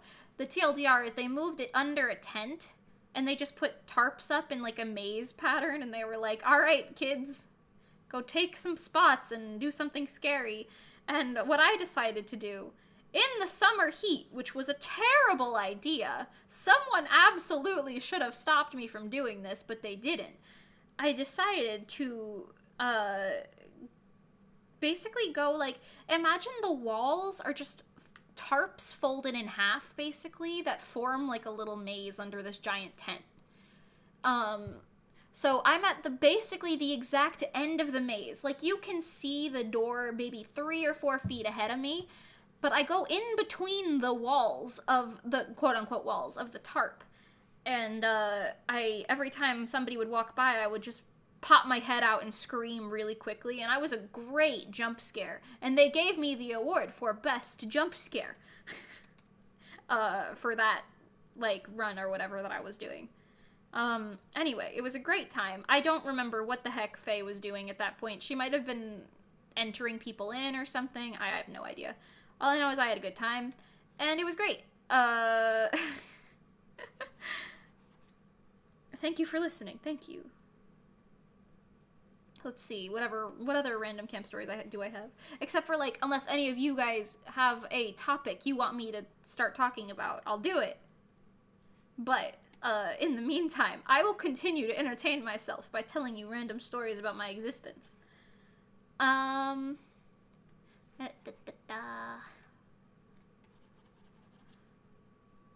Let's see.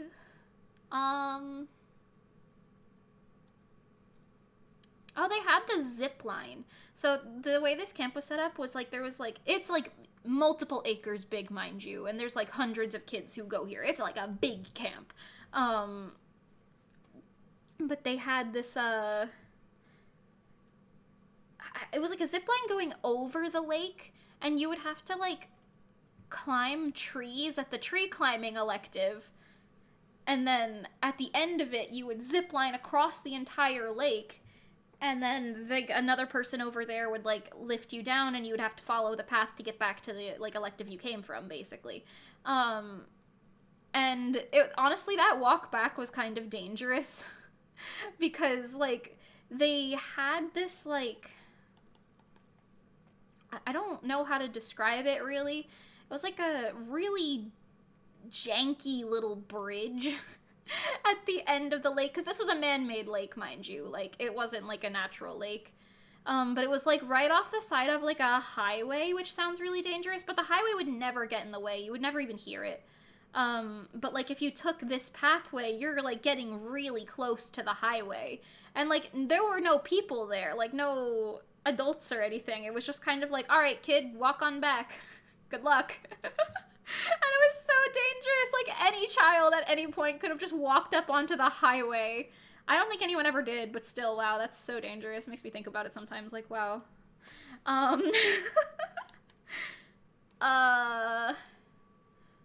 But yeah, so I did that one time, and fun fact, I think someone, like, because you couldn't go on the zip line unless you weighed a certain amount, and I was a very small child, so they were like, oh, you don't weigh, like, 60 pounds or whatever yet, I don't know what it was, 80 pounds, something, I don't know, so you can't do it. And then one year I said, like, I might have lied to them, honestly, I might have said, like, oh, I weigh exactly 80 pounds now. And, like, they didn't check. They were just like, all right, cool. Because, like, thinking back, they were all, like, 16-year-olds working there. Of course they don't know anything. They're like, yeah, whatever. But, you know, to me as a 10-year-old, I didn't know that. These were people with jobs. Anyway, so I went across, and I didn't make it all the way across. Like, because I didn't weigh enough. I thought they were just like, no, you can't go because you're not a big kid. You're a little kid. And I was like, I'm a big kid. I'll go. So then they had to send someone out behind me and then, like, Oh, no. What they did was they, like, had someone at the end of it, on like, a boat or something. They threw a rope to me, essentially. And I grabbed the rope and then, they just, like, pulled me back. And they were like, how much do you weigh? And I was like, I think, like, 80. I don't know. They're like, well, you can't go on the zip line anymore. I was like, no. And they said, just try again, like, next year when you have a growth spurt or something. And I was like, no. And fun fact, I am the exact same size as I was in the 7th grade, essentially. I'm just a little bigger in, like, a few areas because I've gained weight in some ways, obviously, because I've grown up. But, that growth spurt never came. I don't think I ever went on the zip line again. Anyway, so that was that story. Amazing. Am I excited for live debut? Hell yeah! I'm very excited. I was talking about that earlier, but I will gladly talk about it again. That was like the first thing. I came on stream at like 9 in the morning and I was like, what do I talk about? So, Reso!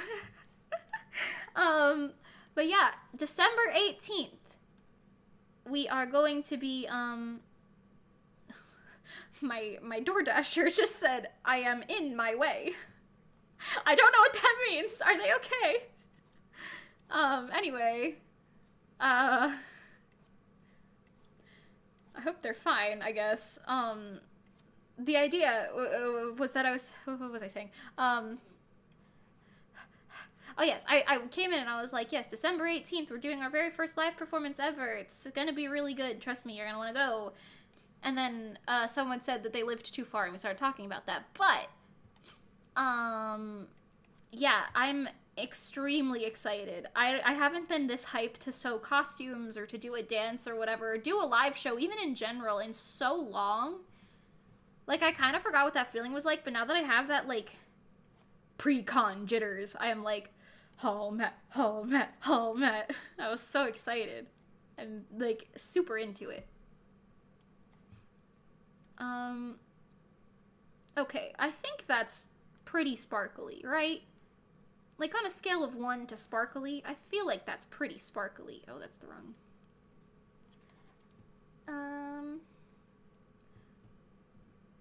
Yeah, you know what? That's fine. I will leave it this way. They are in their way. Yeah. Reso 24/7, baby. Baby Mimi was a troublemaker, I'm hearing. Yeah. You know, I can't even really lie about that. Honestly, I wasn't even, like, that bad. At summer camp, maybe I was that bad. But to my parents, I wasn't that bad. Unless we wanted to go clothes shopping. Then I would be bad. But, like, in any other situation, I was fine. I was a pretty good kid, you know? I would be, like, well-behaved and whatever. You know? Anyway. What was I gonna say? Oh, yeah. Fun fact about me and Faye, or me and Hope, at our summer camp, because that's where we met, and that's where we would, like, hang out together. They had a lovely little thing. I'm gonna substitute our names here, obviously, but it was called the Mimi and Faye rule, essentially. I'm not joking. I found out about this when I got a job there. It was called the Mimi and Faye rule. And they would... So, okay... The way the summer camp worked, there were so many kids across so many acres. So essentially, you had to, like, do head counts after every hour. Like, after every activity or whatever, or during every activity. Now, the younger kids groups would stay together. Like, if you were, like, 5 years old and younger, you would be accompanied at all times. But if you were older than that, they kind of trusted you to, like, go where you need to go. Unless you didn't know where to go, then you could ask, obviously. But, like... they kind of trusted you to go where you need to be most of the time. And essentially they made the Faye and Mimi rule, haha. And it basically meant if you're missing a camper and it's one of these two, check where the other one is supposed to be, and you will most likely find them before calling, like, a lost camper drill.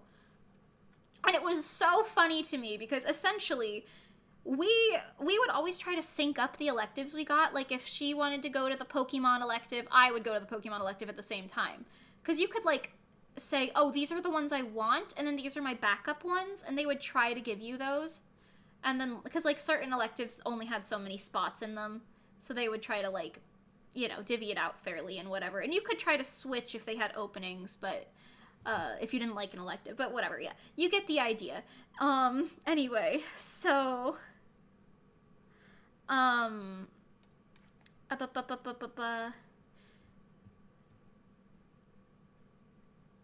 you missed the news of the live concert thing? Yeah, it's on our Instagram. I'm narrating it for most of it. Pretty cool, pretty pog. Anyway... so yeah, they made this rule, and it was so funny because they would literally print, like, because each person in charge of each thing had, like, a little clipboard that had the names of everyone who was supposed to be there, so you could do your roll call and everything. And next to her thing, all of the time, and it was only us, no other children needed this, next to my name, you would always have her list of electives, and next to hers, she would always have mine as well as our own, because we would just leave. If we didn't have the same electives, we wouldn't wait till, like, Tuesday or Wednesday when you were allowed to switch. We would just leave and go to the other person's one, and we caused, like, 3 or 4 lost camper drills to the point where they were like, we won't kick you out, but you need to, like, you can't keep doing this. So they made this rule called the Mimi and Faye rule or whatever, yeah. Or the Faye and Mimi rule, technically, I guess, whatever, it's fine. It was really, really funny. And I learned about that when I got a job there, and he was like, I know you both have a job here now, but you're not gonna do this, right? And we had, like, the way it worked was before you got a job there, if you were just, like, going from camper to adult, they had, like, this, like, middle area where you were, like, kind of working there, but you were still a camper. It was called Leader in Training. It was, like, a whole summer where you were just kind of doing more leadership activities than anything else, which was still fun. But anyway, So we didn't do anything bad during that year. So, like, obviously he was kind of making a joke about it, but I just thought it was, like, hysterical how they had that. And I just never knew about it because we were so bad. We were just like, well, I want to be with my best friend, so I don't really care what you're going to say. And, like, what are they going to do? Stop me? If there was, like, a rule that you couldn't pick up campers. Like, you couldn't pick them up and move them. Like, you had to just, like, either hold their hand or they had to, like, go wherever, you know? It was very funny. Anyway, I was a menace. That's the TLDR. Faye and I were menaces. And then she joined my idol group. Literally running to check it out now. Oh yeah, oh yeah. Yeah, December 18th. I will say it over and over. In wherever Hall Mat is in Florida. I actually don't know. Is that Orlando? Is that Tampa? I wouldn't be able to tell you. Wherever Hall Mat is. There, at the Idol Fest. Resolucia, first live. It's gonna be so good. If you are used to anything stellar related, stop being used to that. We're gonna make it better. Mostly because, like I was saying earlier, the differences between masquerades and idol showcases are very different. So if you're, like, used to seeing what Stellar did, it's, like, kind of like that, but, like, not really, you know? Anyway, get excited, get hype, go there if you can. If you can't, that's okay, we're gonna make a video. Enjoy, etc. Yes. Wow. Crazy, I know. Okay. Wait, is that Prismic Fae? No, not Prismic Fae. I want to say Stellar Fae or Mystics Fae. Pink hair. That's just hope. It's kind of like how I say Mani and Yuya. I try to keep the immersion.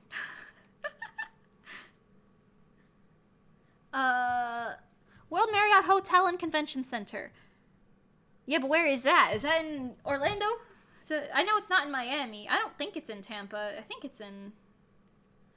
Yo, I don't know anything, actually. I'm just gonna...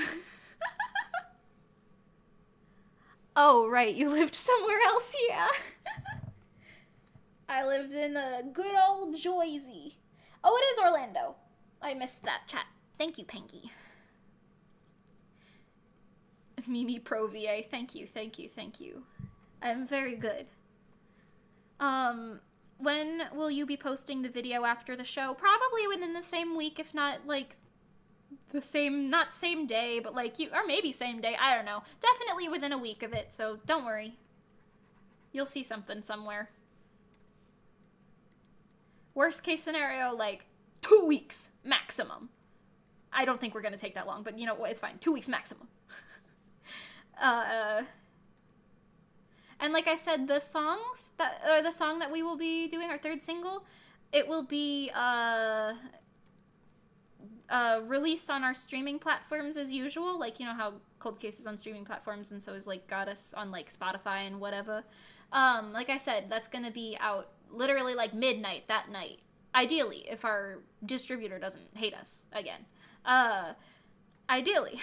So, even if you are waiting for the video, you could still hear the song. You know. Good song. I love it. I will not stop talking about how much I love our third single. Anyway. I mean, I know I can't tell you anything about it, so I literally just keep saying, wow, I love it so much, it's so good. But, trust me, I have good taste. Good taste.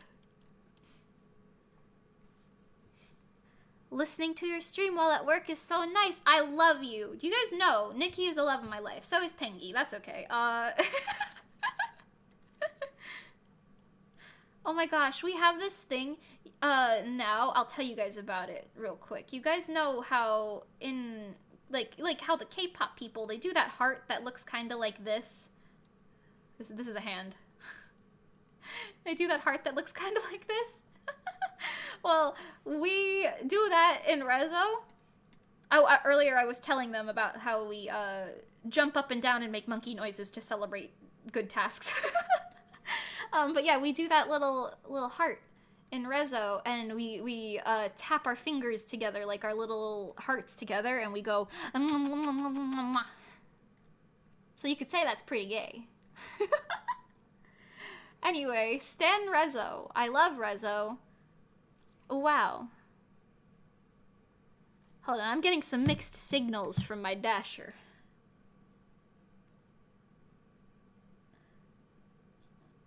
So wait. 15 minutes ago, they said, I got your order, I'm on the way, but just now I got a notification that says they're at the place waiting to pick up the thing. That's kind of sussy. It's not gonna get here for another, like, half hour. Oh my god. Anyway, whatever, it's fine. Back to doodling. Reject modernity, I think. Monkey Reso. Become monkey. Thank you. See, you guys understand why I love them so much, right?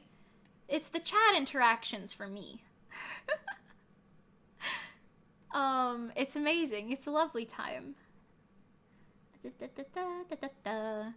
I'm trying to make these sleeves look kind of see-through-y, and I'm struggling a little bit, but it's fine. We'll figure it out. It's good. You want it? It's good.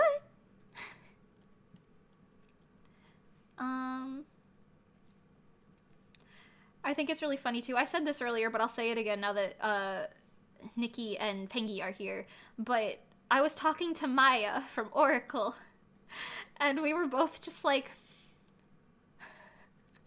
sewing takes up 90% of my thoughts all of the time, and it's killing me. I hate it. And then the other one was like, same. And then it's like, look at what I sewed today. It took all of the day. It took hours. Wow, cool. I'm not done yet. It will take more days. Wow, cool. Like, that's literally how the conversations go, and it's very funny. Because we're both preparing for Hallmat. I can say that. We've all announced it. It is all announced now that we're going. So we're just kind of, like, suffering together, and it's very funny. I find it quite entertaining.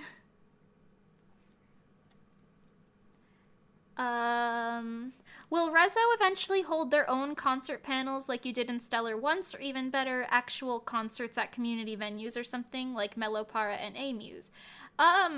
You know, I would love to say, yeah, we got plans right now, but I would love to. I'm sure we would all love that, but that is stuff that is quite expensive, and, you know how it be. We are definitely, like, we said this in one of our recent posts, but we said we were gonna be doing more music and doing a lot of lives and stuff, so, I can't promise we're gonna sit here and book our own venues anytime soon. That's the dream if we can, you know, fill up a venue to book it, and, like, you know, make some moolah from that. Anyway, haha. But, no, for now, I think we're gonna be just trying to get our foot in the door a little bit. Also, fun fact about that Stellar one, I have no idea. In fact, no one in Stellar knows. No one has any idea who booked that panel for us. It wasn't us. We just got an email saying something like, oh yeah, your application for this panel has been approved. Here's, like, all of the info you need. And they were like, you gotta do, like, 10 songs or whatever they said, and like, we had 10 songs at that point, so it wasn't, like, the worst. Like, we didn't have to make anything new for it, and it's not like we had to attend either. We just kind of were like, huh? Wait, the what? We're doing the huh with the who? The huh? It was very funny. It was very funny.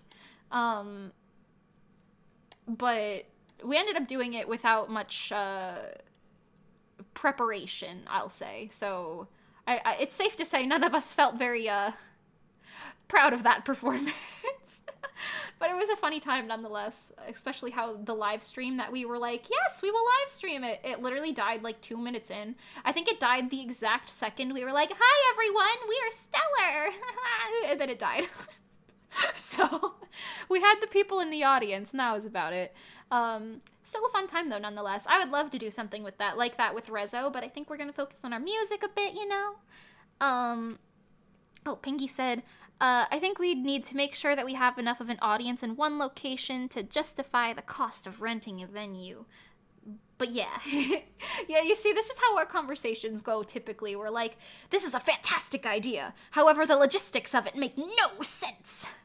And, It's pretty funny, actually. I quite enjoy it. But yeah, you can look forward to more live shows. As far as booking our own venues, I'm not making promises I can't keep at the moment, but, you know, stay tuned. Stay, resonationing. I don't know if that's actually what we're calling our fan base. Is that canon? Resonation, is that canon? We said that as a joke one time, and then we were like, that sounds like we're so conceited, and then we're like, yeah, it's perfect. And I don't know if we are serious about that or not, but I'm gonna call you guys the Reso Nation if you support Reso. The energy you all share is so admirable. Thank you. I love them. Our relationship is very much so if you took a pile of crack cocaine and then put more on top of it and then put it in a nice little organized baggie. And then you blow up the bag. I don't know. I was trying to say, like, you've got the crazy ideas, and then, like, that one person, it swaps between all of us, but that one person who was like, maybe we should tone it down for this a bit. We're going a little overboard. And then it just goes back into Crazy Town. Full transparency, Nikki is usually the grounding force. You think Resonation is canon? Resonation for the win? Alright. Sounds like everyone's in agreement. I'll take it. Very, very good, very good. Amazing, in fact. I love it. We love to see it. Resonation. Rise up. Buy our music. Stream our music videos.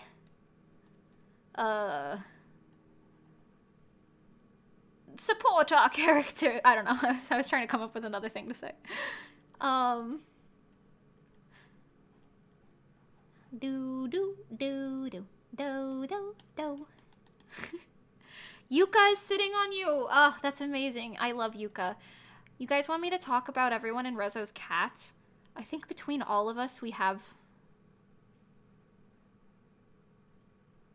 13 cats. Yeah, that's right. I had to think about it. There's only 3 of us, mind you. And you might be thinking, wow, that's like, I don't know, 4 or 5 cats per person. That's kind of a lot. No, don't be silly, don't be silly. So, Nikki has 2 cats. You got Frigg and you got Starlight. They're precious. I love them.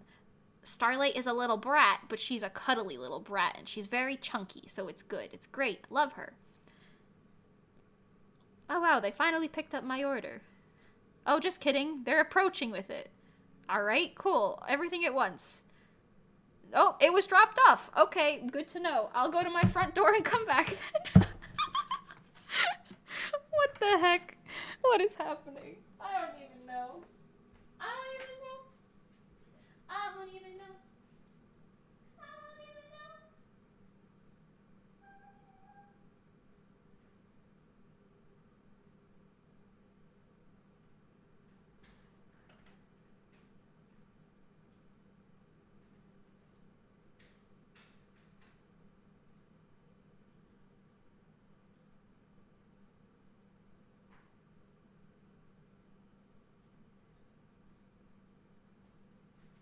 I have returned. This is like the most chill stream ever, because usually I'm like, no, wait till after stream to eat. You don't want to eat on stream. That's weird. Unless you're doing like ASMR or something, then I guess that's normal. But like, or like a mukbang or something. But either way, I'm like, no, I don't want them to hear me chewing. But at the same time, I'm like, I am streaming for 8 hours today. And I woke up 15 minutes before the stream, so that didn't exactly allow a lot of time for a big breakfast. So anyway, here we are. What was I saying? Okay, so our cats. I got Shake Shack, by the way. Our cats. You got Starlight, the brat, the cuddle brat. Love her. So good. Precious. Then you got Frigg. She likes to bite and sniff toes a lot. But we love her anyway. We love her nonetheless. She can climb the bunk bed. It's actually pretty impressive. Love Frigg. Great. Good cat right there.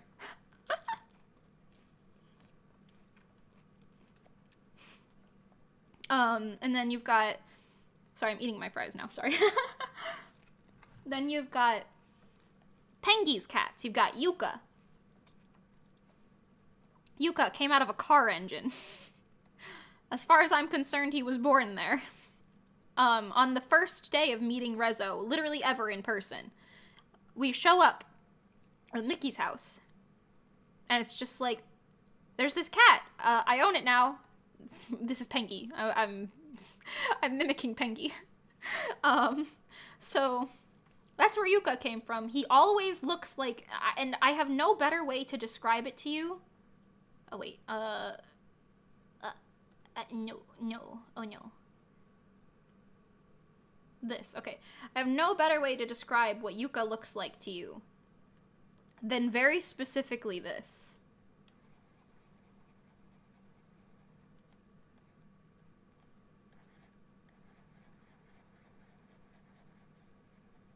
All of the time.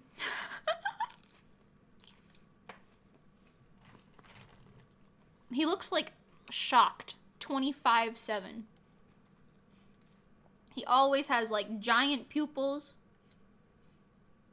and looks like you've just offended his firstborn all of the time.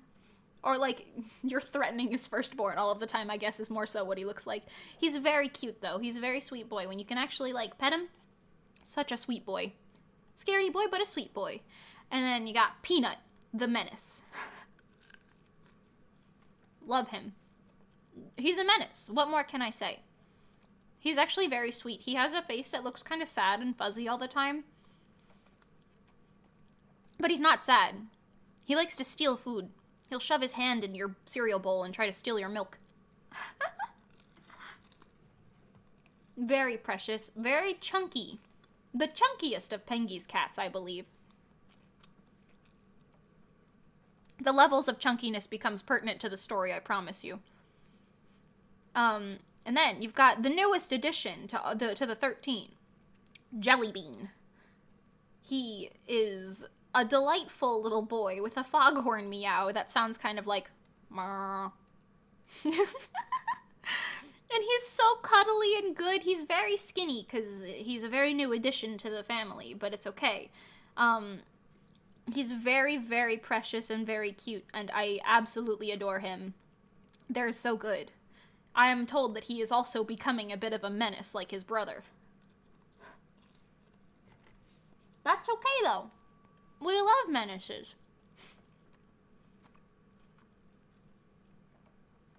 I'm so sorry, I'm eating while I'm telling you this stuff now. Alright. So you must be wondering, Mimi, that's only 5 cats. You said there's 13 between the 3 of you. Yeah, I have 8. I don't know if I've ever said that on stream. I own 8. 8 cats. Technically speaking, 4 of them are mine and 4 of them are my mom's, but like, we deal with it.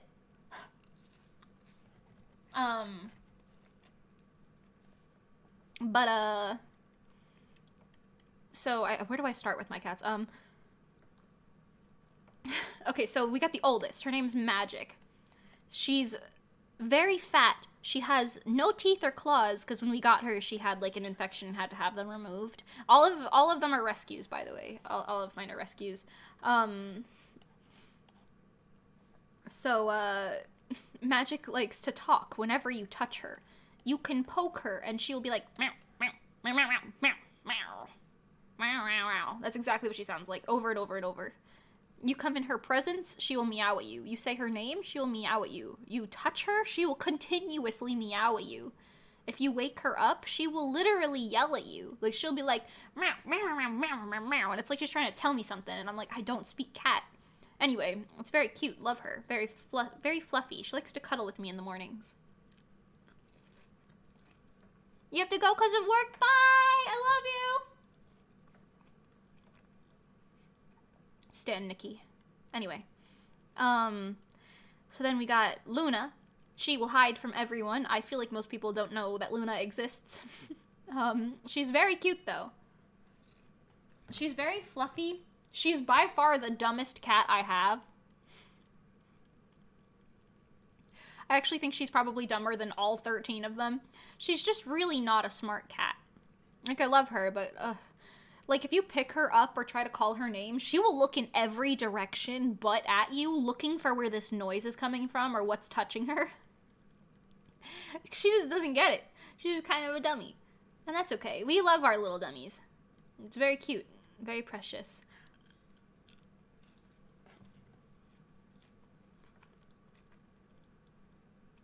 Then you got Football. She's shaped like a football. Her real name is Mina, but I call her Football. Sometimes I call her Foosball.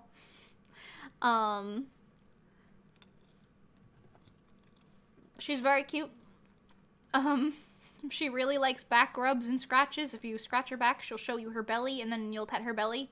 And then she'll be like, I want both back scratches and belly rubs.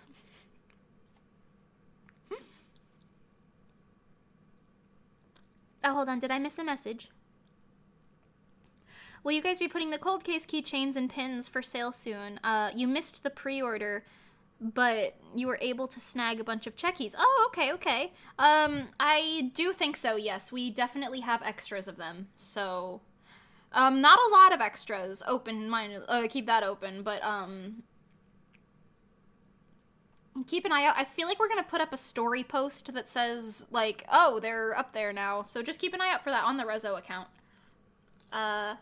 But yeah, there's definitely gonna be some keychains available, so don't worry about it. You're good.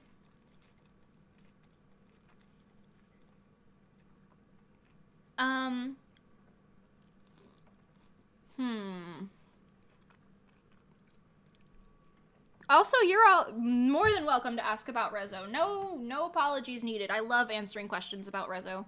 I love Reso in general. Like I said in the beginning of the stream, literally, Reso takes up, like, 85% of my mind at all times, including when I'm sleeping. The rest is, like, a little fruit bunch. A little I should stream right now. Maybe some, I don't know, food? Food probably takes up a good part of that.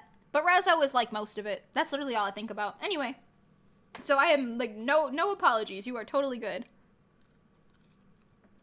Yeah, the pins, I think, are a little more limited stock. I know that the charms are definitely limited stock, but I think we have more charms. I think we got, like, either 15 or 20 of each, and I don't know what the leftover is. There's at least, like, 3 leftover of each one, if not more. I don't know. There's definitely some extra, though, so don't worry.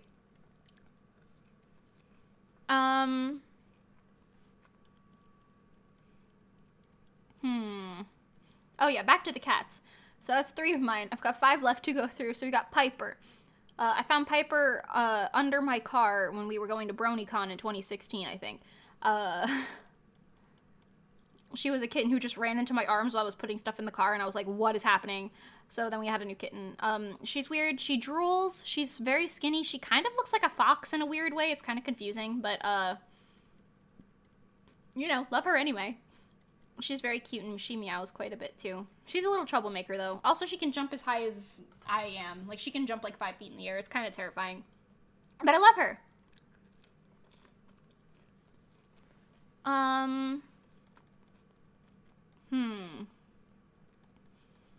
And then Callie. Callie is my youngest cat. She's literally a teeny tiny little ball of number 1, trouble.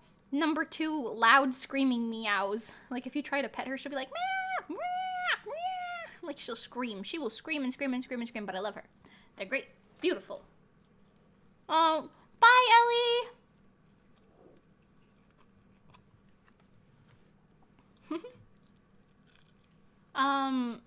So that's all my girls. Now we got 3 boys. And the boys, surprisingly, are the sweetest. You got Bobo.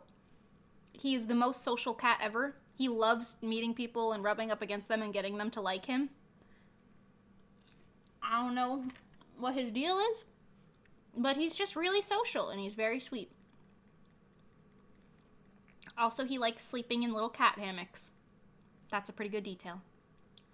Also, he has a very refined palate, so he won't eat normal people cat food. He will be like, I want the good stuff. I know you have the good stuff. Give me the good stuff. So we give him, like, canned tuna fish and stuff like that. Anyway, Friends leaving. It's okay. It's a long stream. I totally get it. Also, I think both of them are working. I do apologize for eating on stream. I feel like that's kind of rude, but also I'm hungry. And I'm gonna be here for 3 more hours, so you know how it is.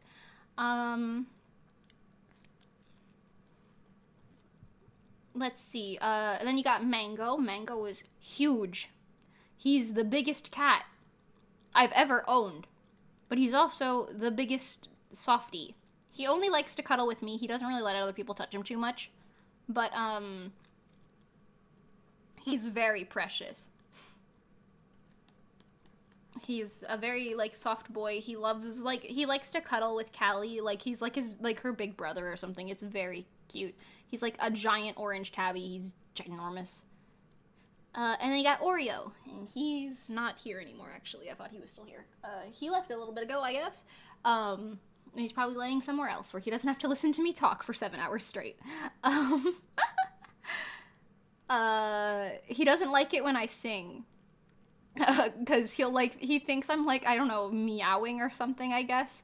So every time I'm recording, he'll come over and he'll be like, meow, and, like, rub up against me and be like, what are you doing? Stop doing that. Are you good?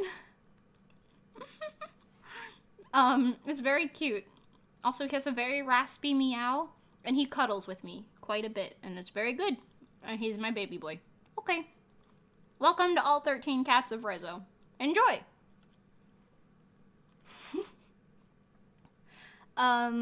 You literally have a part of your wall dedicated to just Reso merch. That's so good. Crunch ASMR! Oh god, you can hear me chewing. I'm so sorry. I know my mic is too good. I feel bad. Hold on. What if I just did this while I chewed? Ready?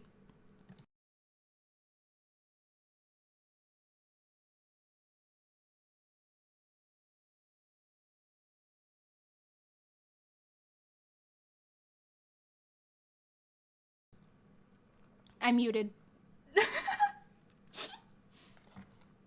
I'm not a fan of ASMR personally, which is why I'm like, oh god, you can hear me chewing. Oh, Jesus, I'm so sorry. My mic is too good. It needs to stop being good. Its gain is all the way down, and there's 2 filters on it. And you can still hear me if I whisper in the kitchen across the house. It's terrifying. That's also why I didn't stream yesterday specifically, because my mom was working from home, and obviously you would be able to hear every phone call for work that she took. And that's not really the best. So, I moved it to today.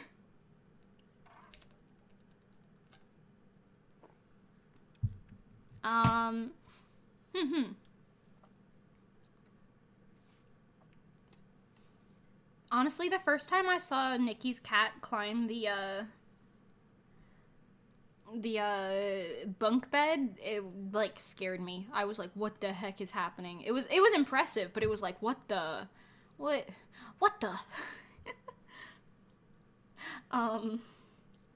Leon moment. What the? Anyway. You actually can't hear me chewing? Oh, dope. Or are you just saying that? I feel like, Pengy, you're just saying that. Am I still working on the fruit bunch?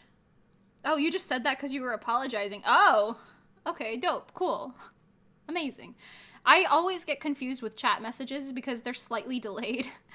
And it's, like, delayed just enough that I forget what the conversation topic was or what I was just saying that you're responding to. So now I'm like, what? Oh. What? And that's exactly how it goes. Anyway. Am I still working on the fruit bunch? Yes, absolutely, 100% yes. I was saying this earlier, but I'll say it again. I did not intend for this hiatus to take as long as it is. In fact, I didn't even intend to take a hiatus in the first place, but that's okay, because I am working on the chapter. Like, I have it in the works now. I was literally working on it yesterday. I planned on working on it today as well on this stream, but I'm feeling like I'm working so slow. It's gonna be just this drawing and then maybe another Mimi one that I have to do. But don't worry about it. I'm definitely gonna do some Fruit Bunch streams, and then you're gonna see Fruit Bunch updates. I don't know precisely when, but it's definitely coming, so I am not giving up on the fruit punch, don't worry. I appreciate you for knowing it and liking it and being like, hey, where is it? But yeah.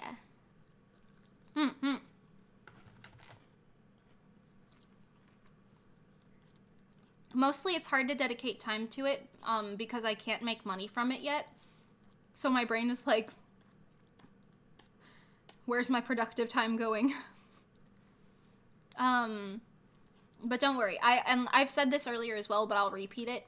I'm 100% absolutely going to finish that story to completion, even if it takes me years. Like, I will see that story to the end. I don't care. I will dedicate time to it when I'm 30 if I have to. You know what I mean? Like, it'll happen. Don't worry. I won't leave you hanging.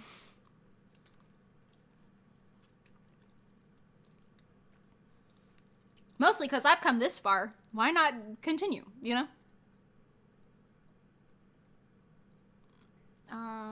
That shade's a little wrong. Yeah, that's probably fine.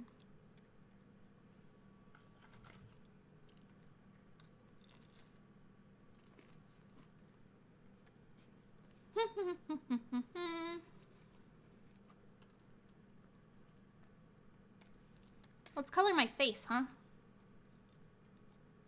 Oh my.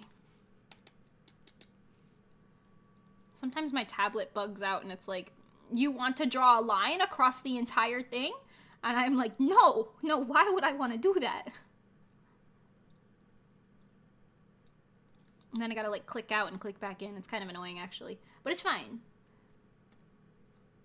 It's at least an easy fix. It's just like, oh geez, this again.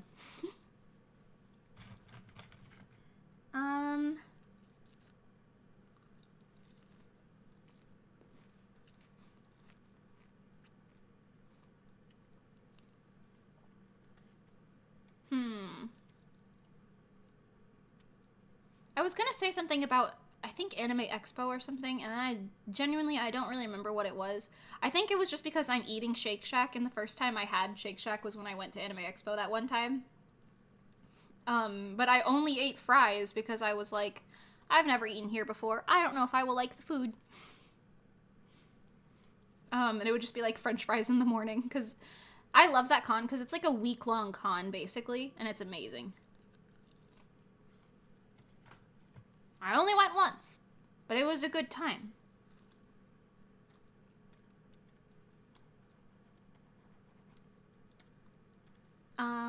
Let's see. Anybody got topics you want me to talk about? I feel like I've run myself dry. I can give you more random camp stories probably, but I don't know how entertaining that is.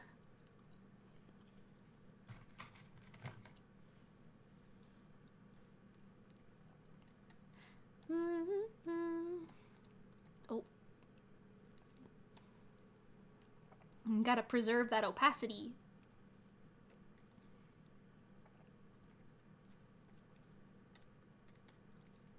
There's been like a really nice steady stream of people coming in and out today. Thank you guys so much for coming all this much. I don't know if it's the same people going in and out, but hey. Either way, I feel like it keeps going back up and I'm like, oh, cool. Nice. I was really expecting part of the stream to just be me sitting here like, I will talk to the VOD.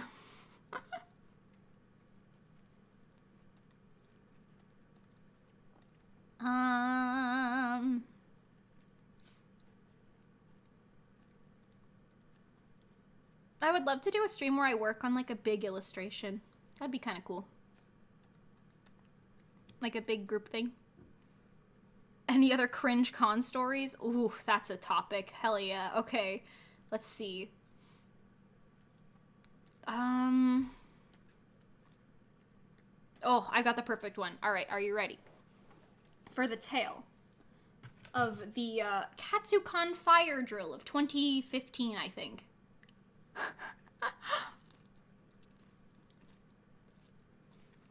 Because, that one is a doozy. Imagine, I'm like The cosplay I'm wearing, I was a silly child. I didn't think about a lot of things that I did, okay? I was wearing a very skimpy outfit, essentially. That's all you really need to know. It wasn't, like, intentionally skimpy, but it didn't really cover as much as, like, a cozy winter cosplay should have covered. Mind you, KatsuCon takes place in February, like around Valentine's Day, in Maryland, specifically National Harbor, so it's next to the water. TLDR, it's freezing. It's the most wintry con that I have been to. Why am I sideways again? What is happening? I'm not leaning right now. Hello? Bro? Okay. Jellybean is trying to break into your fridge. I love that. Oh no. Come back. I like how... Because Jellybean and Peanut, they're like siblings, like blood siblings. So I like how they just have the menace in their system. Meanwhile, Yuka's just sitting there like, what's happening? I'm scared. I'm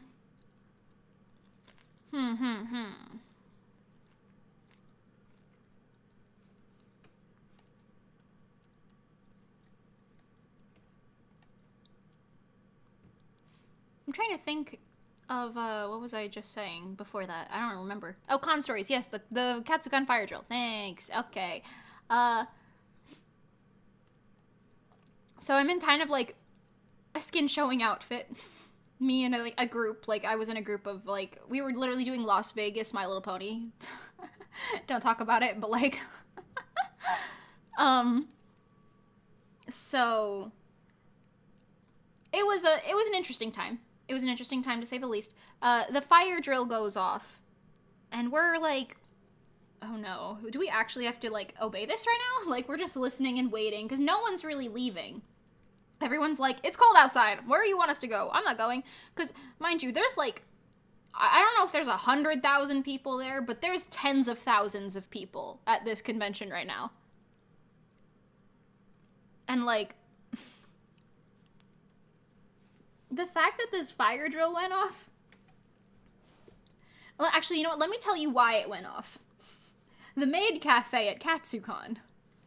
Not Cafe Kirahoshi, a different one, a not good one. Or maybe not a not good one, a different one.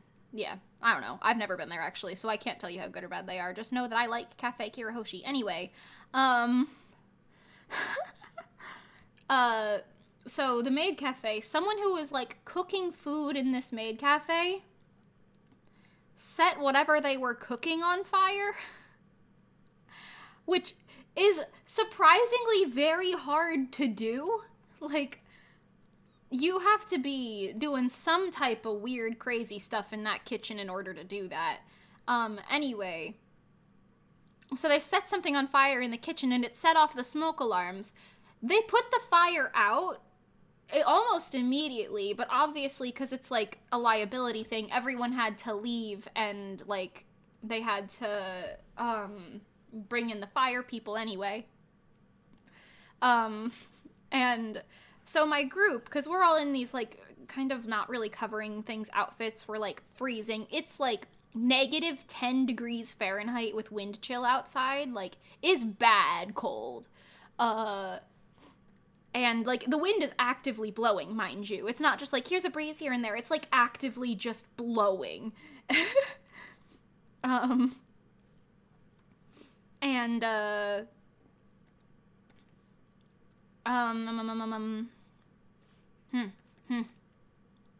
brain is thinking. I got sidetracked because I saw a squirrel in the window and everything went off still. Anyway. So... so it's cold. It's absolutely freezing. We're, like, freezing our butts off outside, and we're like, okay, how long could this possibly take? If we stay right next to the building... Because, like, at this point, we kind of knew it wasn't really a fire. Like, it wasn't, like, a big fire or anything. Like, there wasn't, like, an active emergency. So we were like, if we just kind of stay near the building, then we can get back in fast, and then we can just go in a corner and warm up.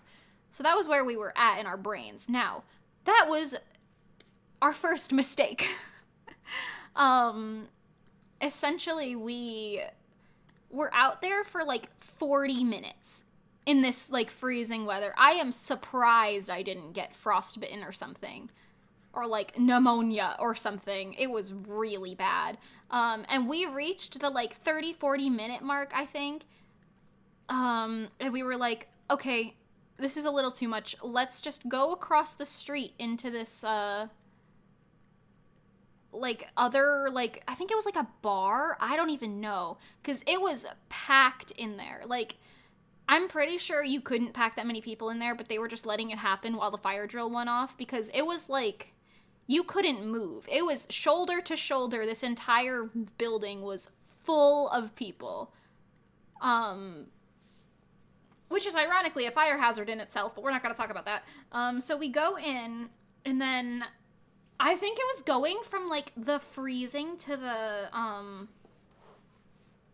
like the absolute freezing to like the room full of people, and it was really hot and steamy very quickly. Not in like a sexy way, like in like a bad, uncomfortable way. So it went from like really cold to really hot really quickly. I actually ended up passing out for like a second and then getting like moving over, and like people got me like a chair and everything. It wasn't like barbaric or anything, but I was like 16 and very confused, and I was like, I don't feel good. I don't want to be here anymore.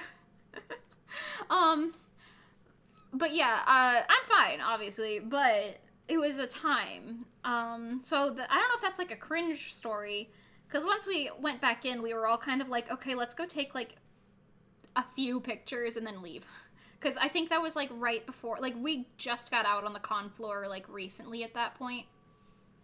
So we didn't even really get that far. Anyway, so we took a few pictures and then we all sat down up in the hotel rooms and stuff and chilled. Meanwhile, Faye was sitting in the hotel room. She didn't evacuate. She just stayed in the hotel room while the fire alarm went off, and she was like watching us down below. Like, I wonder if they're good. It was a very funny time. Anyway, well, it was funny in retrospect.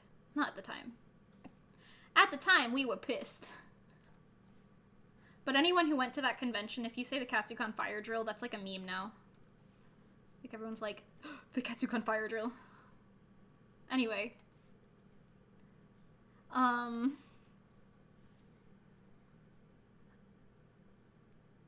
Something Skimpy Mimi, oh god. It's not a con if the fire alarm doesn't go off. Very, very valid. Didn't that happen at EY? I saw it on your story. Wait, didn't it happen twice, actually? Or was that just more videos of the same one? Did you say it happened twice? I mean, I guess it's fine, because it's, you know, what was that? Tampa, Miami, Orlando? It's Florida. You're fine. Like, it's not, you're not gonna get hypothermia from sitting outside. But still, it was probably annoying, I can imagine. I'm also going to get my hamburger now, because I haven't eaten it, and it's probably cold. Oh god, please, let me in. Let me in. Okay, I got it. I got it, don't worry, I'm not stupid. I'm silly, but I'm not stupid.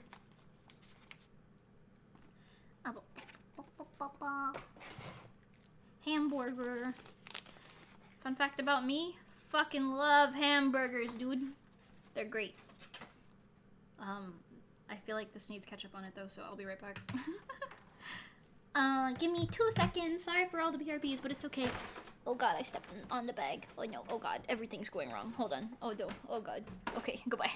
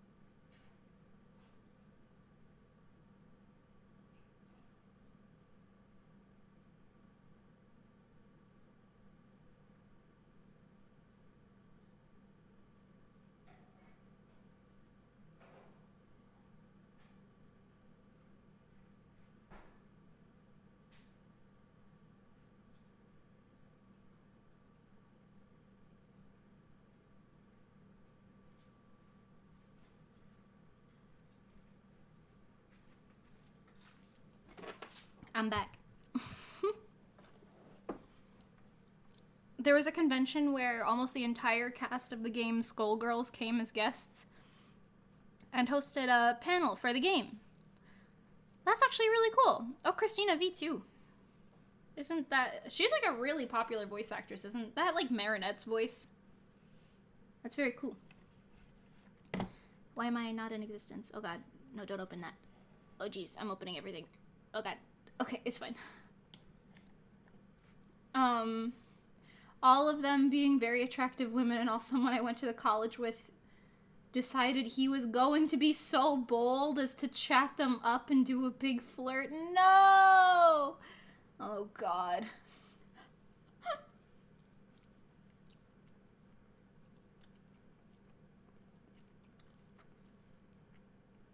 He proceeded to engage in said flirt and then invited them to a party in the hotel room. Oh my god.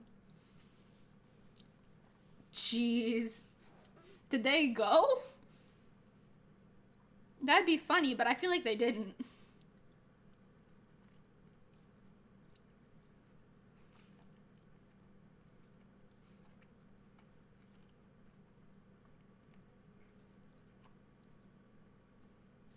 Sorry, I'm eating my hamburger. One fire alarm, but multiple ambulances? Someone broke their knee during the costume contest? How? Are they okay? Oh my god.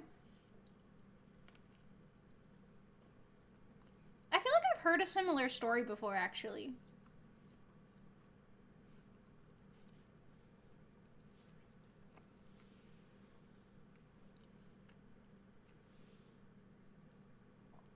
That is so cringy. Oh no. Not the knee breaking, I mean the guy flirting. The knee breaking is very like, oh wow, I hope they're okay. I can only imagine, like, that was my fear when we were doing the Miracle Wave performance, and that was the one where Chica was supposed to do the flip. I was like, you know what? I mean, it turns out I wasn't allowed to do that on that stage anyway, so I just ended up doing like a double cartwheel or something like that. I think I did like a back handspring or something. No, I don't know what I did. Whatever, it's fine. But oh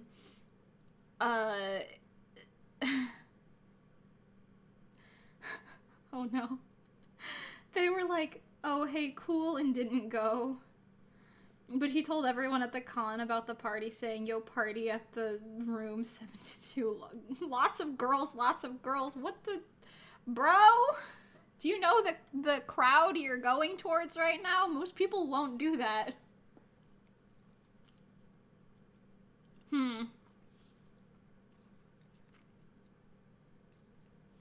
But yeah, that was my fear doing the Miracle Wave thing, because I was like, I'm about to go on stage and break my bones. I didn't, but like, that was what I was like, that's what's gonna happen, man.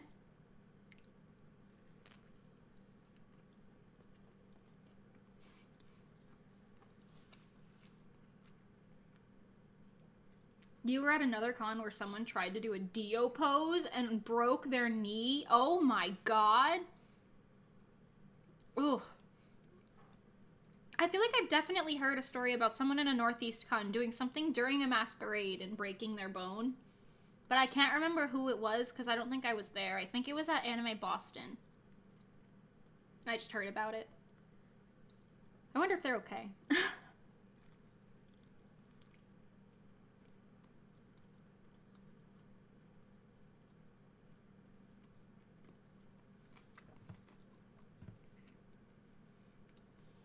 None of the VAs went to the party, but 2 girls at the con went, and they felt the thick, palpable levels of thirst in the air and left. Oh my god! That's really funny, actually. So it became a huge meme where we'd say, 722, lots of girls, lots of girls. There were no girls. That's very funny. I feel like if you wanted to attract girls, you shouldn't say lots of girls, lots of girls. That just sounds like... sounds like a mistake waiting to happen. Moral of the story is don't be a con story. Very valid.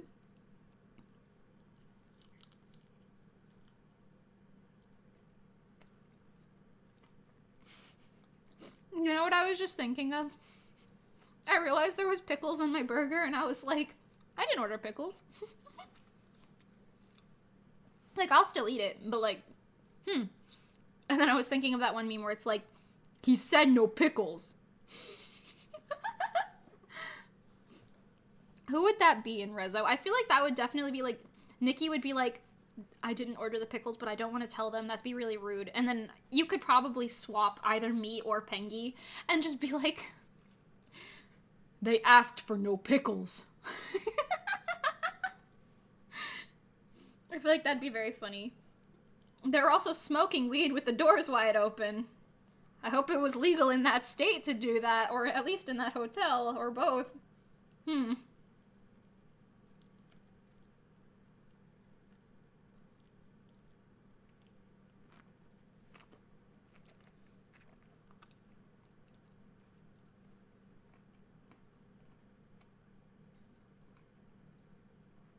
So, you know, brain geniuses, the lot of them. That's really funny. I'm almost done with my burger, then we'll get back to drawing. I'm so sorry.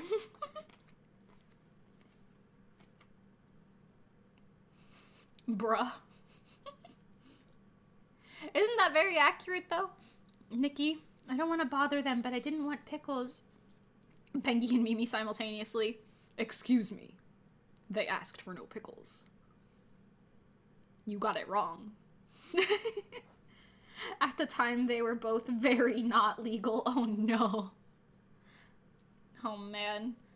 That's the trouble waiting to happen. I am so glad that I only room with friends at cons. Like, close friends. I don't mess around with any of that, like, oh, I just went with a random group of people. I don't mess around with that. No, you couldn't catch me dead doing that. I would sooner not go to the con, probably.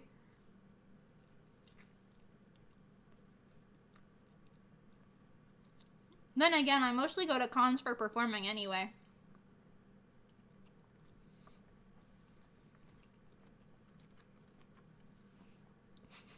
That's very funny, though. Con horror stories are interesting. Is the mouth in the drawing that I did way too far to the left? I feel like it is. I keep looking at it and thinking, maybe I should fix that. I'll move it, don't worry. Maybe that's why her face feels so big, because the mouth is, like, not proportionately in there correctly. It'd be like that.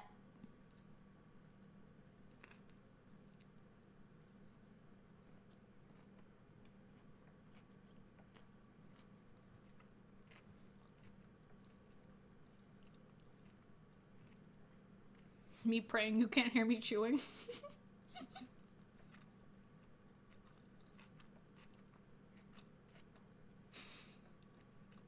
Oh, Jesus Christ, Joestar, I could never room with randos.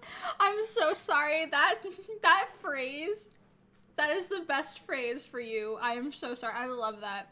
Oh, Jesus Christ, Joestar. That's amazing. That's amazing. But yeah, I don't know. Like, not even entirely randos all the time, but like, some of my friends, when I was in Darling, they would just room with, like, a bunch of people that they, like, sort of knew, but, like, not really. Or, like, they roomed with one person that they knew, and then that person's friends, and then they realized they wish they didn't know that person or their friends. Because, like, I've heard so many things of, like, oh, they left the hotel room in shambles. Oh, they stole this from me. Oh, they did this thing. Oh, my money's gone all of a sudden. Like, oh my gosh, I don't think I could deal with that.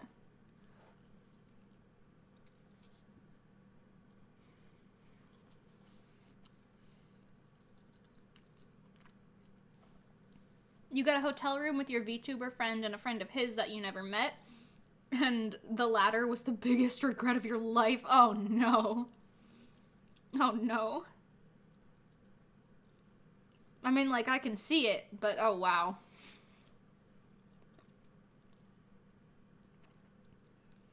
Okay, I've only got one bite left.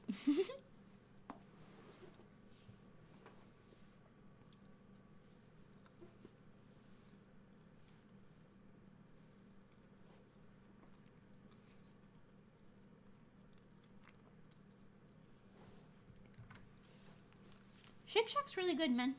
I don't have it that often, but it's good.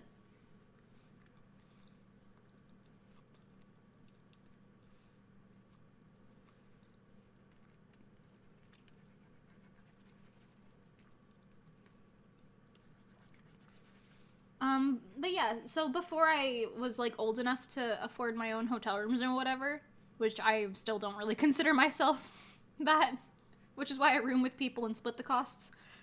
But I used to go to, con horror story time. I'm intrigued. Yeah, oh yeah, I'll get into fun stories. It'll be good. But I used to go to cons with my mom, and, like, we would just have our own little room, you know, because she has all those, like, fancy, like, you get points if you go here, and then you get free rooms if you do that.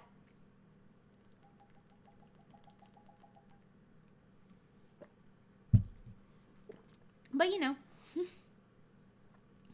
You don't want to share the reason why, because your mom is eating? Oh, because I'm eating. Okay, I'm not eating anymore. But, I thought you were like, I don't want to say the reason aloud. I am having a conversation with you. Me not even comprehending that I'm talking to you through a chat right now. It's okay. But yeah, go ahead.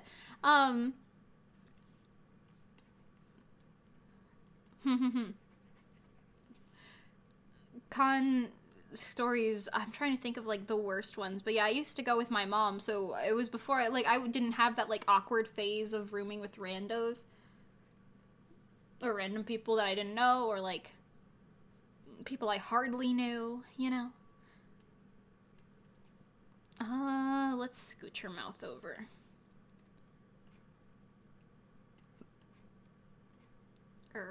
Okay.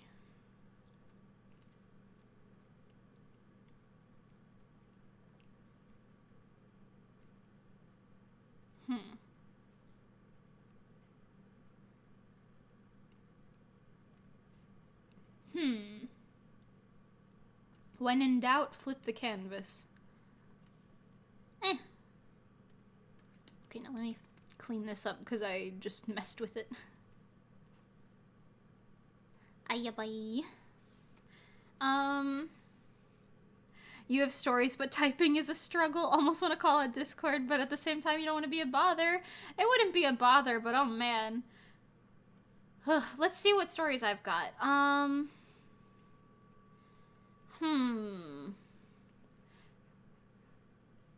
like, trying to think, because I have a lot from, like, just general poor experiences. I don't know. Let me tell you about Anime NYC 2019. Yeah, as in total, overall. Let me just tell you about that. Anime NYC does me dirty every con, but that was, like, they, like, banned idols or something akin to that from their masquerade, that year. And I thought it was really stupid. So I sent them quite a wordy email. And then, essentially, we got in connection with some other guy because the con chairman felt bad about it. He was like, sorry, I can't do anything about this now, but here's, like, this and that you could do instead. So we ended up getting a thing at the Lumica booth and, like, a little slot to perform there. Although the problem was the slot ended up being a lot longer than our planned performance. So we were like, we gotta fill this. So we ended up just saying, screw the original song that we were gonna do. Let's just straight up do a bunch of covers of songs that we already know, and just maybe learn some minor dances for them, like memorize the lyrics and whatever, and then we'll be good. That was a mistake for multiple reasons, but don't worry about it. So TLDR, you just need to know that that's what we were practicing for during this story. Also, the sun is trying to kill me. The sun wants me dead. I am blind. Okay. So we're staying at Faye's house because she lives closer to New York than I did at the time. So we would just go there, then we would go to a train station in the area, then we would get on the train and we would go to the city. You know? Pretty straightforward.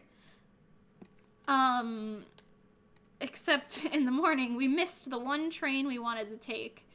And then I vlogged this. It's on my other channel if you're, like, really curious, but honestly, it's kind of... It's like that type of entertaining where it's like, alright, at this point, I just feel bad for you. So we missed the first train, and they were like, okay, it's fine, we'll just wait for the second train. We got the second train, so we got to the con a little late, but we were fine. We had a good time, you know? the next day comes when we're supposed to be performing. Or actually, no, not even that. That night comes when we're going back to her area. I will punch the sun for you. Oh my god, no, I just needed to put something in the way of the glare. It's like reflecting off of my desk and like blinding me.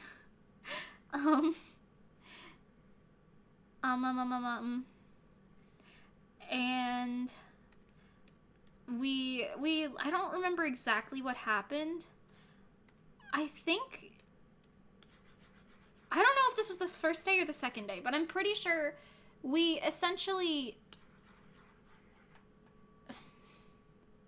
Okay. I'll just skip the first day, because I don't remember what the heck happened on the first day. Just know that we missed the train and things went wrong train-wise. Okay, so the second day. We had the Guilty Kiss concert that day. And we wanted to, watch Guilty Kiss live. We bought the tickets and everything. It was good and great. It was supposed to start at, 7 p.m. probably. And, the doors opened at 6. And then we were like, okay, cool. So we'll just take the, 4 o'clock train, get there by 5, and we'll be fine.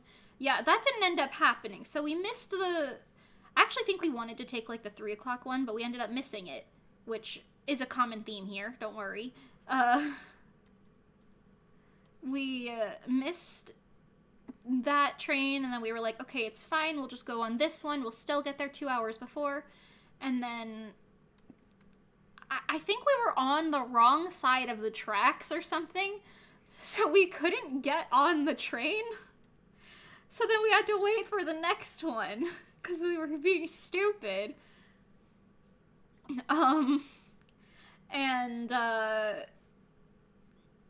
we're, practicing on the train track thing.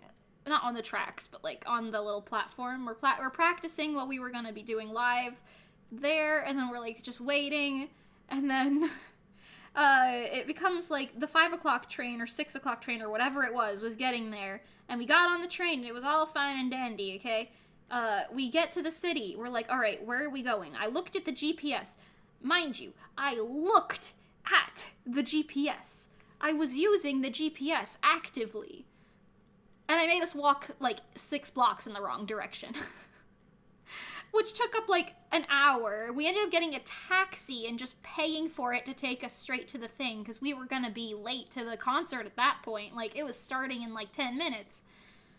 And then I was telling him, are you sure it's not this way? And he was like, no, I know where I'm going. And I was like, oh my god, I'm sorry. I'm just concerned. And then... we got there. Literally at 6:58, I think. TLMC, he comes out, because he had our tickets for us. I think we paid him for them, but, he obtained the tickets for us, And he comes out with our tickets, he's like, the show's gonna start now, you're on your own. And I was like, God bless you! Thank you, sir! My savior. Anyway, so we go in. There's no open seats except for 2 ones in the back of the row. And we're like, okay, fine, we'll sit here. We'll be right here, it's fine. It was a very good concert. Guilty Kiss is incredibly talented, and everyone else who was performing was great. It was a good concert. I couldn't hear myself by the end of it because they had the speakers so loud. I think that was the first time I was like, I need to start carrying around earplugs with me. And now I do. But anyway, it was a very good concert. It was a lovely time. And then, skip forward a little bit. I don't think we stayed at the con too much after that. I think we, sat down and ate our food with our friends, and then that was about it. But, we, were, getting back to the train station. We get some food at the station, and we're like, okay, cool, we'll just hop on the next train. And then we're trying to figure out what train it is. And I don't remember exactly what the problem was, honestly. But, I think we didn't miss it, but we couldn't figure out which one was the right one. So we asked people, multiple people. And they were like, oh, the only one going that direction is in, an hour. And we were like, what? Okay, so we waited for that one. And granted, we probably should have found the tracks it was gonna come in on before we waited for that one, but we just waited elsewhere. We just waited in front of the little thing that would tell us, like, the times. And then the time pops up and it's like, it'll be here in 2 minutes. So suddenly we're like, oh my god. So we start running. We try to figure out where it is. We miss it. That's the TLDR. And then there was another one coming after it. So we were like, okay, cool. We'll just get on that one. So we get on that next train, okay?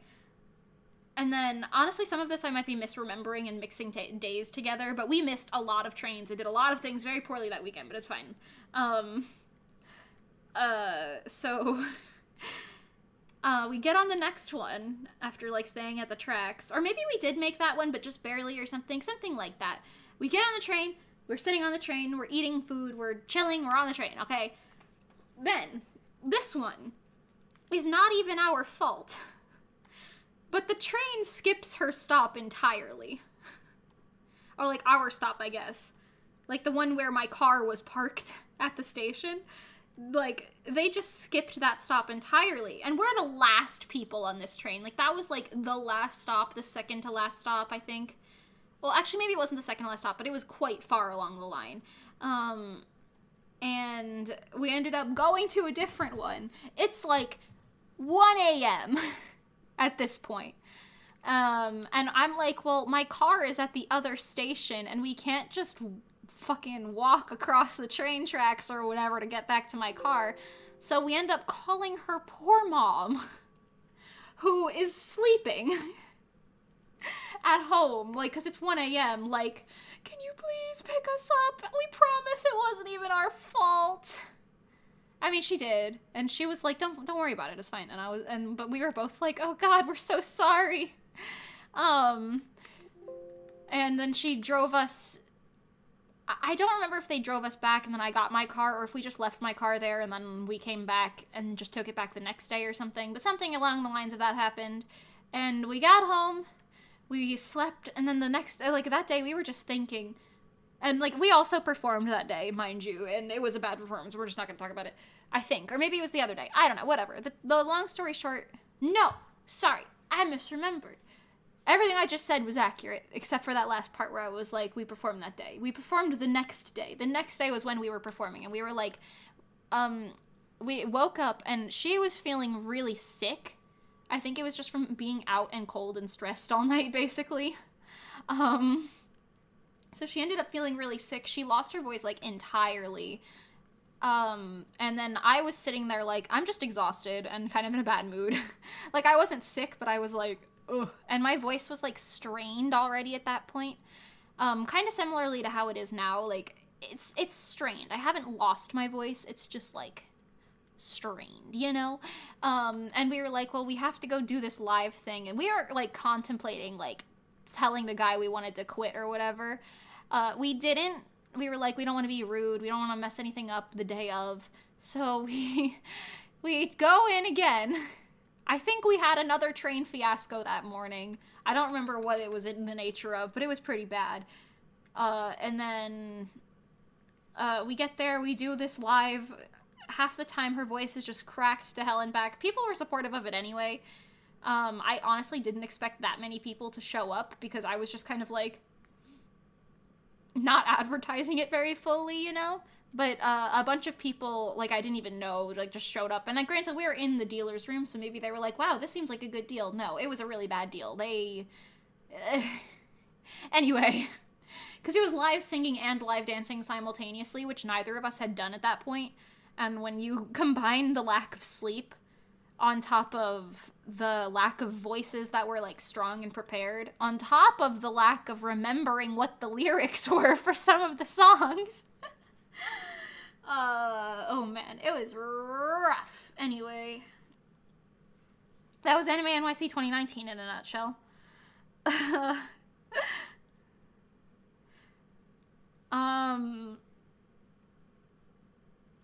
You'll punch the sun for me because you're the real sun. I love that. That's perfect. But yeah, in Anime NYC, I ended up being, like, dirtily done every Anime NYC somehow, some way. Because, like, the year before that, we were doing, the Masquerade with Stellar. We were doing Embers of a Phoenix. And And I really liked that performance. We were, like, rather good in sync for what Stellar was at that point for that performance. And it was a fun time, you know?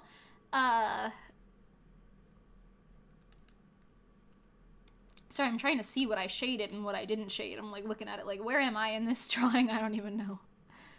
Oh, that's not a good way to do it.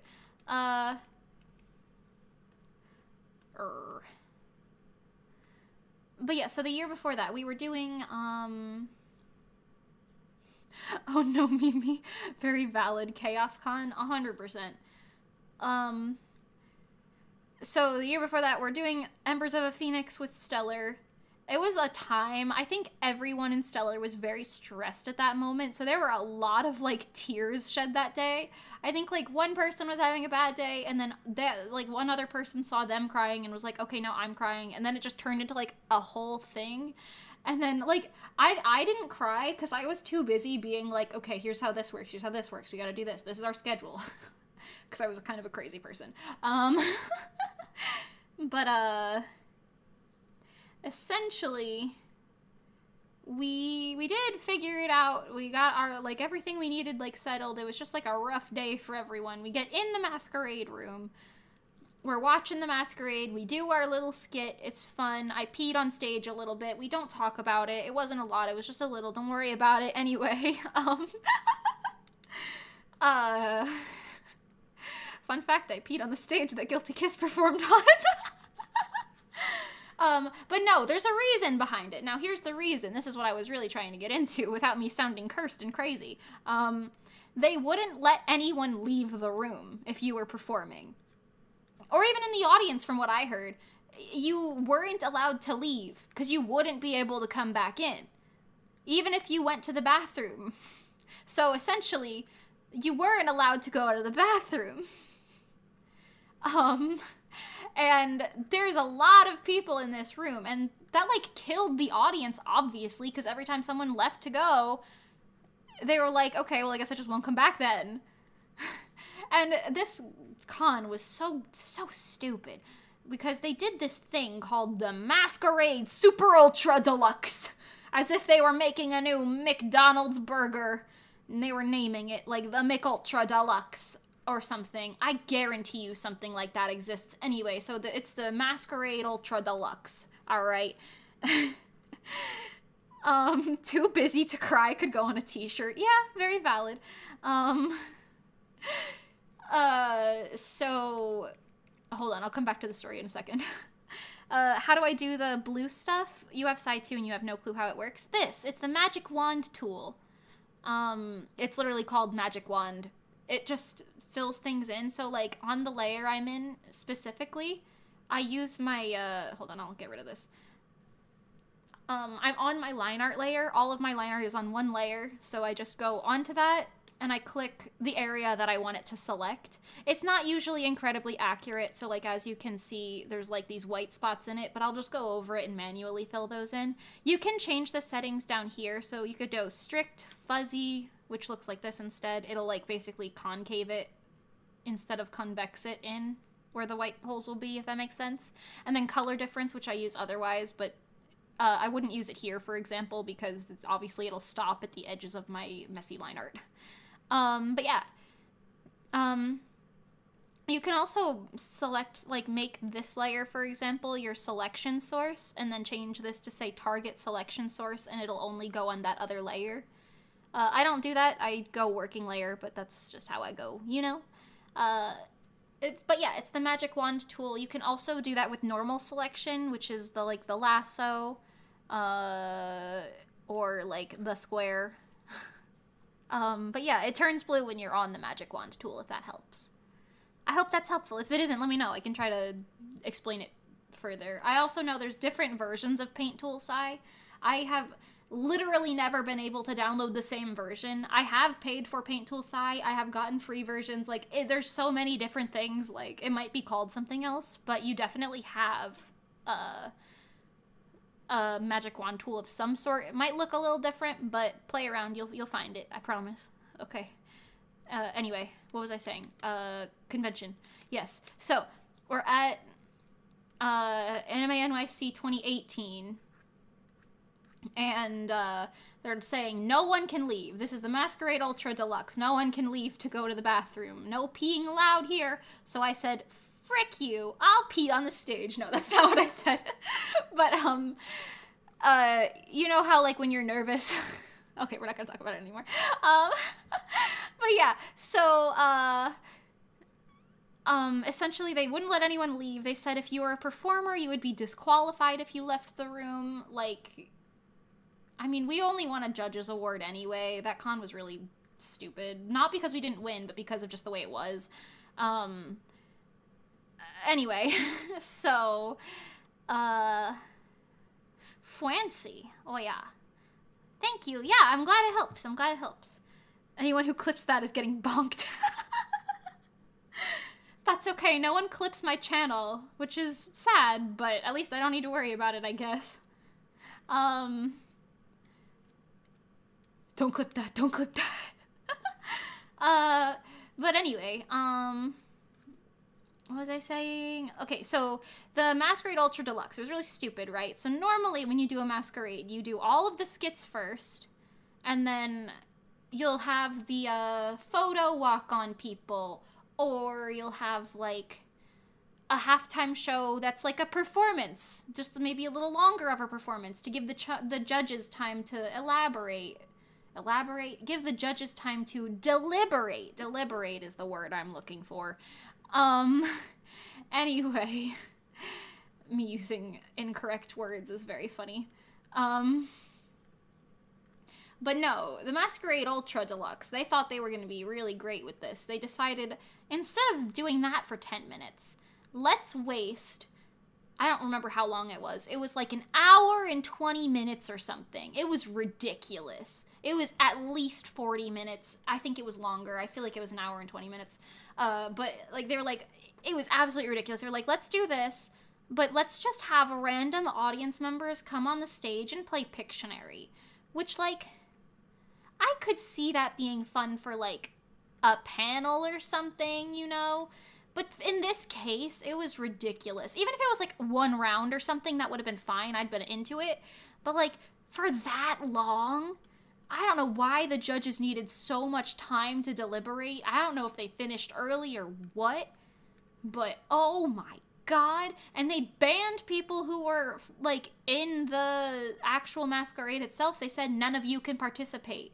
There was a point where we were chanting, one of us, because one of us wanted to go up there. So many people had our hands raised, and then they were like, no, the people who came here to be on stage, you can't be on stage. Random audience members? Come on up. Which, like, I guess include them or whatever, but that's just really not the way to do it. Like, oh my god, man. And that on top of, like, banning us from going to the bathroom and just making this, like, masquerade last for so long. Like, literally, the convention closed, and the masquerade was still going on. Like, we were, like, when the masquerade ended, it was, like, 2 a.m., and they, like, forced us out of the con immediately, because they were like, it ran long, now you have to leave. Did you know most normal masquerades last from, like, 2 to maybe 6 p.m. maximum? Like, they let people in at 2, show starts at 3, you know, maybe even 5. Like, the show starts at 5, it goes to 6. The show is usually no longer than an hour, 2 hours if you have a lot of acts. But, like, the fact that this show, like, the halftime was almost as long as the show, if not, like, the same, like, length or whatever. It was ridiculous. That was insane. And I also sent a very wordy email that year. TLDR, that dude who's in charge of Anime NYC, he knows my emails, and he probably dreads them every year. Anyway. So the year before that, I went to Anime NYC 3 times, so that was 2 times. The one before that, it's going to be a much shorter story, but all you really need to know is I just went there with a friend, and that friend low-key just, I don't want to be like ditched me, because that's not necessarily right. That sounds really bad. I'd never been to New York City, like, alone before, like, without my parents or something. But, the TLDR is that, I was in one of my Mimi cosplays, actually, but like one of my stellar version Mimi with the shorter hair. Back then, it was 2017, and we're walking around New York City outside, like going to the con. And I don't remember why. I think I stopped to tie my shoe. Literally something stupid like that. And I turned, and the entire group I was with was gone. And I was like, where the hell am I? Where is everybody? So I ended up just trying to find my way to the con myself, but my phone, I don't know if I didn't have service or if it was dead, I don't remember, but I couldn't use my phone. So I walked into a T-Mobile store, because I had T-Mobile, and I was like, this must be good. So, T-Mobile is bad, by the way. That T-Mobile store was helpful, but T-Mobile is not the best service. Anyway, whatever, it's fine. Unless they want to sponsor me, then they're the best! Just kidding. But anyway, so, the TLDR is, I walked into this T-Mobile store, and I was like, can you point me to the Walter Reed Convention Center? And he was like, are you okay? You look like a lost, alone, scared child. And I was like, that's kind of what I am, but I just need to go there. And then he gave me directions. He let me charge my phone for like 20 minutes, and then I left. I made it to the con center, had no idea where anybody was, basically wandered around the whole time. Turns out they took the train back. Mind you, I was staying at this girl's house. And like... no shade or anything. Like, I've forgiven at this point, but still, it's just like, are you really joking me? Like, they got on the train and went back without me. And I was like, do I look like I know where I am to you? Moral of the story is I don't think I ever hung out with her again. But yeah, it was really, really ridiculous, honestly. Like, their whole friend group ditched me multiple times. There was a point where it was, like, late at night at the con. I was like, I want to go, I want to leave, I don't want to be here. And then I'm texting them, none of them answer for, like, an hour. And then suddenly I get a text saying, oh, we're back at the house. And I'm like, you're back at the house? You're what? I considered staying at that con overnight before I realized that they were going to close. And I was like, God damn it all. So I found my way to the train station, figured out what train it was miraculously, and got on. I'm glad I had the little train card, because, oh my god, man. Anyway, it was a time. TLDR, Anime NYC, either directly or indirectly, has done me dirty so many times. Would I go again? Probably. Would it be smart? You know, probably not. Dark Mimi would absolutely tell the world she'd pee on stage. Yeah. Making someone hold their pee should be illegal. Bro, you would think. Speaking of, I have to pee, so I am going to go to the bathroom now, because this is America and I can do what I want, so I'll be right back. Okay, see you in 2. Oh, wow.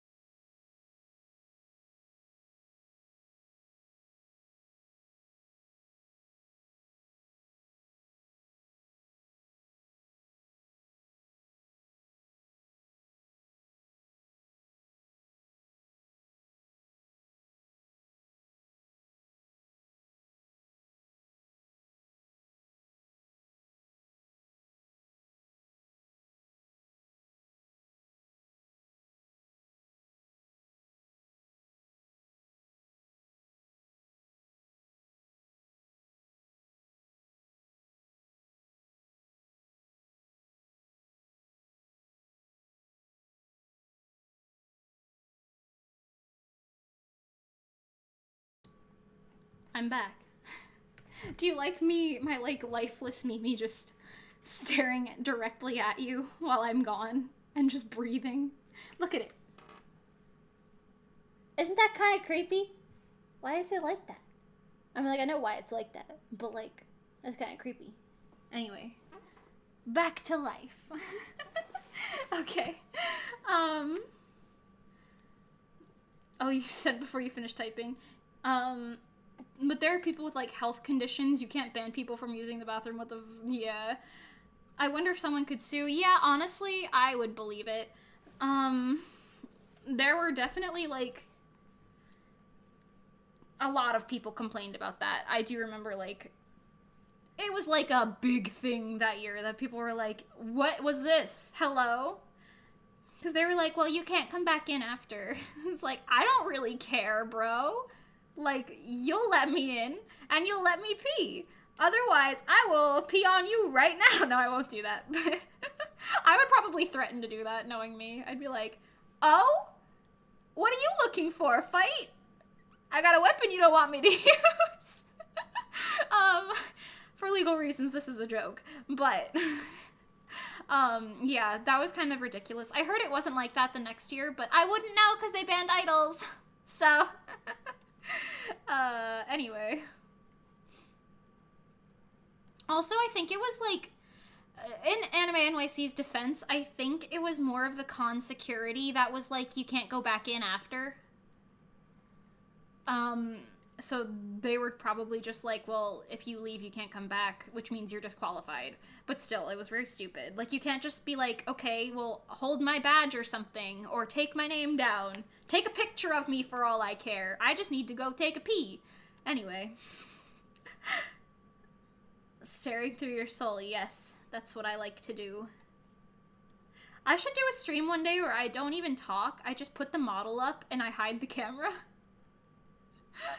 So you just see me staring at you and breathing the entire time. That'd be a very good Halloween-y thing. I should have done that. Maybe I won't do that. Maybe that's cursed, actually. It's fine.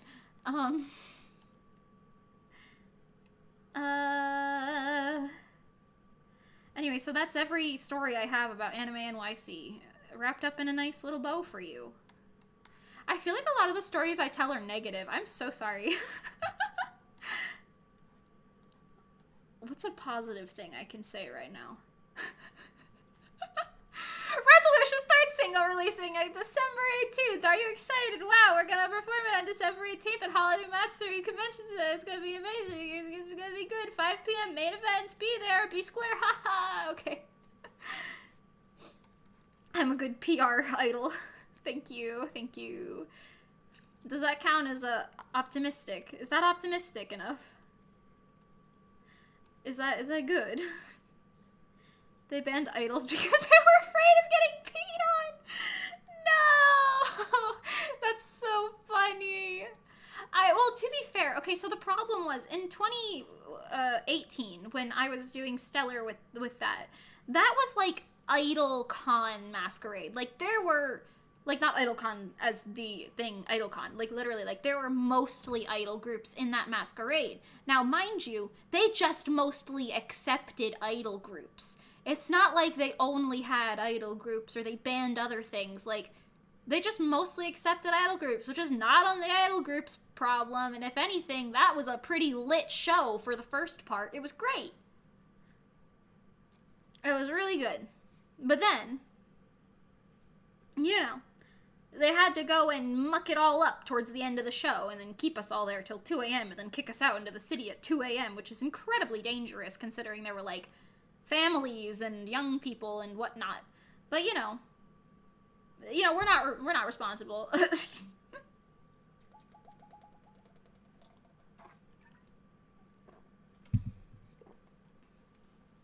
Woo, let's go, goddess. Ooh. I'm so excited to perform. I think about goddess all the time, you know? Anyway, you know how you guys have all heard Goddess, right? You've all seen the music video.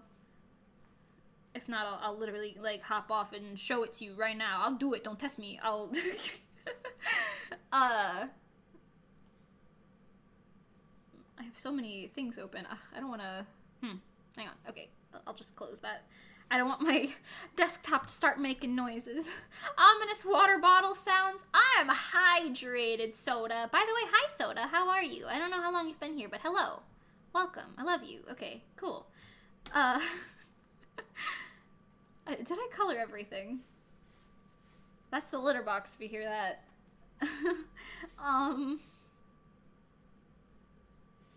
I think I colored everything. Right? Nope, no I didn't. Ah, right there. These little metal loopies that I have here for literally no reason. I don't understand. I designed it, but like, do I get it? No. There's my neighbor checking her outdoor camera that she hides in the bushes to spy on the construction project across the street.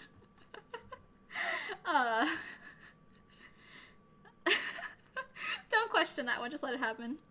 You still think Pengi's "that's right" is my favorite part? I'm telling you, it is the only thing in Goddess that matters. It's so good. Okay, maybe not the only thing, but like, it's great. I love Pengi. I would kill for Pengi. We actually talk about that a lot, because like, anytime I'm sitting there trying to say like, oh yeah, I don't know, I'm like, how do I express my love for this person?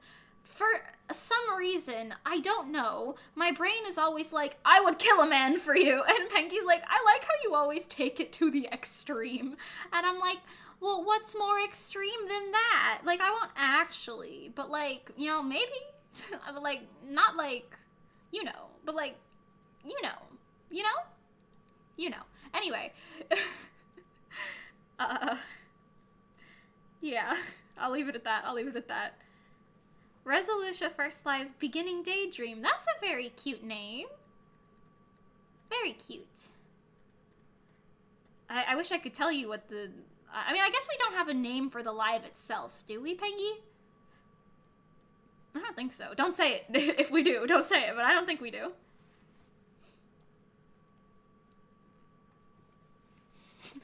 I don't mean to be dramatic, but I'd die for Reso. I love that. Thank you. Don't, but thank you.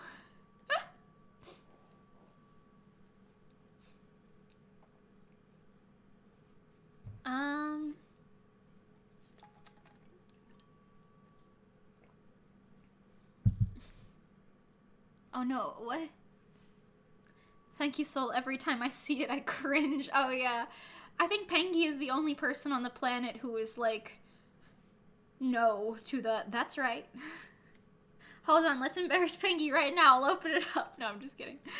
I'll open up Goddess, specifically go to that time slot, whatever it is.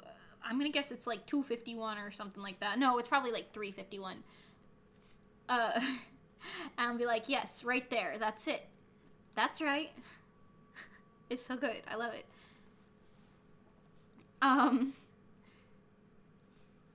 No, Pengi, it's so good. It really is.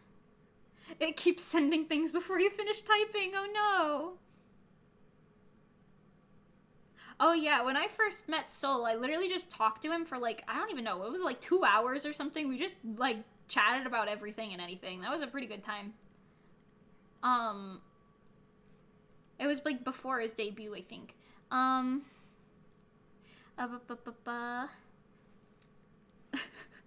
love that. I don't mean to be dramatic, but I'd die for Reso. Not to be dramatic, but I'd kill for Reso. That's kind of terrifying. The name of the live is Pengi Time at Hallmat, featuring Nikki and Mimi. I love that. I would be behind that, honestly. We walk out on stage, you hear nothing but Goddess playing, and we say, it's Pengi time! And then it's just us worshipping Pengi for the whole 10-minute time slot. You think I'm joking, until you hear Goddess playing. Then you're like, maybe she's not joking. Anyway, just keep that one in the back of your minds.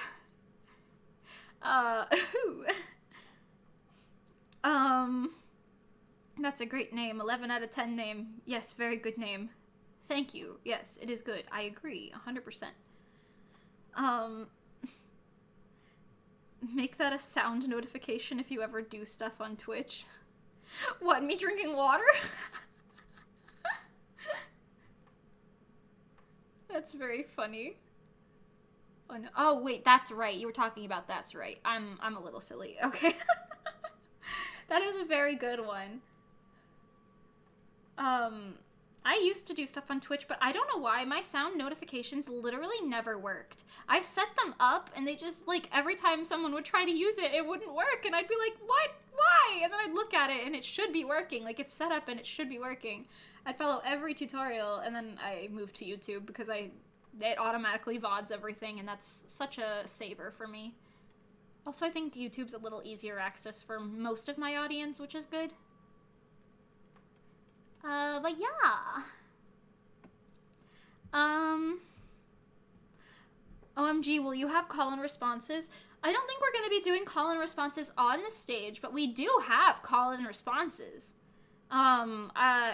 Granted, mine and Nikki's are a little less developed. I actually don't know what Nikki's is off the top of my head. I know what mine was like. I was brainstorming mine to be, and Pengy's is my favorite, and it's actually good.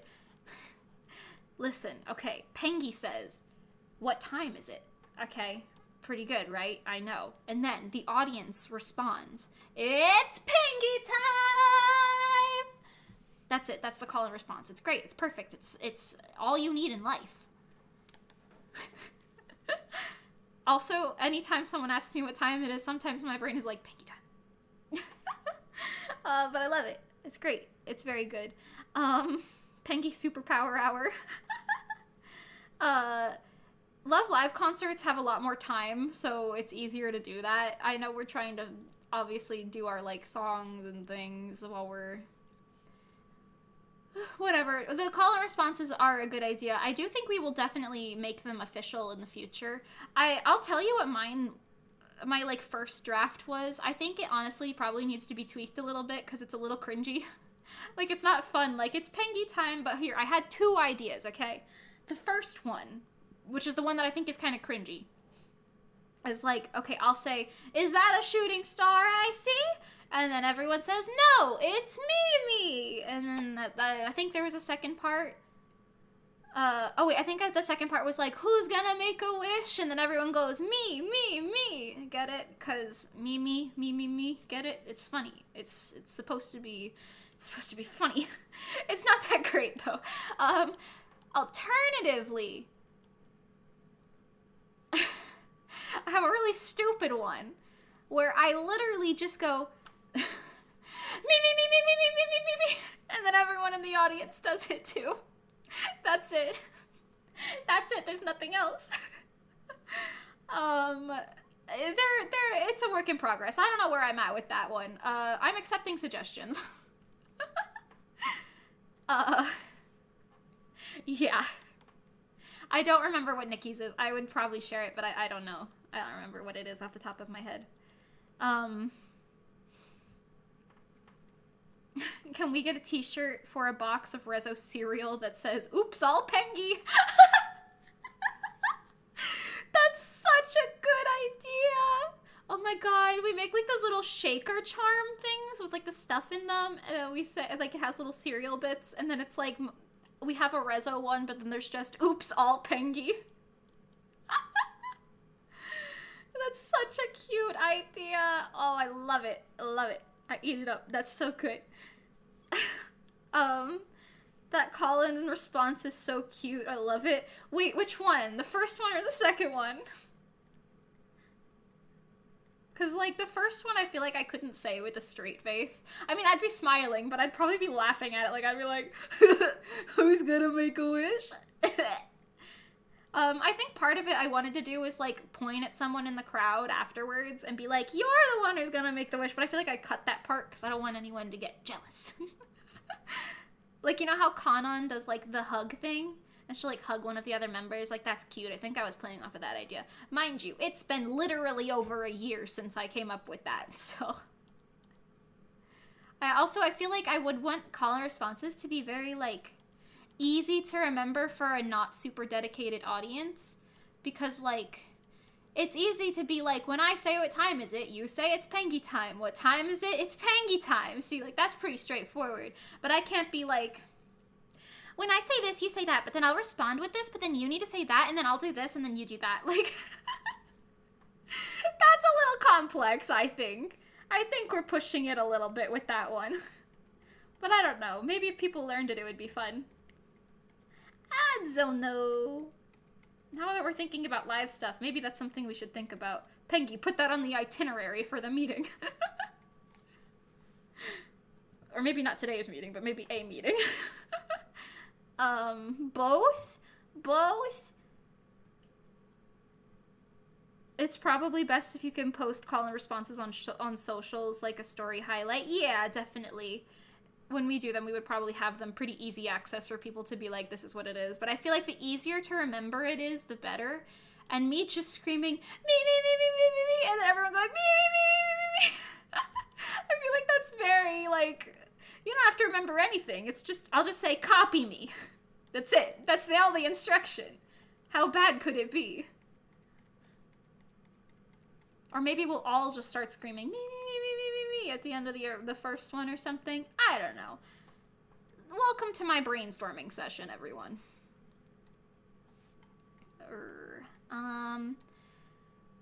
We have so much to discuss today. Oh my god, I don't even know. I haven't looked at that. I know we have, because we took off for one of our past meetings, I think, right? And then that was when we were like, maybe we shouldn't have. Wait, did we skip the past two, actually?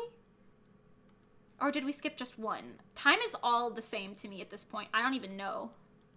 I know we skipped at least one, and then that, like, it, like, doubled the length of our next one, which is today. So that's also why I'm hopping off at 5.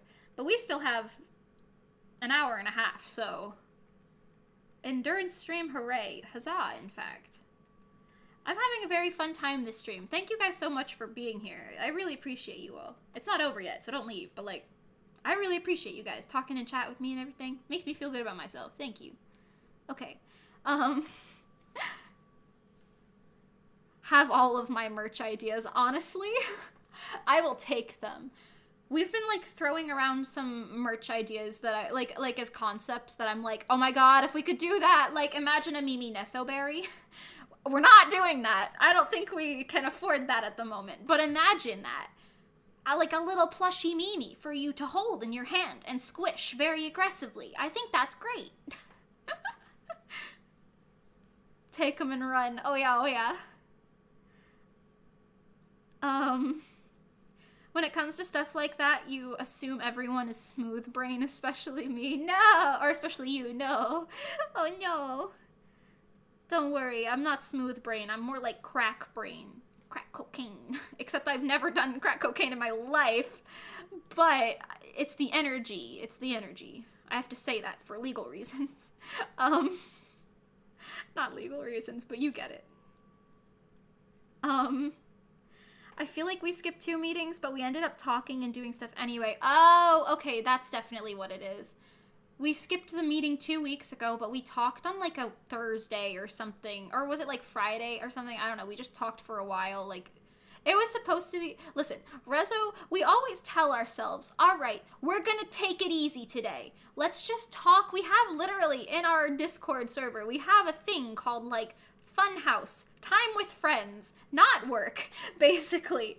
And we'll, like, go in there just to hang out with each other in the day or around the times when we're not meeting and stuff. You know what I mean? But, like, we will literally sit there and talk about Reso, which is basically, like, work, essentially. We'll just talk about work the whole time, and then we'll stop ourselves and be like, I like how this was supposed to be a, like, relaxing meeting, and then we're all like, so anyway, back to business.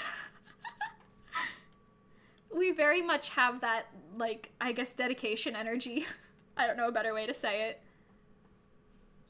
I'm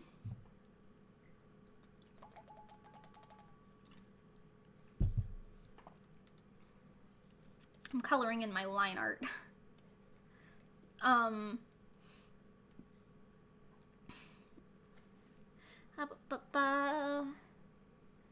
Pen light inserts. Oh, that would be very cute. Pengy said, oh wait, I'm curious, what merch do you guys want? I want hoodie. Hoodies would be dope. Big hoodies. Pen light inserts.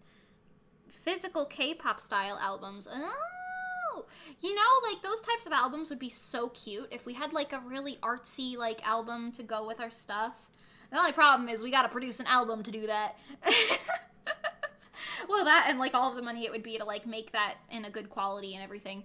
But hey, that is certainly a really good idea. Hoodies is much more viable. I think we had like I don't want to say we had a bad experience, but we sold t-shirts when Reso originally existed, and it was just, that like process was so painstaking. Like, getting the t-shirts to look the right color and to be good quality, and then getting them to do this and that and whatever. So we kind of were all just like, let's just not see clothing options. But I feel like we're definitely gonna lean more into them anyway. So if you want hoodies and stuff, don't run away yet. Don't worry.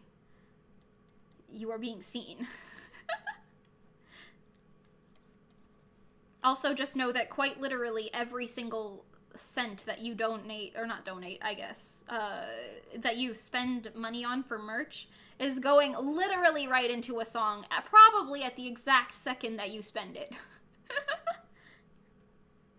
Or like a costume or something, something idle, productive, related, etc.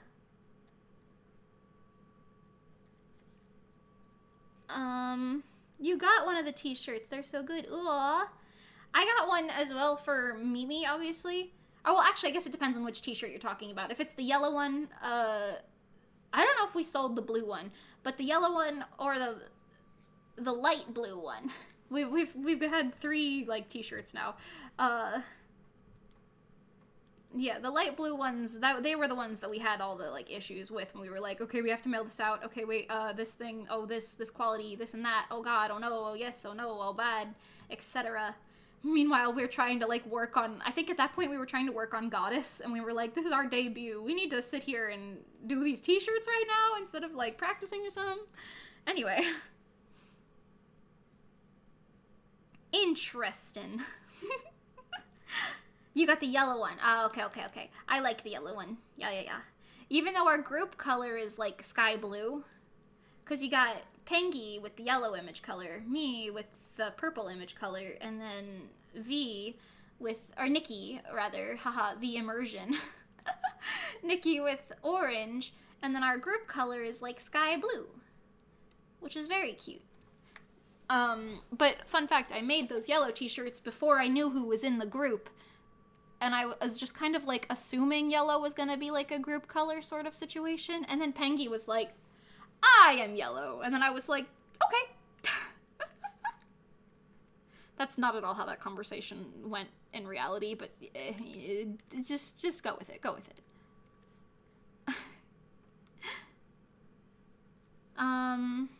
We have to make new ones for our new logos too. Maybe do that soon. I don't know.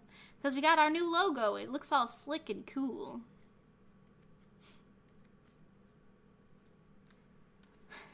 That's right.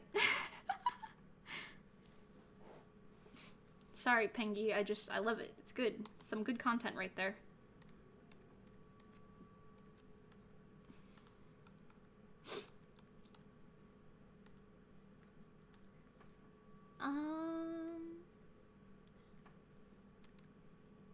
I wonder, do we have any, I mean, obviously don't say it, Pengy, but I wonder if we have any, like, that's right equivalents in our, like, upcoming single.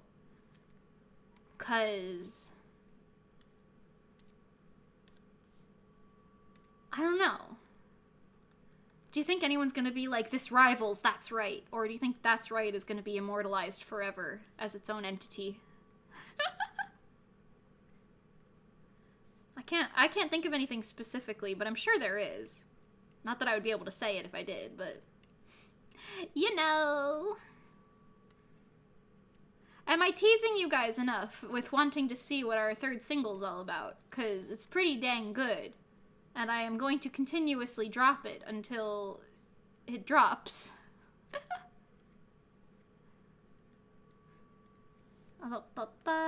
We will shine so bright, just like Lucia in the night. I decree you buy all of our merch things, please. We're so broke. We're idols. Buy our merch and help us. I don't know. Pengy and I do those little parody versions of our songs all of the time.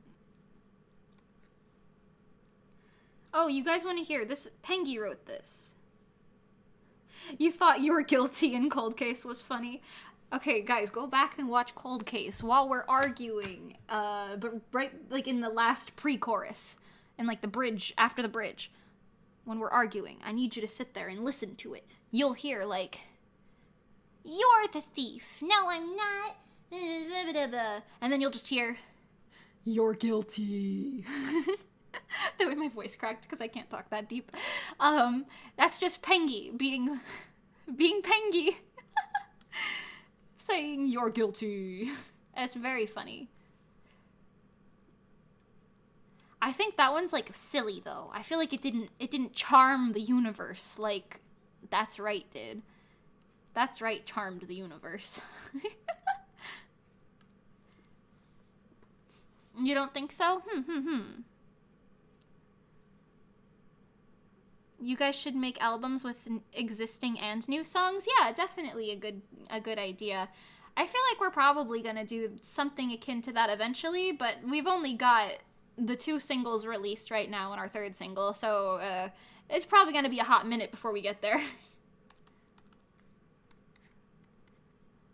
I'm not kidding, though. You hear us walking on stage, you're gonna hear, like, Goddess, you're gonna hear it go, and you're gonna be like, oh god, they're just doing Goddess. They're doing Goddess right now. And then it's gonna be, you're gonna be bamboozled. Because it's just gonna be, it's Pengy time.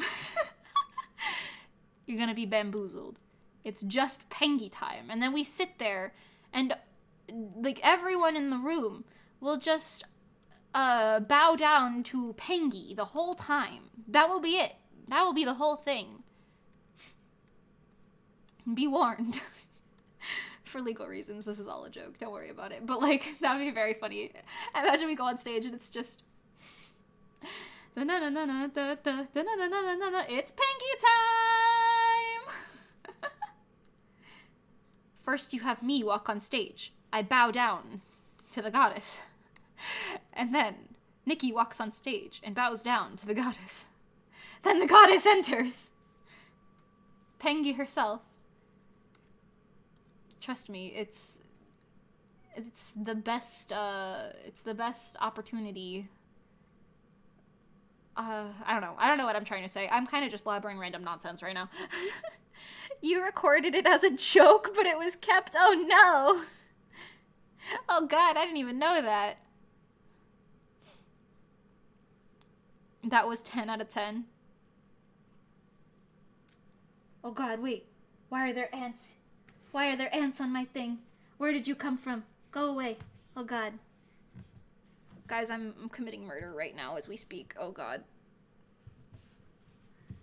What is that? Why? Stop. Why are there so many of you? There's no food in here! What the hello? No! I don't like my life. Oh god, why? Hold on. Okay, I gotta... Ugh. Literally the only food in here was the food that I ate earlier on stream. I don't keep food in my room. Why are there ants here? I just want to know. Hold on, I'm going to spray some Lysol. Clean up my existence, because now I'm uncomfortable in my existence. Why? Hello? My room is so clean. Where are you coming from? Leave me alone. Here comes the Lysol.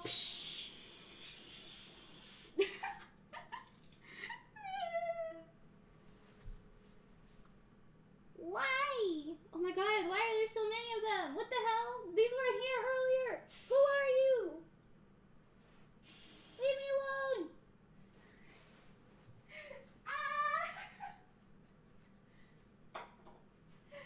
I'm not comfortable.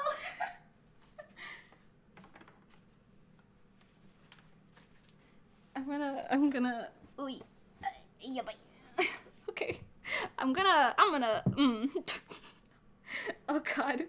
I have that little, like, ant poison or whatever. I gotta find where that is. I'm gonna text my mom really quick. I just sent her one text. Where is the ant poison, period? That's exactly what I sent, word for word, by the way. Where is the ant poison, period? I'm terrified. I don't want to be here anymore. Anyway, back to drawing. I mean, like, I'm not, like, touching the desk. Oh, I put that right in front of the camera just now. Okay. Get the pepper spray. Oh, God. I have pepper spray, but I'm not going to use that on the ants. Pengy spilled the tea. Spilled the tea?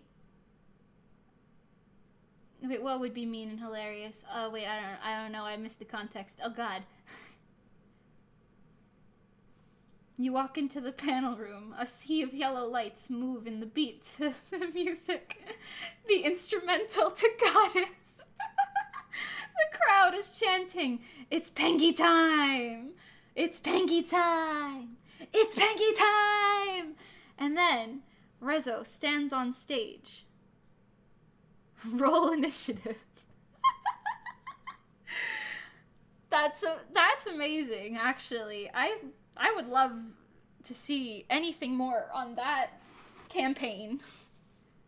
Why are there so many ants? Why are you all where are you coming from? There's no food for you. There's literally nothing. Where are you? Why are there more? Stop! I will kill you! I will! You will die! Leave! Why? Why does God hate me? Okay. It's fine. I'm just gonna... I'm like looking. I don't even know where they're coming from. Like, it feels like they just came out of my keyboard. Hold on. I'm gonna lift up my keyboard.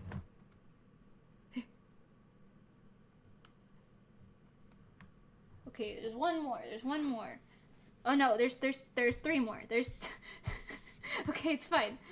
It's fine. It's fine. I'm terrified. I'm terrified. I'm terrified. Okay, it's fine. I'm not scared of ants. I just really, really, really, really don't like them in my space. Okay, anyway. Mimi punching the ants? No, I used a tissue. You just hear me going.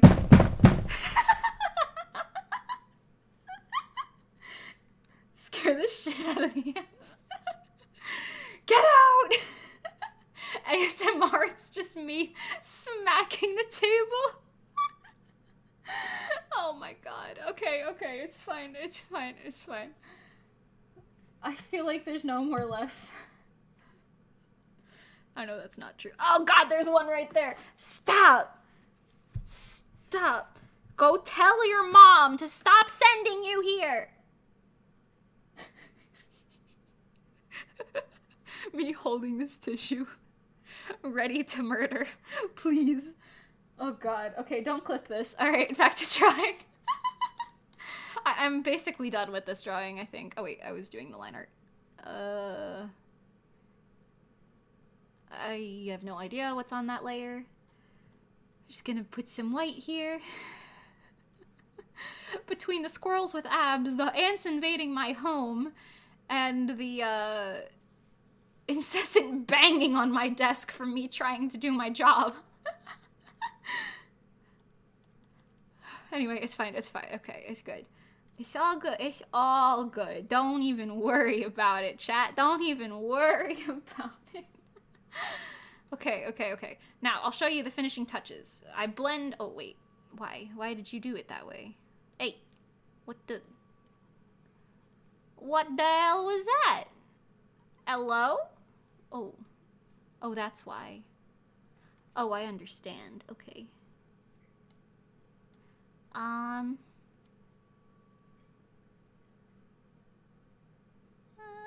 That's fine. Okay. Alright, so we blend the layers together. Now it's just me on one layer. Yippee! Um, you add some little sparkles in the eyeballs. Wow. The shinier you are, the cuter you are. That's how the world works.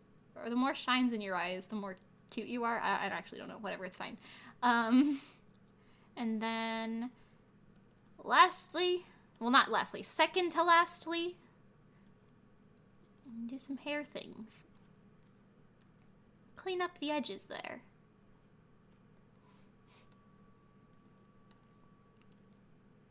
If I see another ant on my desk, I'm gonna lose my shit. Ants invade my stream. I get raided, but in the bad way. Actually, I don't think you can raid people on YouTube, can you? Either way, though. The type of raid no one asked for. Then, I turn it on them. I spray them with actual raid. Which, isn't that like a bug killer thing? I don't know. I just have this little bottle of, like, ant poison that I'll just put on my, like, window thing. And I'll be like, okay, cool. Don't come in here. You'll die. You don't want this. And then they do it anyway.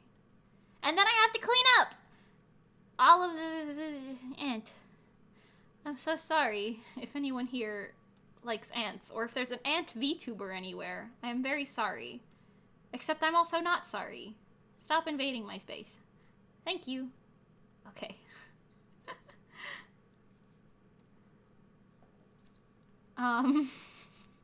I'm so sorry. I would say my commentary is just going downhill as I speak more and more.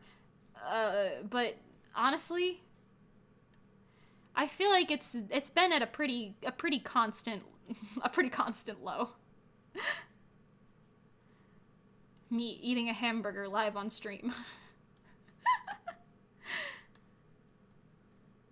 You guys have found out so much about me and my life through the stream today. Have I turned you away? Or are you intrigued? Are you intrigued to stay? Invite your friends, maybe. Is it cursed? Okay, lastly, we just do these little glows. You give it some color dodging. It's all great and good. Make it look a little more three-dimensional, because this is a very straight-on type of angle, which is valid. But, you know, the glows will do it.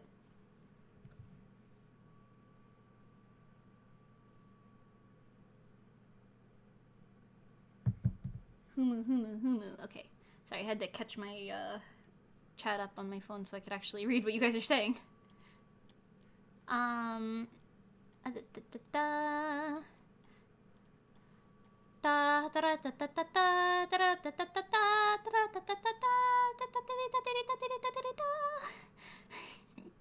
Have any of you seen that episode of SpongeBob? Or they just talk about the Krabby Patty, but there's like that ridiculously long intro where it's just getting closer and closer to you, and the guy's going like, he's like out of breath, and he takes a second to like breathe, and then he's like, and he starts talking. You seen that? Am I crazy?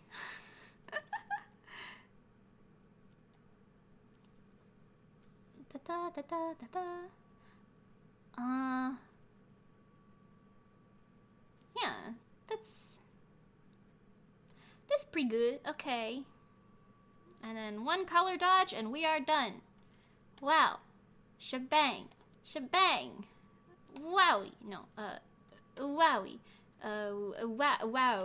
Wow. Crazy. Put some orange down there. What about some, blue over here?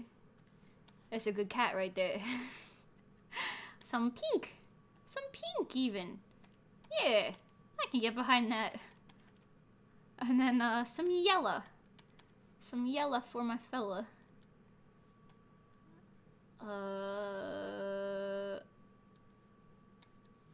And just a wee bit more blue. You might be like, Mimi, what are you doing to this image right now? Don't worry, we lower the opacity. Almost entirely. And then we just fix it up a little bit. I don't like it there, it's a little much there, and it's a little much right there.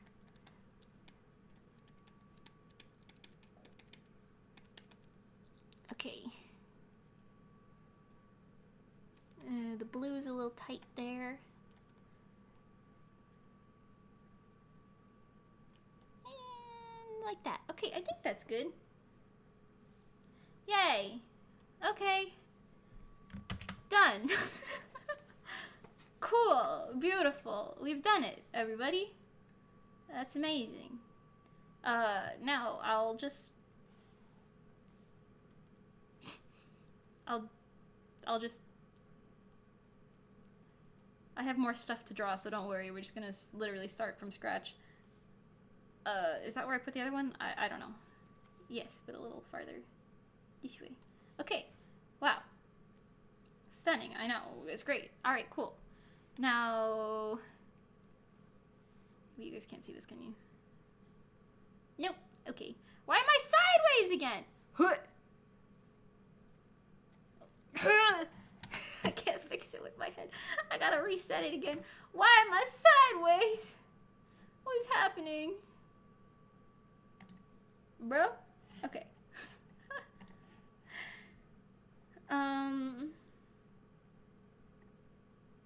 What's this art for? It's for the bio.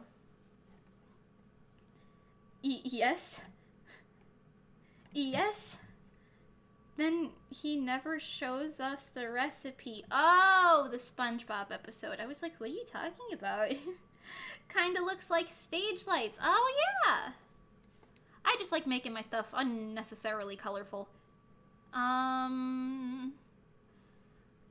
will do this one. I feel like I can finish this one in time. Wow, so descriptive, I know. Look at it. My best work yet. I'll just leave that other one up there so you know we finished it. Wow, look at her. On stream, together. We've done it. Yay. Okay. For this part of the thing, it's literally, I guess I can show you this as well. It's just my bio. Most of this is information you guys already know anyway. Look, that's me. Wow. I'm gonna do this art where I'm just standing here and maybe these ones if I have time. But yeah, so let's just get into doing that. We'll do the sketch really quick. I believe this is just gonna be us in t-shirts, although I don't really know what the t-shirts looks like, but I'll figure it out. It'll be fine, it'll be fine. A little less opacity.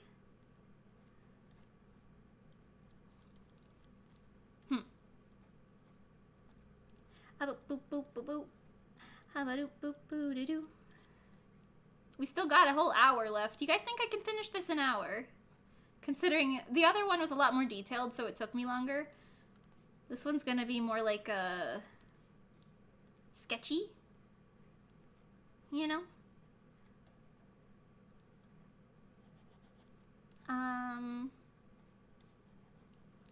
Humu.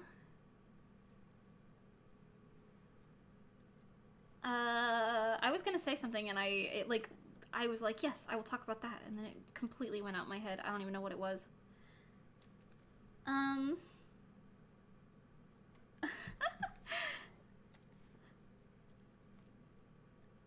I don't know, that SpongeBob episode was cursed, but I feel like a lot of early on SpongeBob episodes, actually probably anything SpongeBob related, is probably at least a little cursed, you know?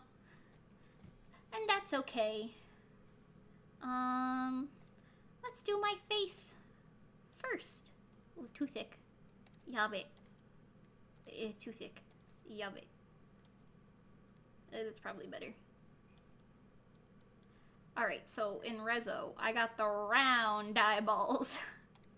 Well, that's actually, in general, I have round eyeballs, but, like, in my model, they look a little more like... Actually, I guess they don't look all that chill. I kind of look like... you know? Although sometimes when I'm, like, laughing, they go like this. And then, you know, whatever. Anyway. What info will the bios include? Basically just general character bio stuff. We wanted to, we already posted about this, so it's fine to say it, but we wanted to not refresh our page a little bit, but we wanted to make new updated bios, because, like, the other ones said inaccurate ages. Well, they weren't inaccurate, but, like, they're inaccurate now because it's been a couple years now. And the art was outdated, etc., etc. Also, I just wanted to do really detailed ones, so just basic bio stuff. Like, as you can see, this one literally says, like, here's my likes and dislikes, my anime, random facts, etc. Here's what I look like, you know? It's not anything super deep. But yeah.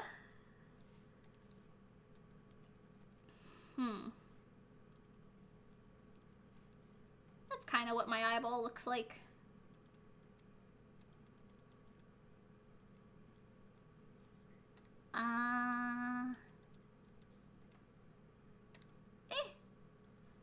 This kind of like it.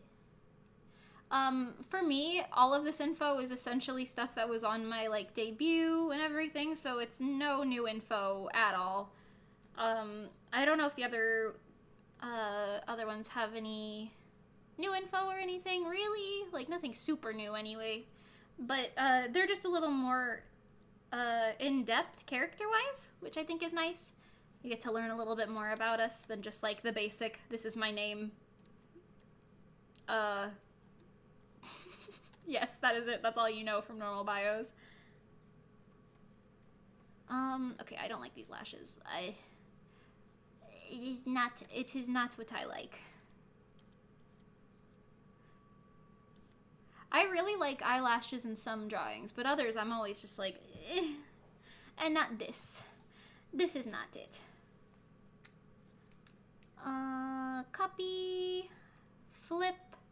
It's like cheating. It's like cheating in life.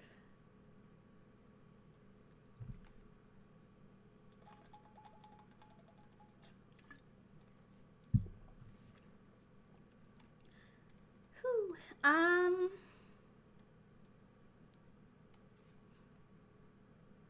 Yo, give me something to bounce off of in chat. My brain is empty.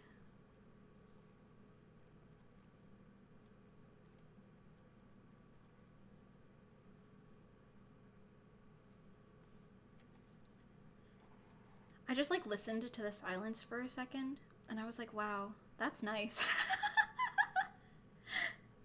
That's what I get for talking for 8 hours. How long is this stream? Oh, it's only 6 hours and 30 minutes. Oh, that's not nearly as long as I thought it was. It's gonna be 7 hours and 30 minutes when I end it, but, you know. I wonder what qualifies as an endurance stream. Like, does it, like, what's the limit there?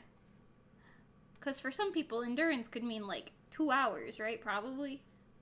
I mean, not for me, but I'm pretty sure that that's a thing somewhere, probably for someone.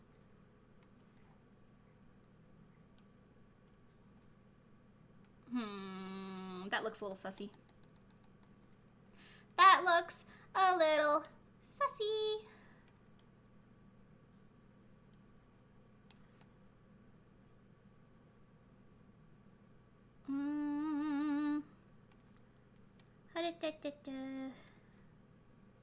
I'm super particular with faces, which is why I'm always like, I will spend so long on the face.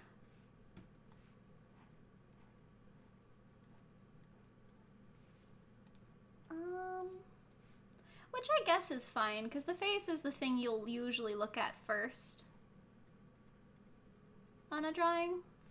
Unless it like it has a clear other, like, focal point.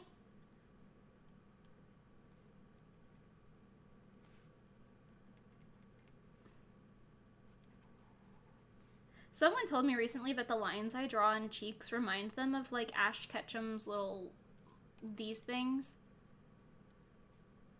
I think his little lightning bolt cheeks.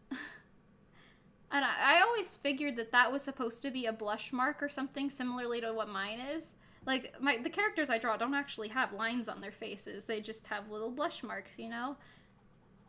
And I think about that sometimes. Like, oh, I hope people don't think that that's supposed to be like, yes, there's lines underneath their eyeballs.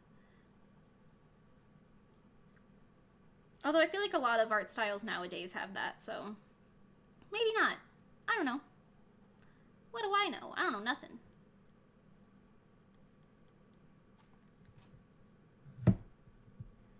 More con stories. What's the one in the idol costume for? The same thing. It's for the bio. The bios usually have 2 pages to them, you know? You were crying of laughter. You've never expected this to happen. Your friend premiered a video of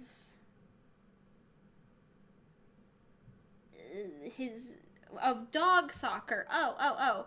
And he put on a British accent, and you have a proper British accent, so he tried to speak like you. That sounds very funny. Oh, Jesus, there's an ant on my phone! Stop. Get some help. Oh my God. Why? Just when I forget about the ants, why is there another one? There's no food in this whole room. The nearest food is across the house in the kitchen. Go to the kitchen. Oh my God. I can't do this. Terrifying. Okay, anyway. Yeah, I know a lot of people in America talk in like really bad, like purposefully bad almost British accents a lot, just to be like, I don't know, silly. Like we'll be like, alrighty then, chat. I did a really bad job just now, but you know what I mean. Like we'll do that a lot, and I feel like I saw a video once where a bunch of like British teenagers were like talking in like really bad American accents, and it was like the exact same thing just flipped. And I was like, oh, that's actually very interesting, and I kind of understand actually. Because it's not like we're making fun of people, it's just like a funny way to talk when you don't normally talk that way, because it's the same language. Anyway. You can see why that's funny, definitely. More con stories, though? Oh god. I wonder if I have another con story. I mean, I definitely do, but like, I gotta think.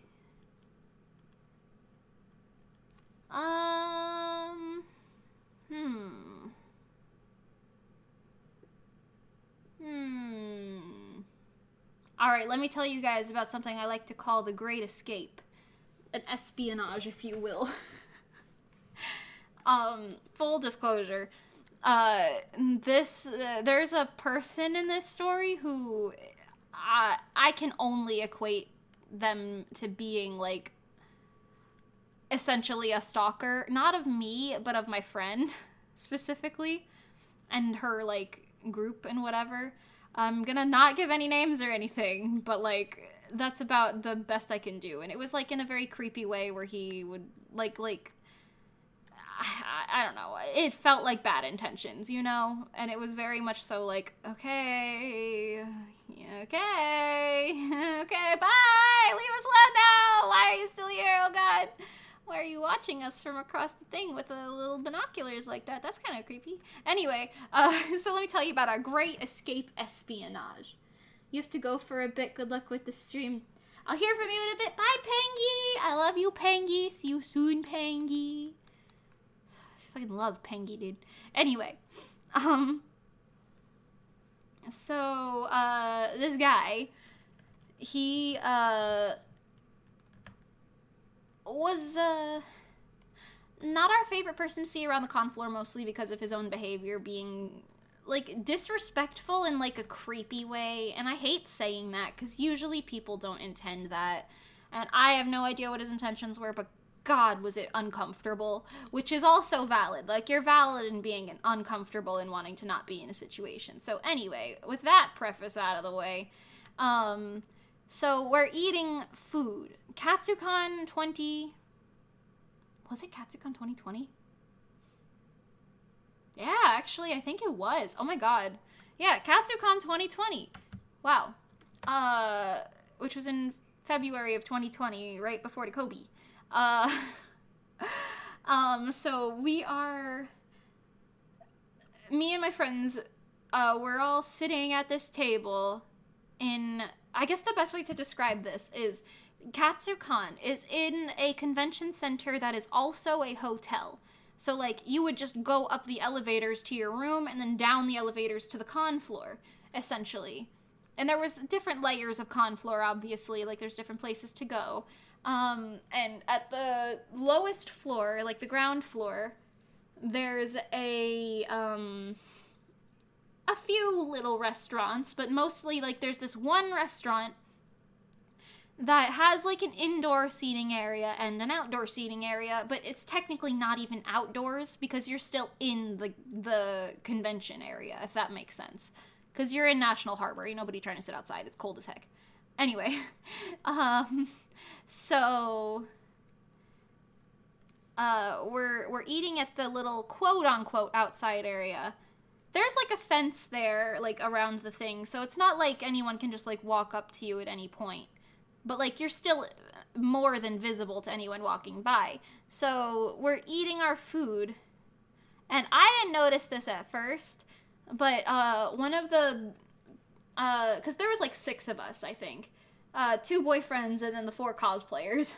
The one girl left early, and then it was just the 3 of us and then the 2 dudes. And then essentially we're sitting there, we're eating our food, and then one of them goes, "Oh, look who just sat down." And literally, like, here, I'll draw a quick little diagram again. So here, this is where we're eating, right? This is like a pathway where you're walking, you know? We're eating at, like, a table right here. This is the building to go inside to eat inside. And there's a staircase literally right here that goes up to a different area, and he just sat right here and watched us eat. And I didn't notice him at first. And it was very, like, once we did notice, because then they were like, "Oh, he sat down." I'm like, "What? Sat down where?" And then they're saying, "Don't look, but..." And I kid you not, he's, like, staring. Like, he's not just, like, waiting or whatever. Even if he was, that's still kind of rude, but, like, he was, like, watching us, physically watching us eat. He wasn't on his phone. Alright, he wasn't doing anything else, he was watching. So then, we finish our food. We stay there for a little bit longer, and then we realize he's not leaving. Mind you, it's Sunday at a convention, okay? Like, we already packed the cars to leave. Like, we're done for the weekend. Like, the weekend's over. The con is closing. It's over. And, this person who had, like, I don't want to be, like, harassed, but he, like, basically harassed my friends group already multiple times at this point. And, like, not even just that day, like, the whole weekend. Also, other weekends. Also, every con they go to, but we're not gonna talk about it. Anyway, so, we're like, sitting there, we're eating, we finish eating, we're done. He's still there, we talk for a bit, we're kind of just trying to pass time to see if he'll just give up and leave. It doesn't happen. And then we're sitting there thinking, okay, we have to drive, you know, like 3 hours to get out of here, or whatever it was. So we're like, okay, we gotta just go. So then we stand up. He stands up immediately. And he's, like, ready to meet us. And then they start walking out that way. And suddenly, like, this guy is, like... And he makes my friend really, really uncomfortable, mind you. So he, like, gets up, he starts to walk over...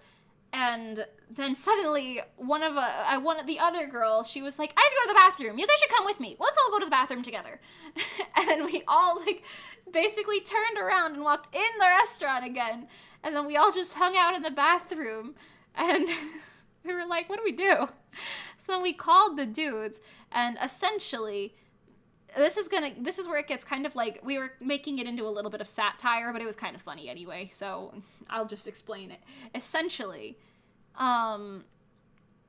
we had the one guy, he went up a floor and was observing from the floor above to be, like, the lookout.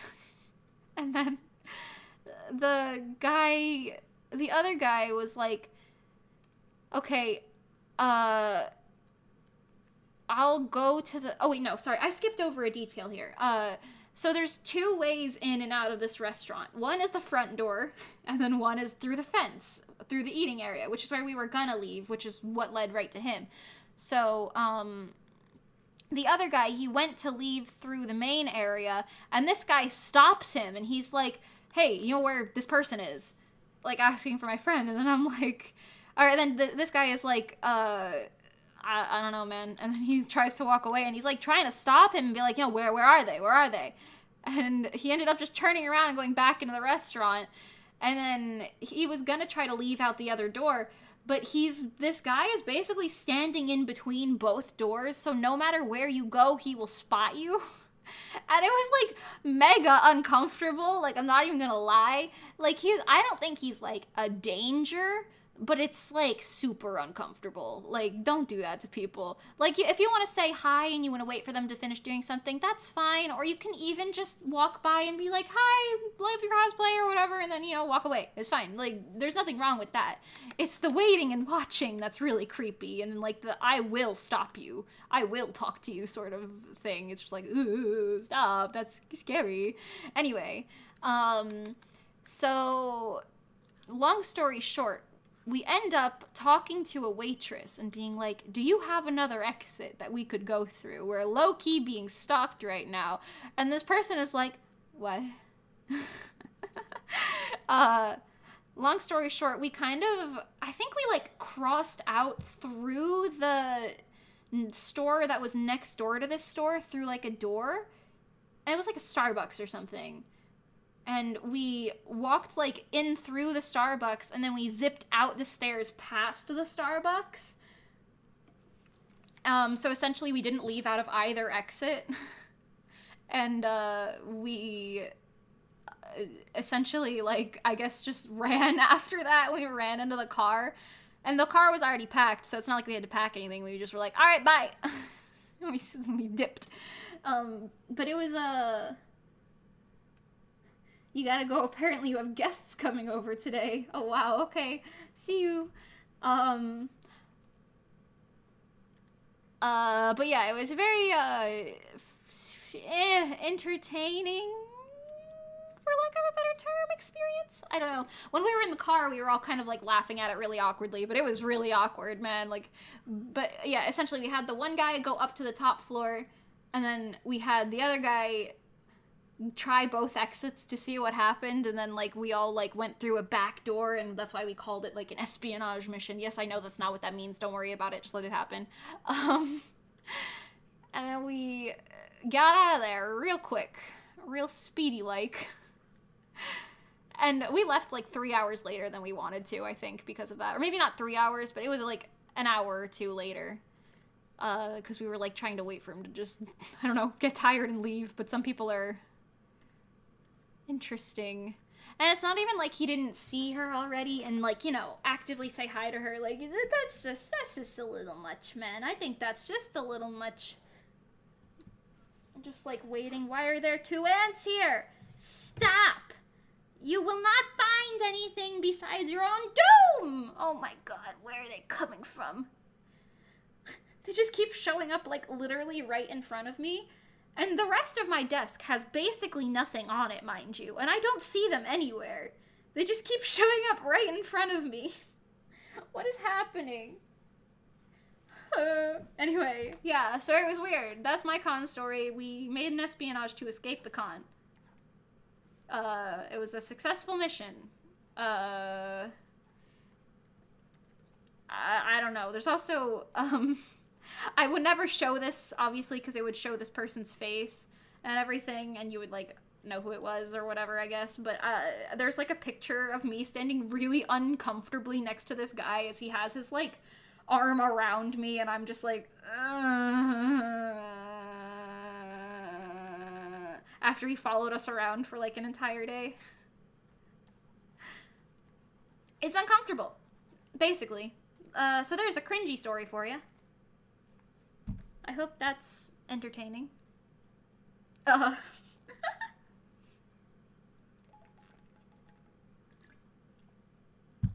trying to think if I have any, like, more interesting stories and less stories that make you just lose faith in humanity.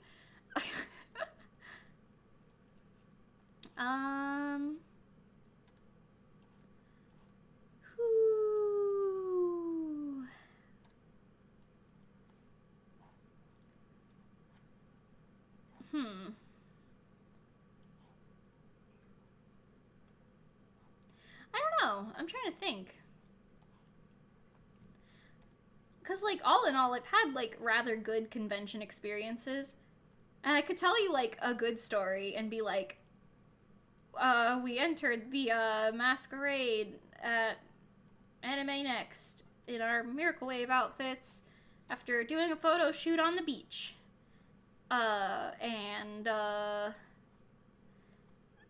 Even though 3 of our members had sand in their shoes, we won. Best in show. It was great. It was a good time. And then, the next con we went to, was, Otakon. Otakon was after that. And we won Best in Show again. It was great. And then we also won Best in Show at a little teeny tiny convention called CPAC, which was earlier in the summer, but it was also fun. Anyway, so there's a good story for you, but then it just kind of sounds like I'm bragging, which is also not great, so... I don't know. It reminds you of that one... Oh my god, the way I can't read. That reminds you of one of your friend's exes stalked you off the island to your hotel. Like, you had to call the cops because he was threatening a bunch of stuff. Oh my god. And you called his parents. Oh my god, you call his mom and be like, hey, control your child. Pick him up from a mental hospital and then his mom let him go to the con the next day alone. Oh wow. Still in the hospital gown? You literally had to protect your friend from him? Oh my god, whoa, that's a little... Jesus. I feel like there's... He didn't even change? He even put, like, normal clothes on? That's, something. That's something. I mean, I'm glad nothing happened, but, like, wow. Like, you know it's bad when you end up, like, having to call the police on someone. Like, I've literally only done that, like... I think twice in my life. And neither of them were, like, straight up 911 calls. They were literally, like, or whatever it is, like, the emergency numbers in whatever country you're in. They were all kind of just me saying, like, I will call the police department directly and tell them of this thing. Like that one story that I was talking about earlier. With the people hiding in my bushes and scaring the bejesus out of me when I was home alone. Yeah. I don't think I mentioned this earlier, but I told my dad about that, and he was like, what? And then he came down the next day, and he lived with me for, like, a month in my mom's house that we were selling. He was like, what happened? Never mind. I don't even need to know. I'll be there. Because he doesn't live with us. Yeah. Sorry, my voice is, like, really going. Yup. That's an oof, man. Oh god, there's another ant. Why? Where are you coming from? I don't even get it. I don't even understand. They're not even coming in through the window. What is happening? I'm sorry I keep bringing this up, but every time I see one, I'm like, what? What? Oh no, hold on. I pushed the camera out of the way. Hang on, I'll move it back. Am I, like, missing something? There's nothing here, is there? No, there's literally not even any crumbs here. What is the problem? I'm so confused. There's just some cat hair. I don't get it. Hold on. Okay. Ooh-ah. Ooh-why.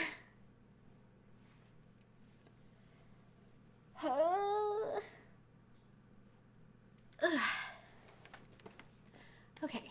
Her face looks a little weird. I'm trying to, like, figure out why. I think she looks just, like, emotionless in, like, the creepy way. Maybe I'll just...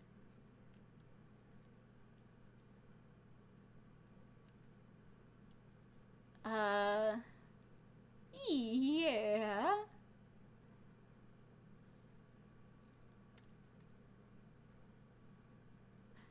Ina, ina, ina, ina, ina.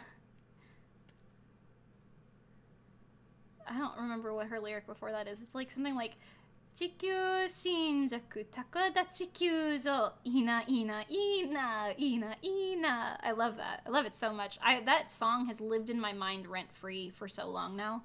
Like since it came out, I have just been Ocean, ocean, epic ocean.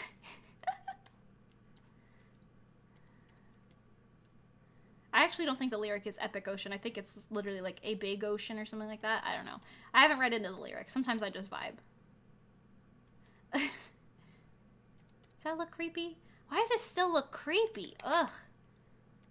Makes me just want to... I won't, but like, it makes me just want to do that.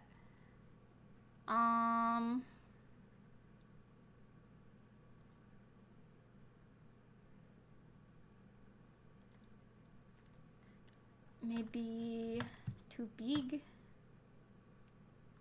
No, maybe that's not the answer.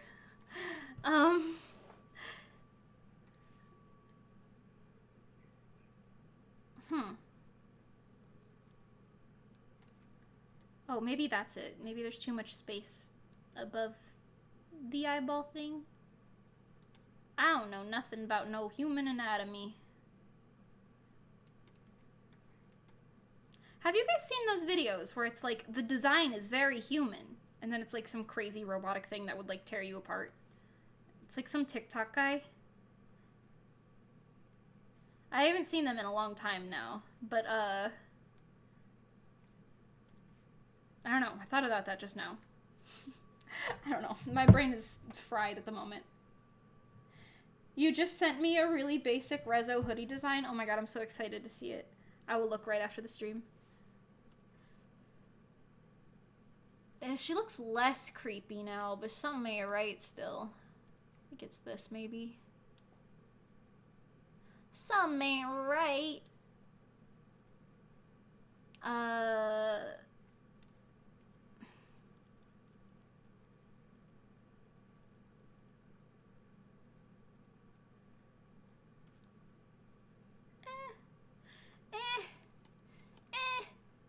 I don't know nothing about nobody.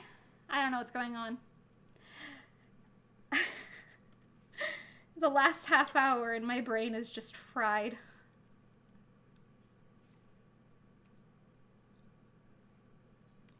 Yeah, I'll probably play with it more to make it look a little nicer, but let's just move on for now.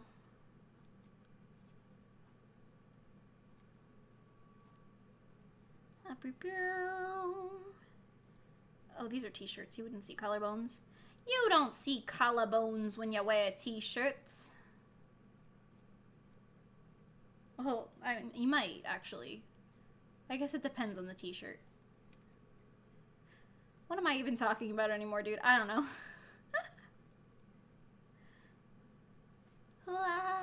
I'm actually gonna look at the thing right now. Wait, what am I? Oh no, hang on.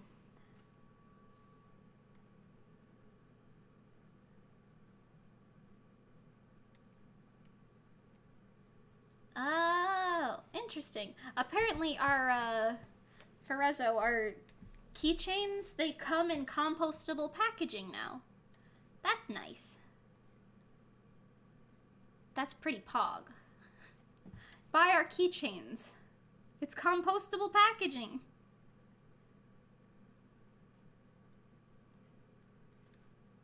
What's the difference between compostable and biodegradable? I feel like there's like probably a pretty big difference.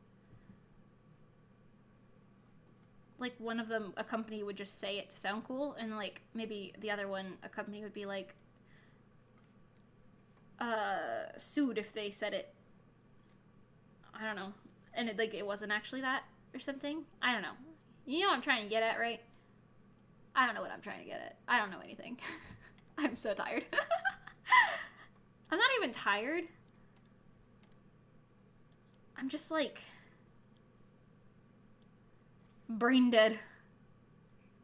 And we're gonna go into a Reso meeting after this and talk about actually important things for like 2 hours probably.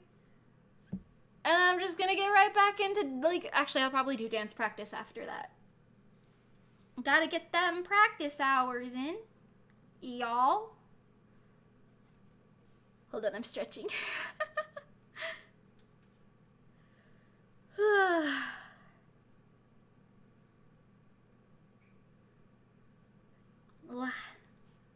Wow. Anyway, how's everybody doing? There's still a bunch of people here. What's up? How are you? I feel like I might have missed messages a bunch of times during the stream. I quite apologize for that. Feel free to, like, resend any if they're, I guess, relevant. I don't understand how anatomy works. That's kind of what t-shirts look like, right? You have, like, if they're tucked in anyway.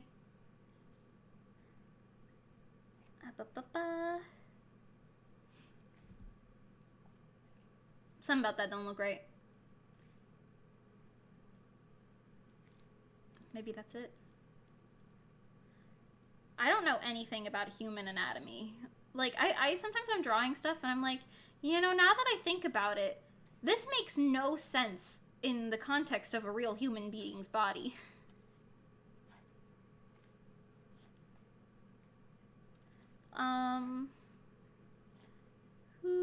I posted I guess like a tutu looking thing that I made yesterday. I got up really early in the morning for quite literally no reason, and I made this tutu. And then the one I posted was actually like double as fluffy as I needed it to be, so I ended up literally having it. And now it's correct. But I still think that's kind of funny.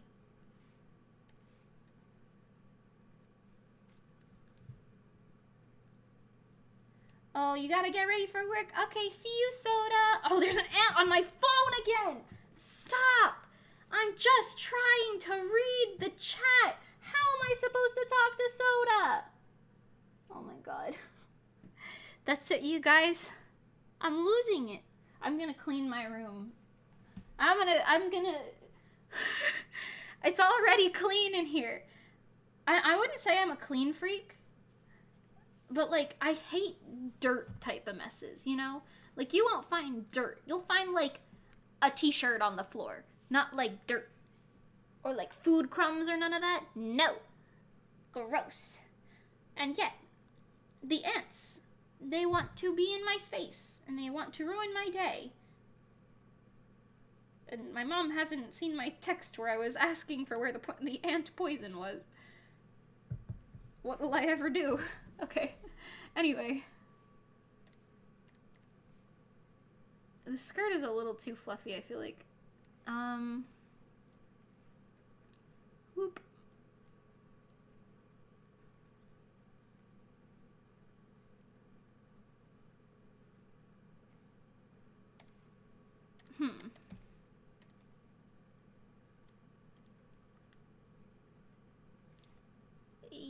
Yeah, imagine that, but nicer. That's probably fine. Time for leg.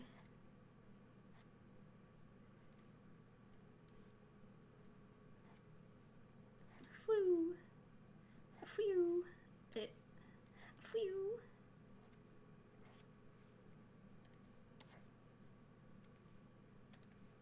Humans are weird, man. Not that I'm not a human, but like, ugh, you know?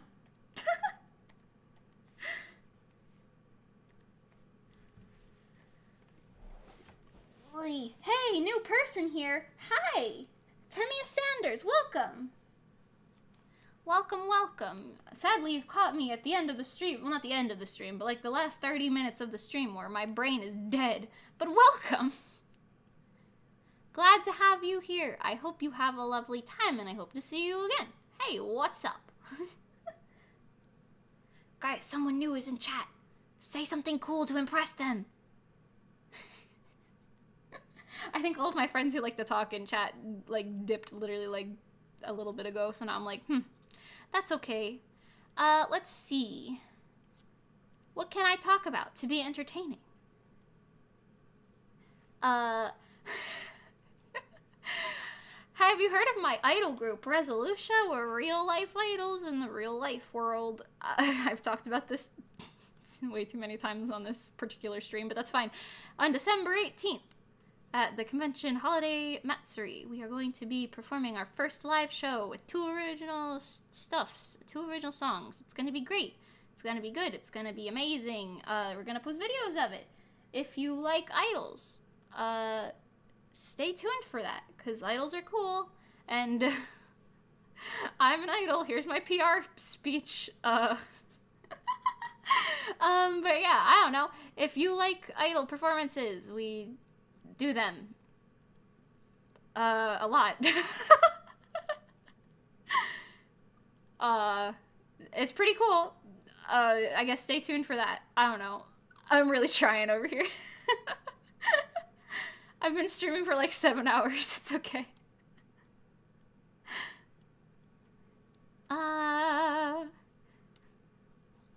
I probably will see more of you. Oh, that's amazing. Beans. Thank you, Kinley. Thank you. Thank you. Something cool. It's Pengy time. Oh, yeah.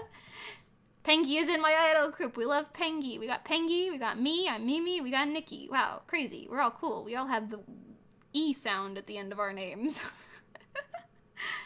That was absolutely a coincidence, but it's fine. Third single coming out soon. Me, talk about something cool. PR department.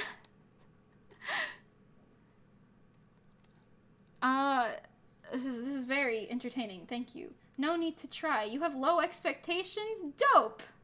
That's just what you need to fit in here. I love it. Welcome, welcome. It's amazing. It's a lovely, amazing time. But yeah, you know, just in case anyone missed it, I'll say it. This is the last time I'll say it, until probably the end of the stream when I leave, and I reiterate it once again. December 18th, Holiday Matsuri in the Idol Fest. You'll see Resoluscia perform. It'll be great. It'll be amazing. It'll be a lovely time. And, it's our debut live. We've never performed live before, but we've done music videos before. Those are on YouTube. You can check them out on YouTube. It's pretty cool. Pretty good. Pretty pog. Anyway. Amazing. Thank you. This hand looks kind of weird, but that's alright. We're gonna let it happen.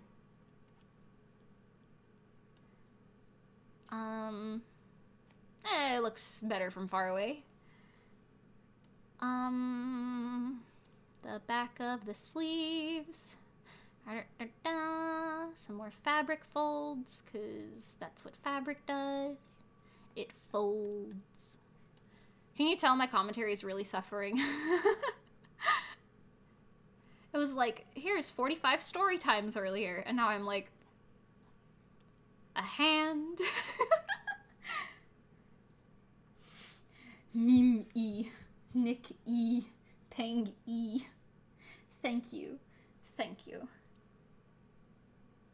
The only people you have high expectations for is Game Freak? That's valid. You know what? Valid.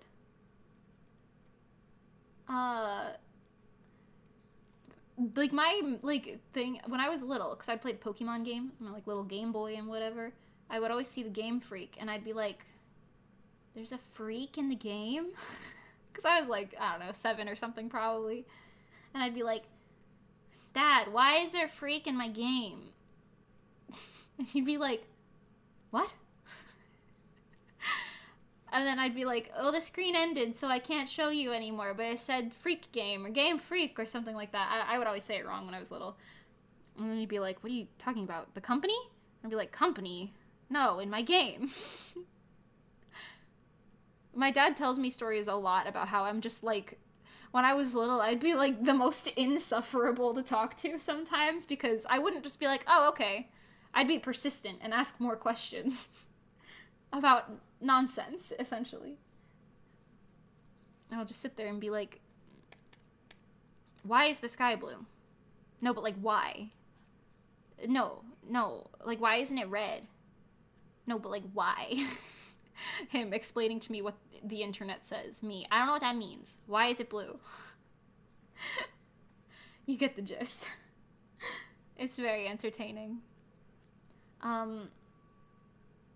Your grandparents used to own a Game Boy with a leaf green cartridge? Oh!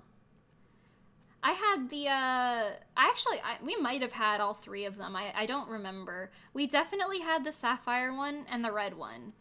Cause I would play the sapphire one and my dad would play on the red one. And like, well, I say I would play it, but he would play it like with me and I would be like, oh, go here. Oh, do this. And he would just do it because I don't think I could read at that point. But yeah. Okay, this one hand is a lot bigger than this other hand, and something is making me uncomfortable because of it.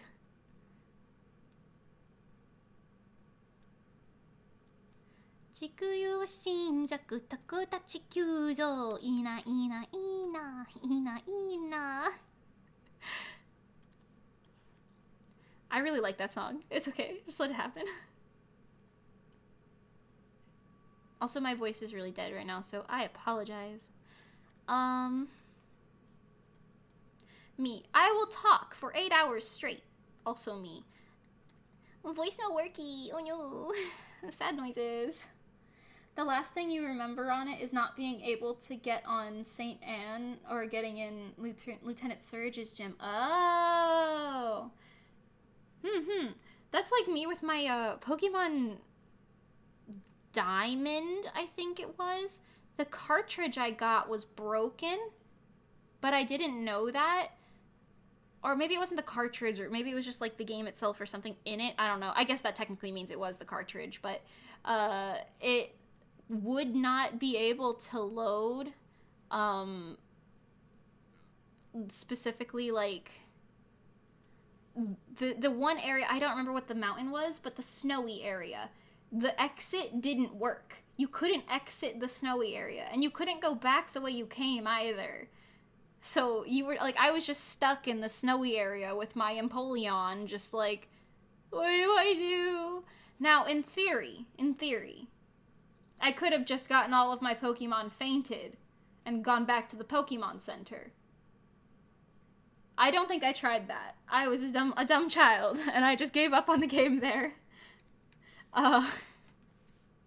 Yeah.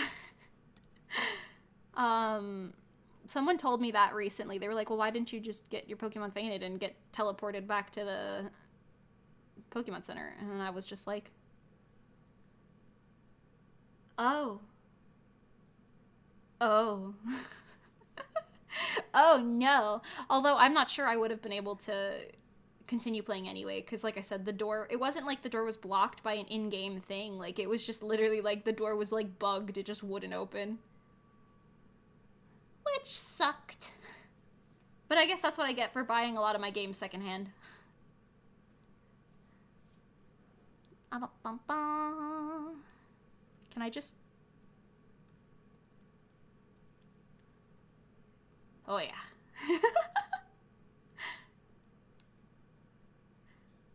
That worked. Flawless execution. It was great.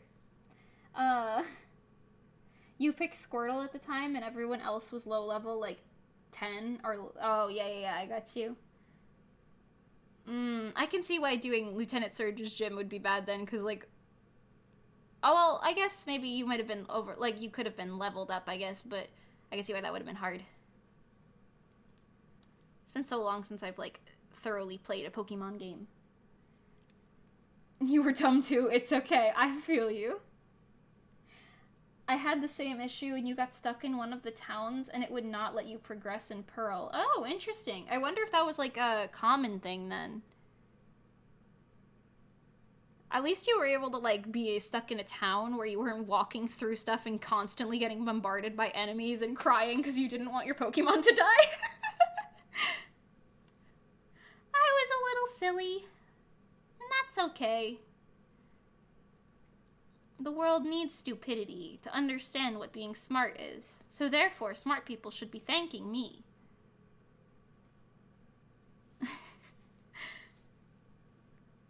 I think that's a pretty profound thought. Okay, I just gotta draw my feet. You guys think I can draw Fila's off the top of my head?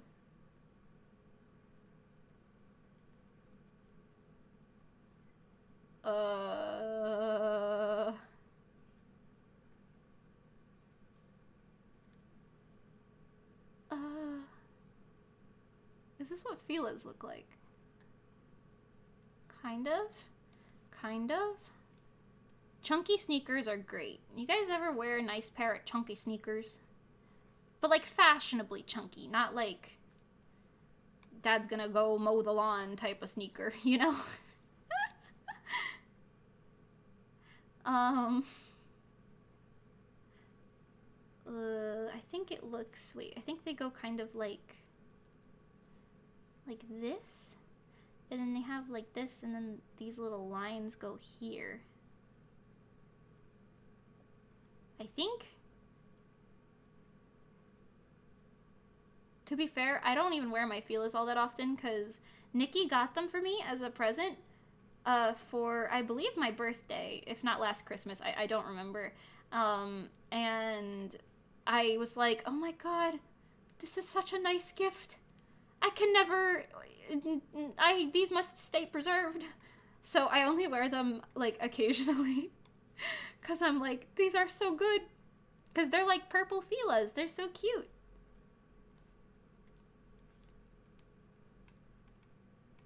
Oh. It doesn't exactly look like a Fila. But it doesn't not look like one. By the way, while I was drawing impressive stuff, thank you. You're just on your phone drawing a Dunsparce evolution, and you called it Zoonspark. Ah! I don't remember exactly what Dunsparce looks like. I know what you're talking about, but I don't remember exactly what he looks like. Doesn't he look like a funky little bug type of thing? Not like a bug, but like kind of like a bug. You know? Kind of like a little buggy. But anyway, that's cool. Oh, yeah, wait, Dunsparce is that one that has that ability that a lot of, speed runners use. I don't remember the name of the ability. I do remember what it is now, though. I'm like a fake Pokemon fan. I'm not a fake Pokemon fan, because, listen, I've loved Pokemon since I was little, but at the same time, you ask me a question about Pokemon, and my brain is like, I don't know. Oh, wait. Here?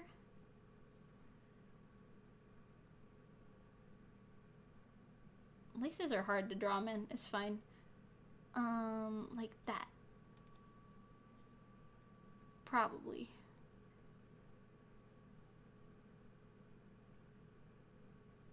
Cool.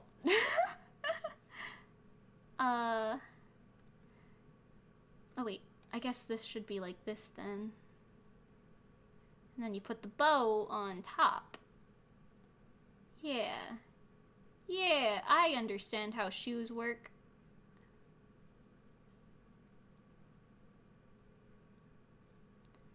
Gotta get that wind curve. I gotta draw another Fila after this. I'm not looking forward to it.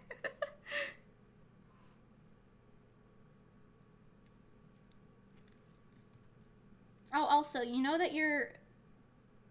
oh, do you know you are an idiot computer virus? You drew that once too, and now you love him instead of fear him. I do not know what that is.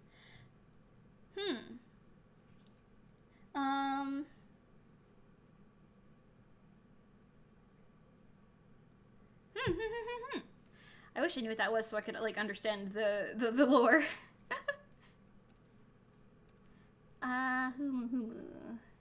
You think I should write Fila on it? No. I'll do you one better. I'll write Mimi on it. Wow. Check it out. Imagine, we collaborate with Fila's. They give us our own shoes. You have the Mimi shoe. It's purple and it has little wings coming off the laces like this. Actually, that would be really cute.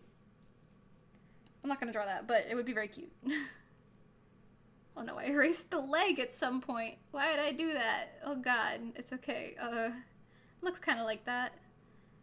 This part's a little sussy. Yo, someone in chat called me a sussy baka earlier. What did I do for that? What did I do that was sussy?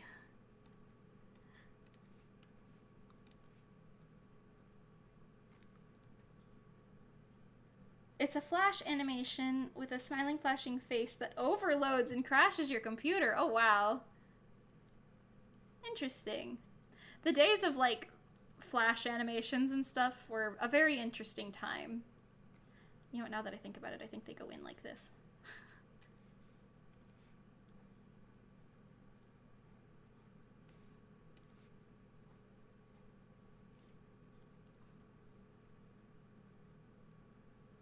I distinctively remember, like, me saying I want to play a video game on the computer and my dad being like, you're gonna download a virus. No. And I was just like, okay. He eventually let me play, like, Animal Jam on the computer. You know? I think I also played, like, Moshi Monsters at one point. I think I played Webkins for, like, a week, and then I was like, I'm bored of Webkins, but I will play other games.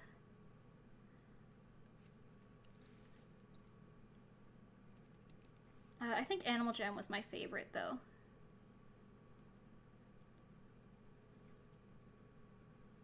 Choo choo choo.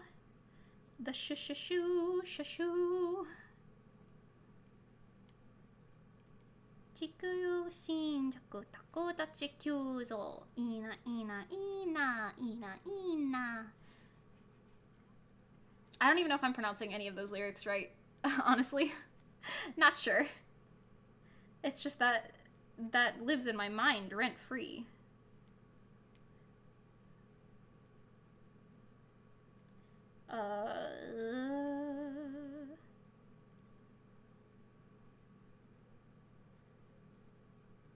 Feelers. Okay.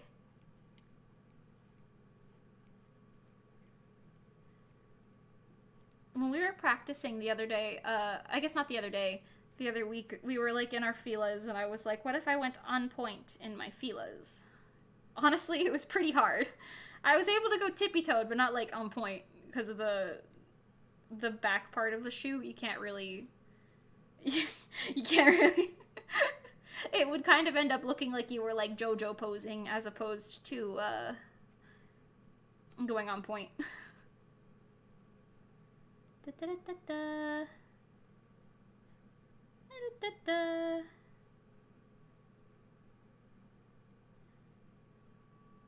This is fine. This is a messy sketchy anyway. Messy sketchy anyway. Okay, cool. Does that look like Fila's? I think I have to shorten her leg a little bit here.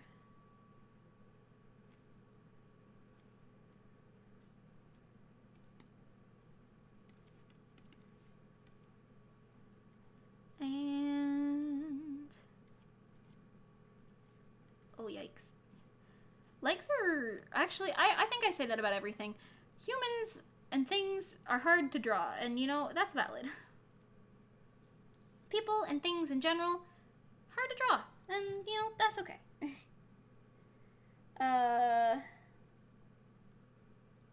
If you search it, you can see it. Yeah. I gotcha. The stream is going to end in exactly 7 minutes. Actually, probably 6 minutes. I might end it 1 minute early. Like a rebel. Mostly so I can join the Reso meeting on time, even though they would not blame me if I didn't. But you know. Okay, cool. Oh wait, there's not enough lines on this one. Curse me for going into so much detail. There we go. Pretty cool. Oh no, my cat's here. He's like, it is time to feed me, mother. He's so cute. Oreo is the one that is here right now. Okay. I don't know what this shirt will look like yet, but I know it'll be blue, so we can start coloring it in these lovely few minutes that we have left remaining. But yeah, let me know if you guys liked this stream, like the art stream. If you'd want me to do more, or if you like it but you could do without the talking or something. I don't know. Let me know what your thoughts are. I probably won't do them too often, Mostly because it'll kill my voice every time, because I would like to try and finish drawings on streams if I do them, unless I do little baby sketches, and I guess it's not so bad. But I don't know. Let me know what your thoughts are.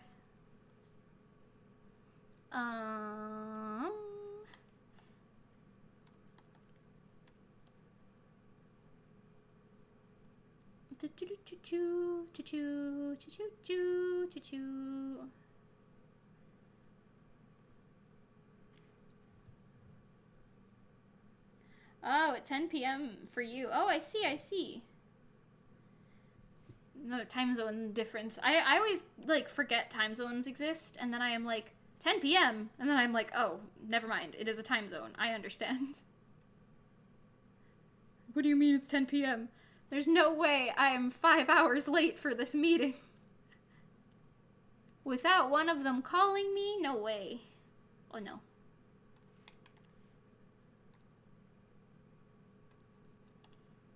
Oh, come on.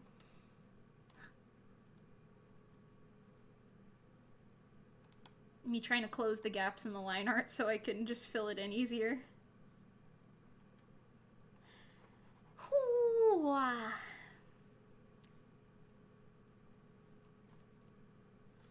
It was awesome. You should definitely do another one soon. Okay.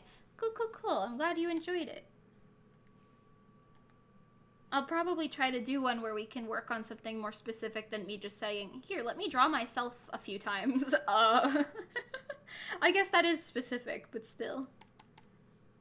I'm gonna do some pretty basic shading on these.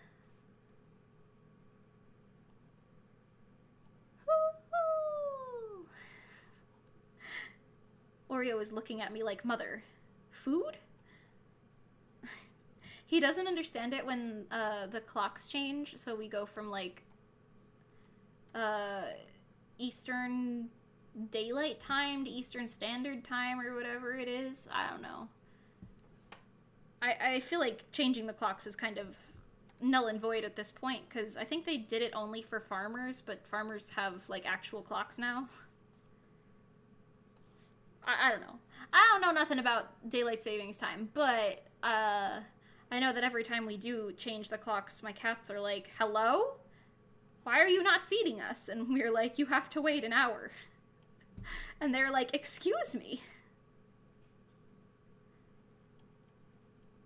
I mean, they don't say that, obviously. They're cats, but... that's the vibe I get every time.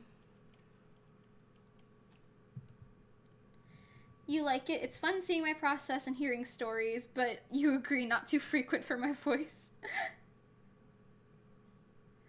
And yeah, my streams, my chats, they're usually, like, talkative for, like, spurts here and there, and then there's, like, points where they're not talkative, and it's, honestly, I don't mind, because I can't expect you to sit here and talk and chat for 7 hours straight,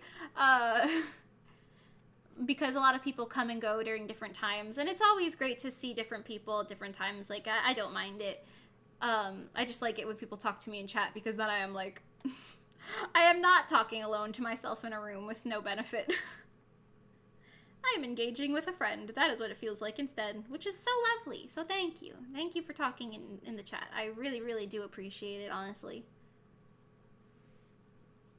Makes everything a lot less awkward. Okay, it is now 4:58. I'm going to continue drawing for a second, but I'm going to end the stream very, very soon, so I just want to do my my spiel at the end. Alright, thank you guys so much for coming. My next stream, probably gonna be next week. I don't see myself doing another one this week, mostly because of my general to-do lists. I gotta sew 3 costumes in the next less than 2 weeks. But I will try and do at least 2 streams a week from now on, so ideally that works out. That might have to start in about a week or 2, so we'll start doing 2 or 3 streams in a week or 2, but you know, it's cool. Don't worry, there's gonna be at least 1 stream a week, which is nice. So I appreciate you guys so much for all of your patience with me, so I will talk to you at a different point. Okay, bye everybody. Ciao for now. Thank you for coming. Thank you for chatting. Perfect timing, yes.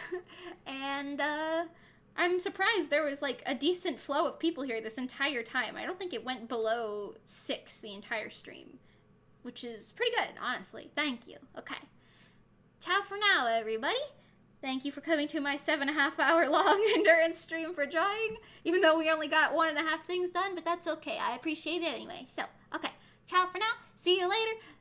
Reso's debut live is December 18th at 5 p.m. Main Events Hall of the Holiday Matsuri Idol Fest. Don't miss it. It's pretty good. It's pretty great. It's gonna be good. You're gonna enjoy it. You're gonna hear Goddess playing, and then it's gonna be Pengy time. Just kidding. Haha. Anyway, maybe not. I don't know.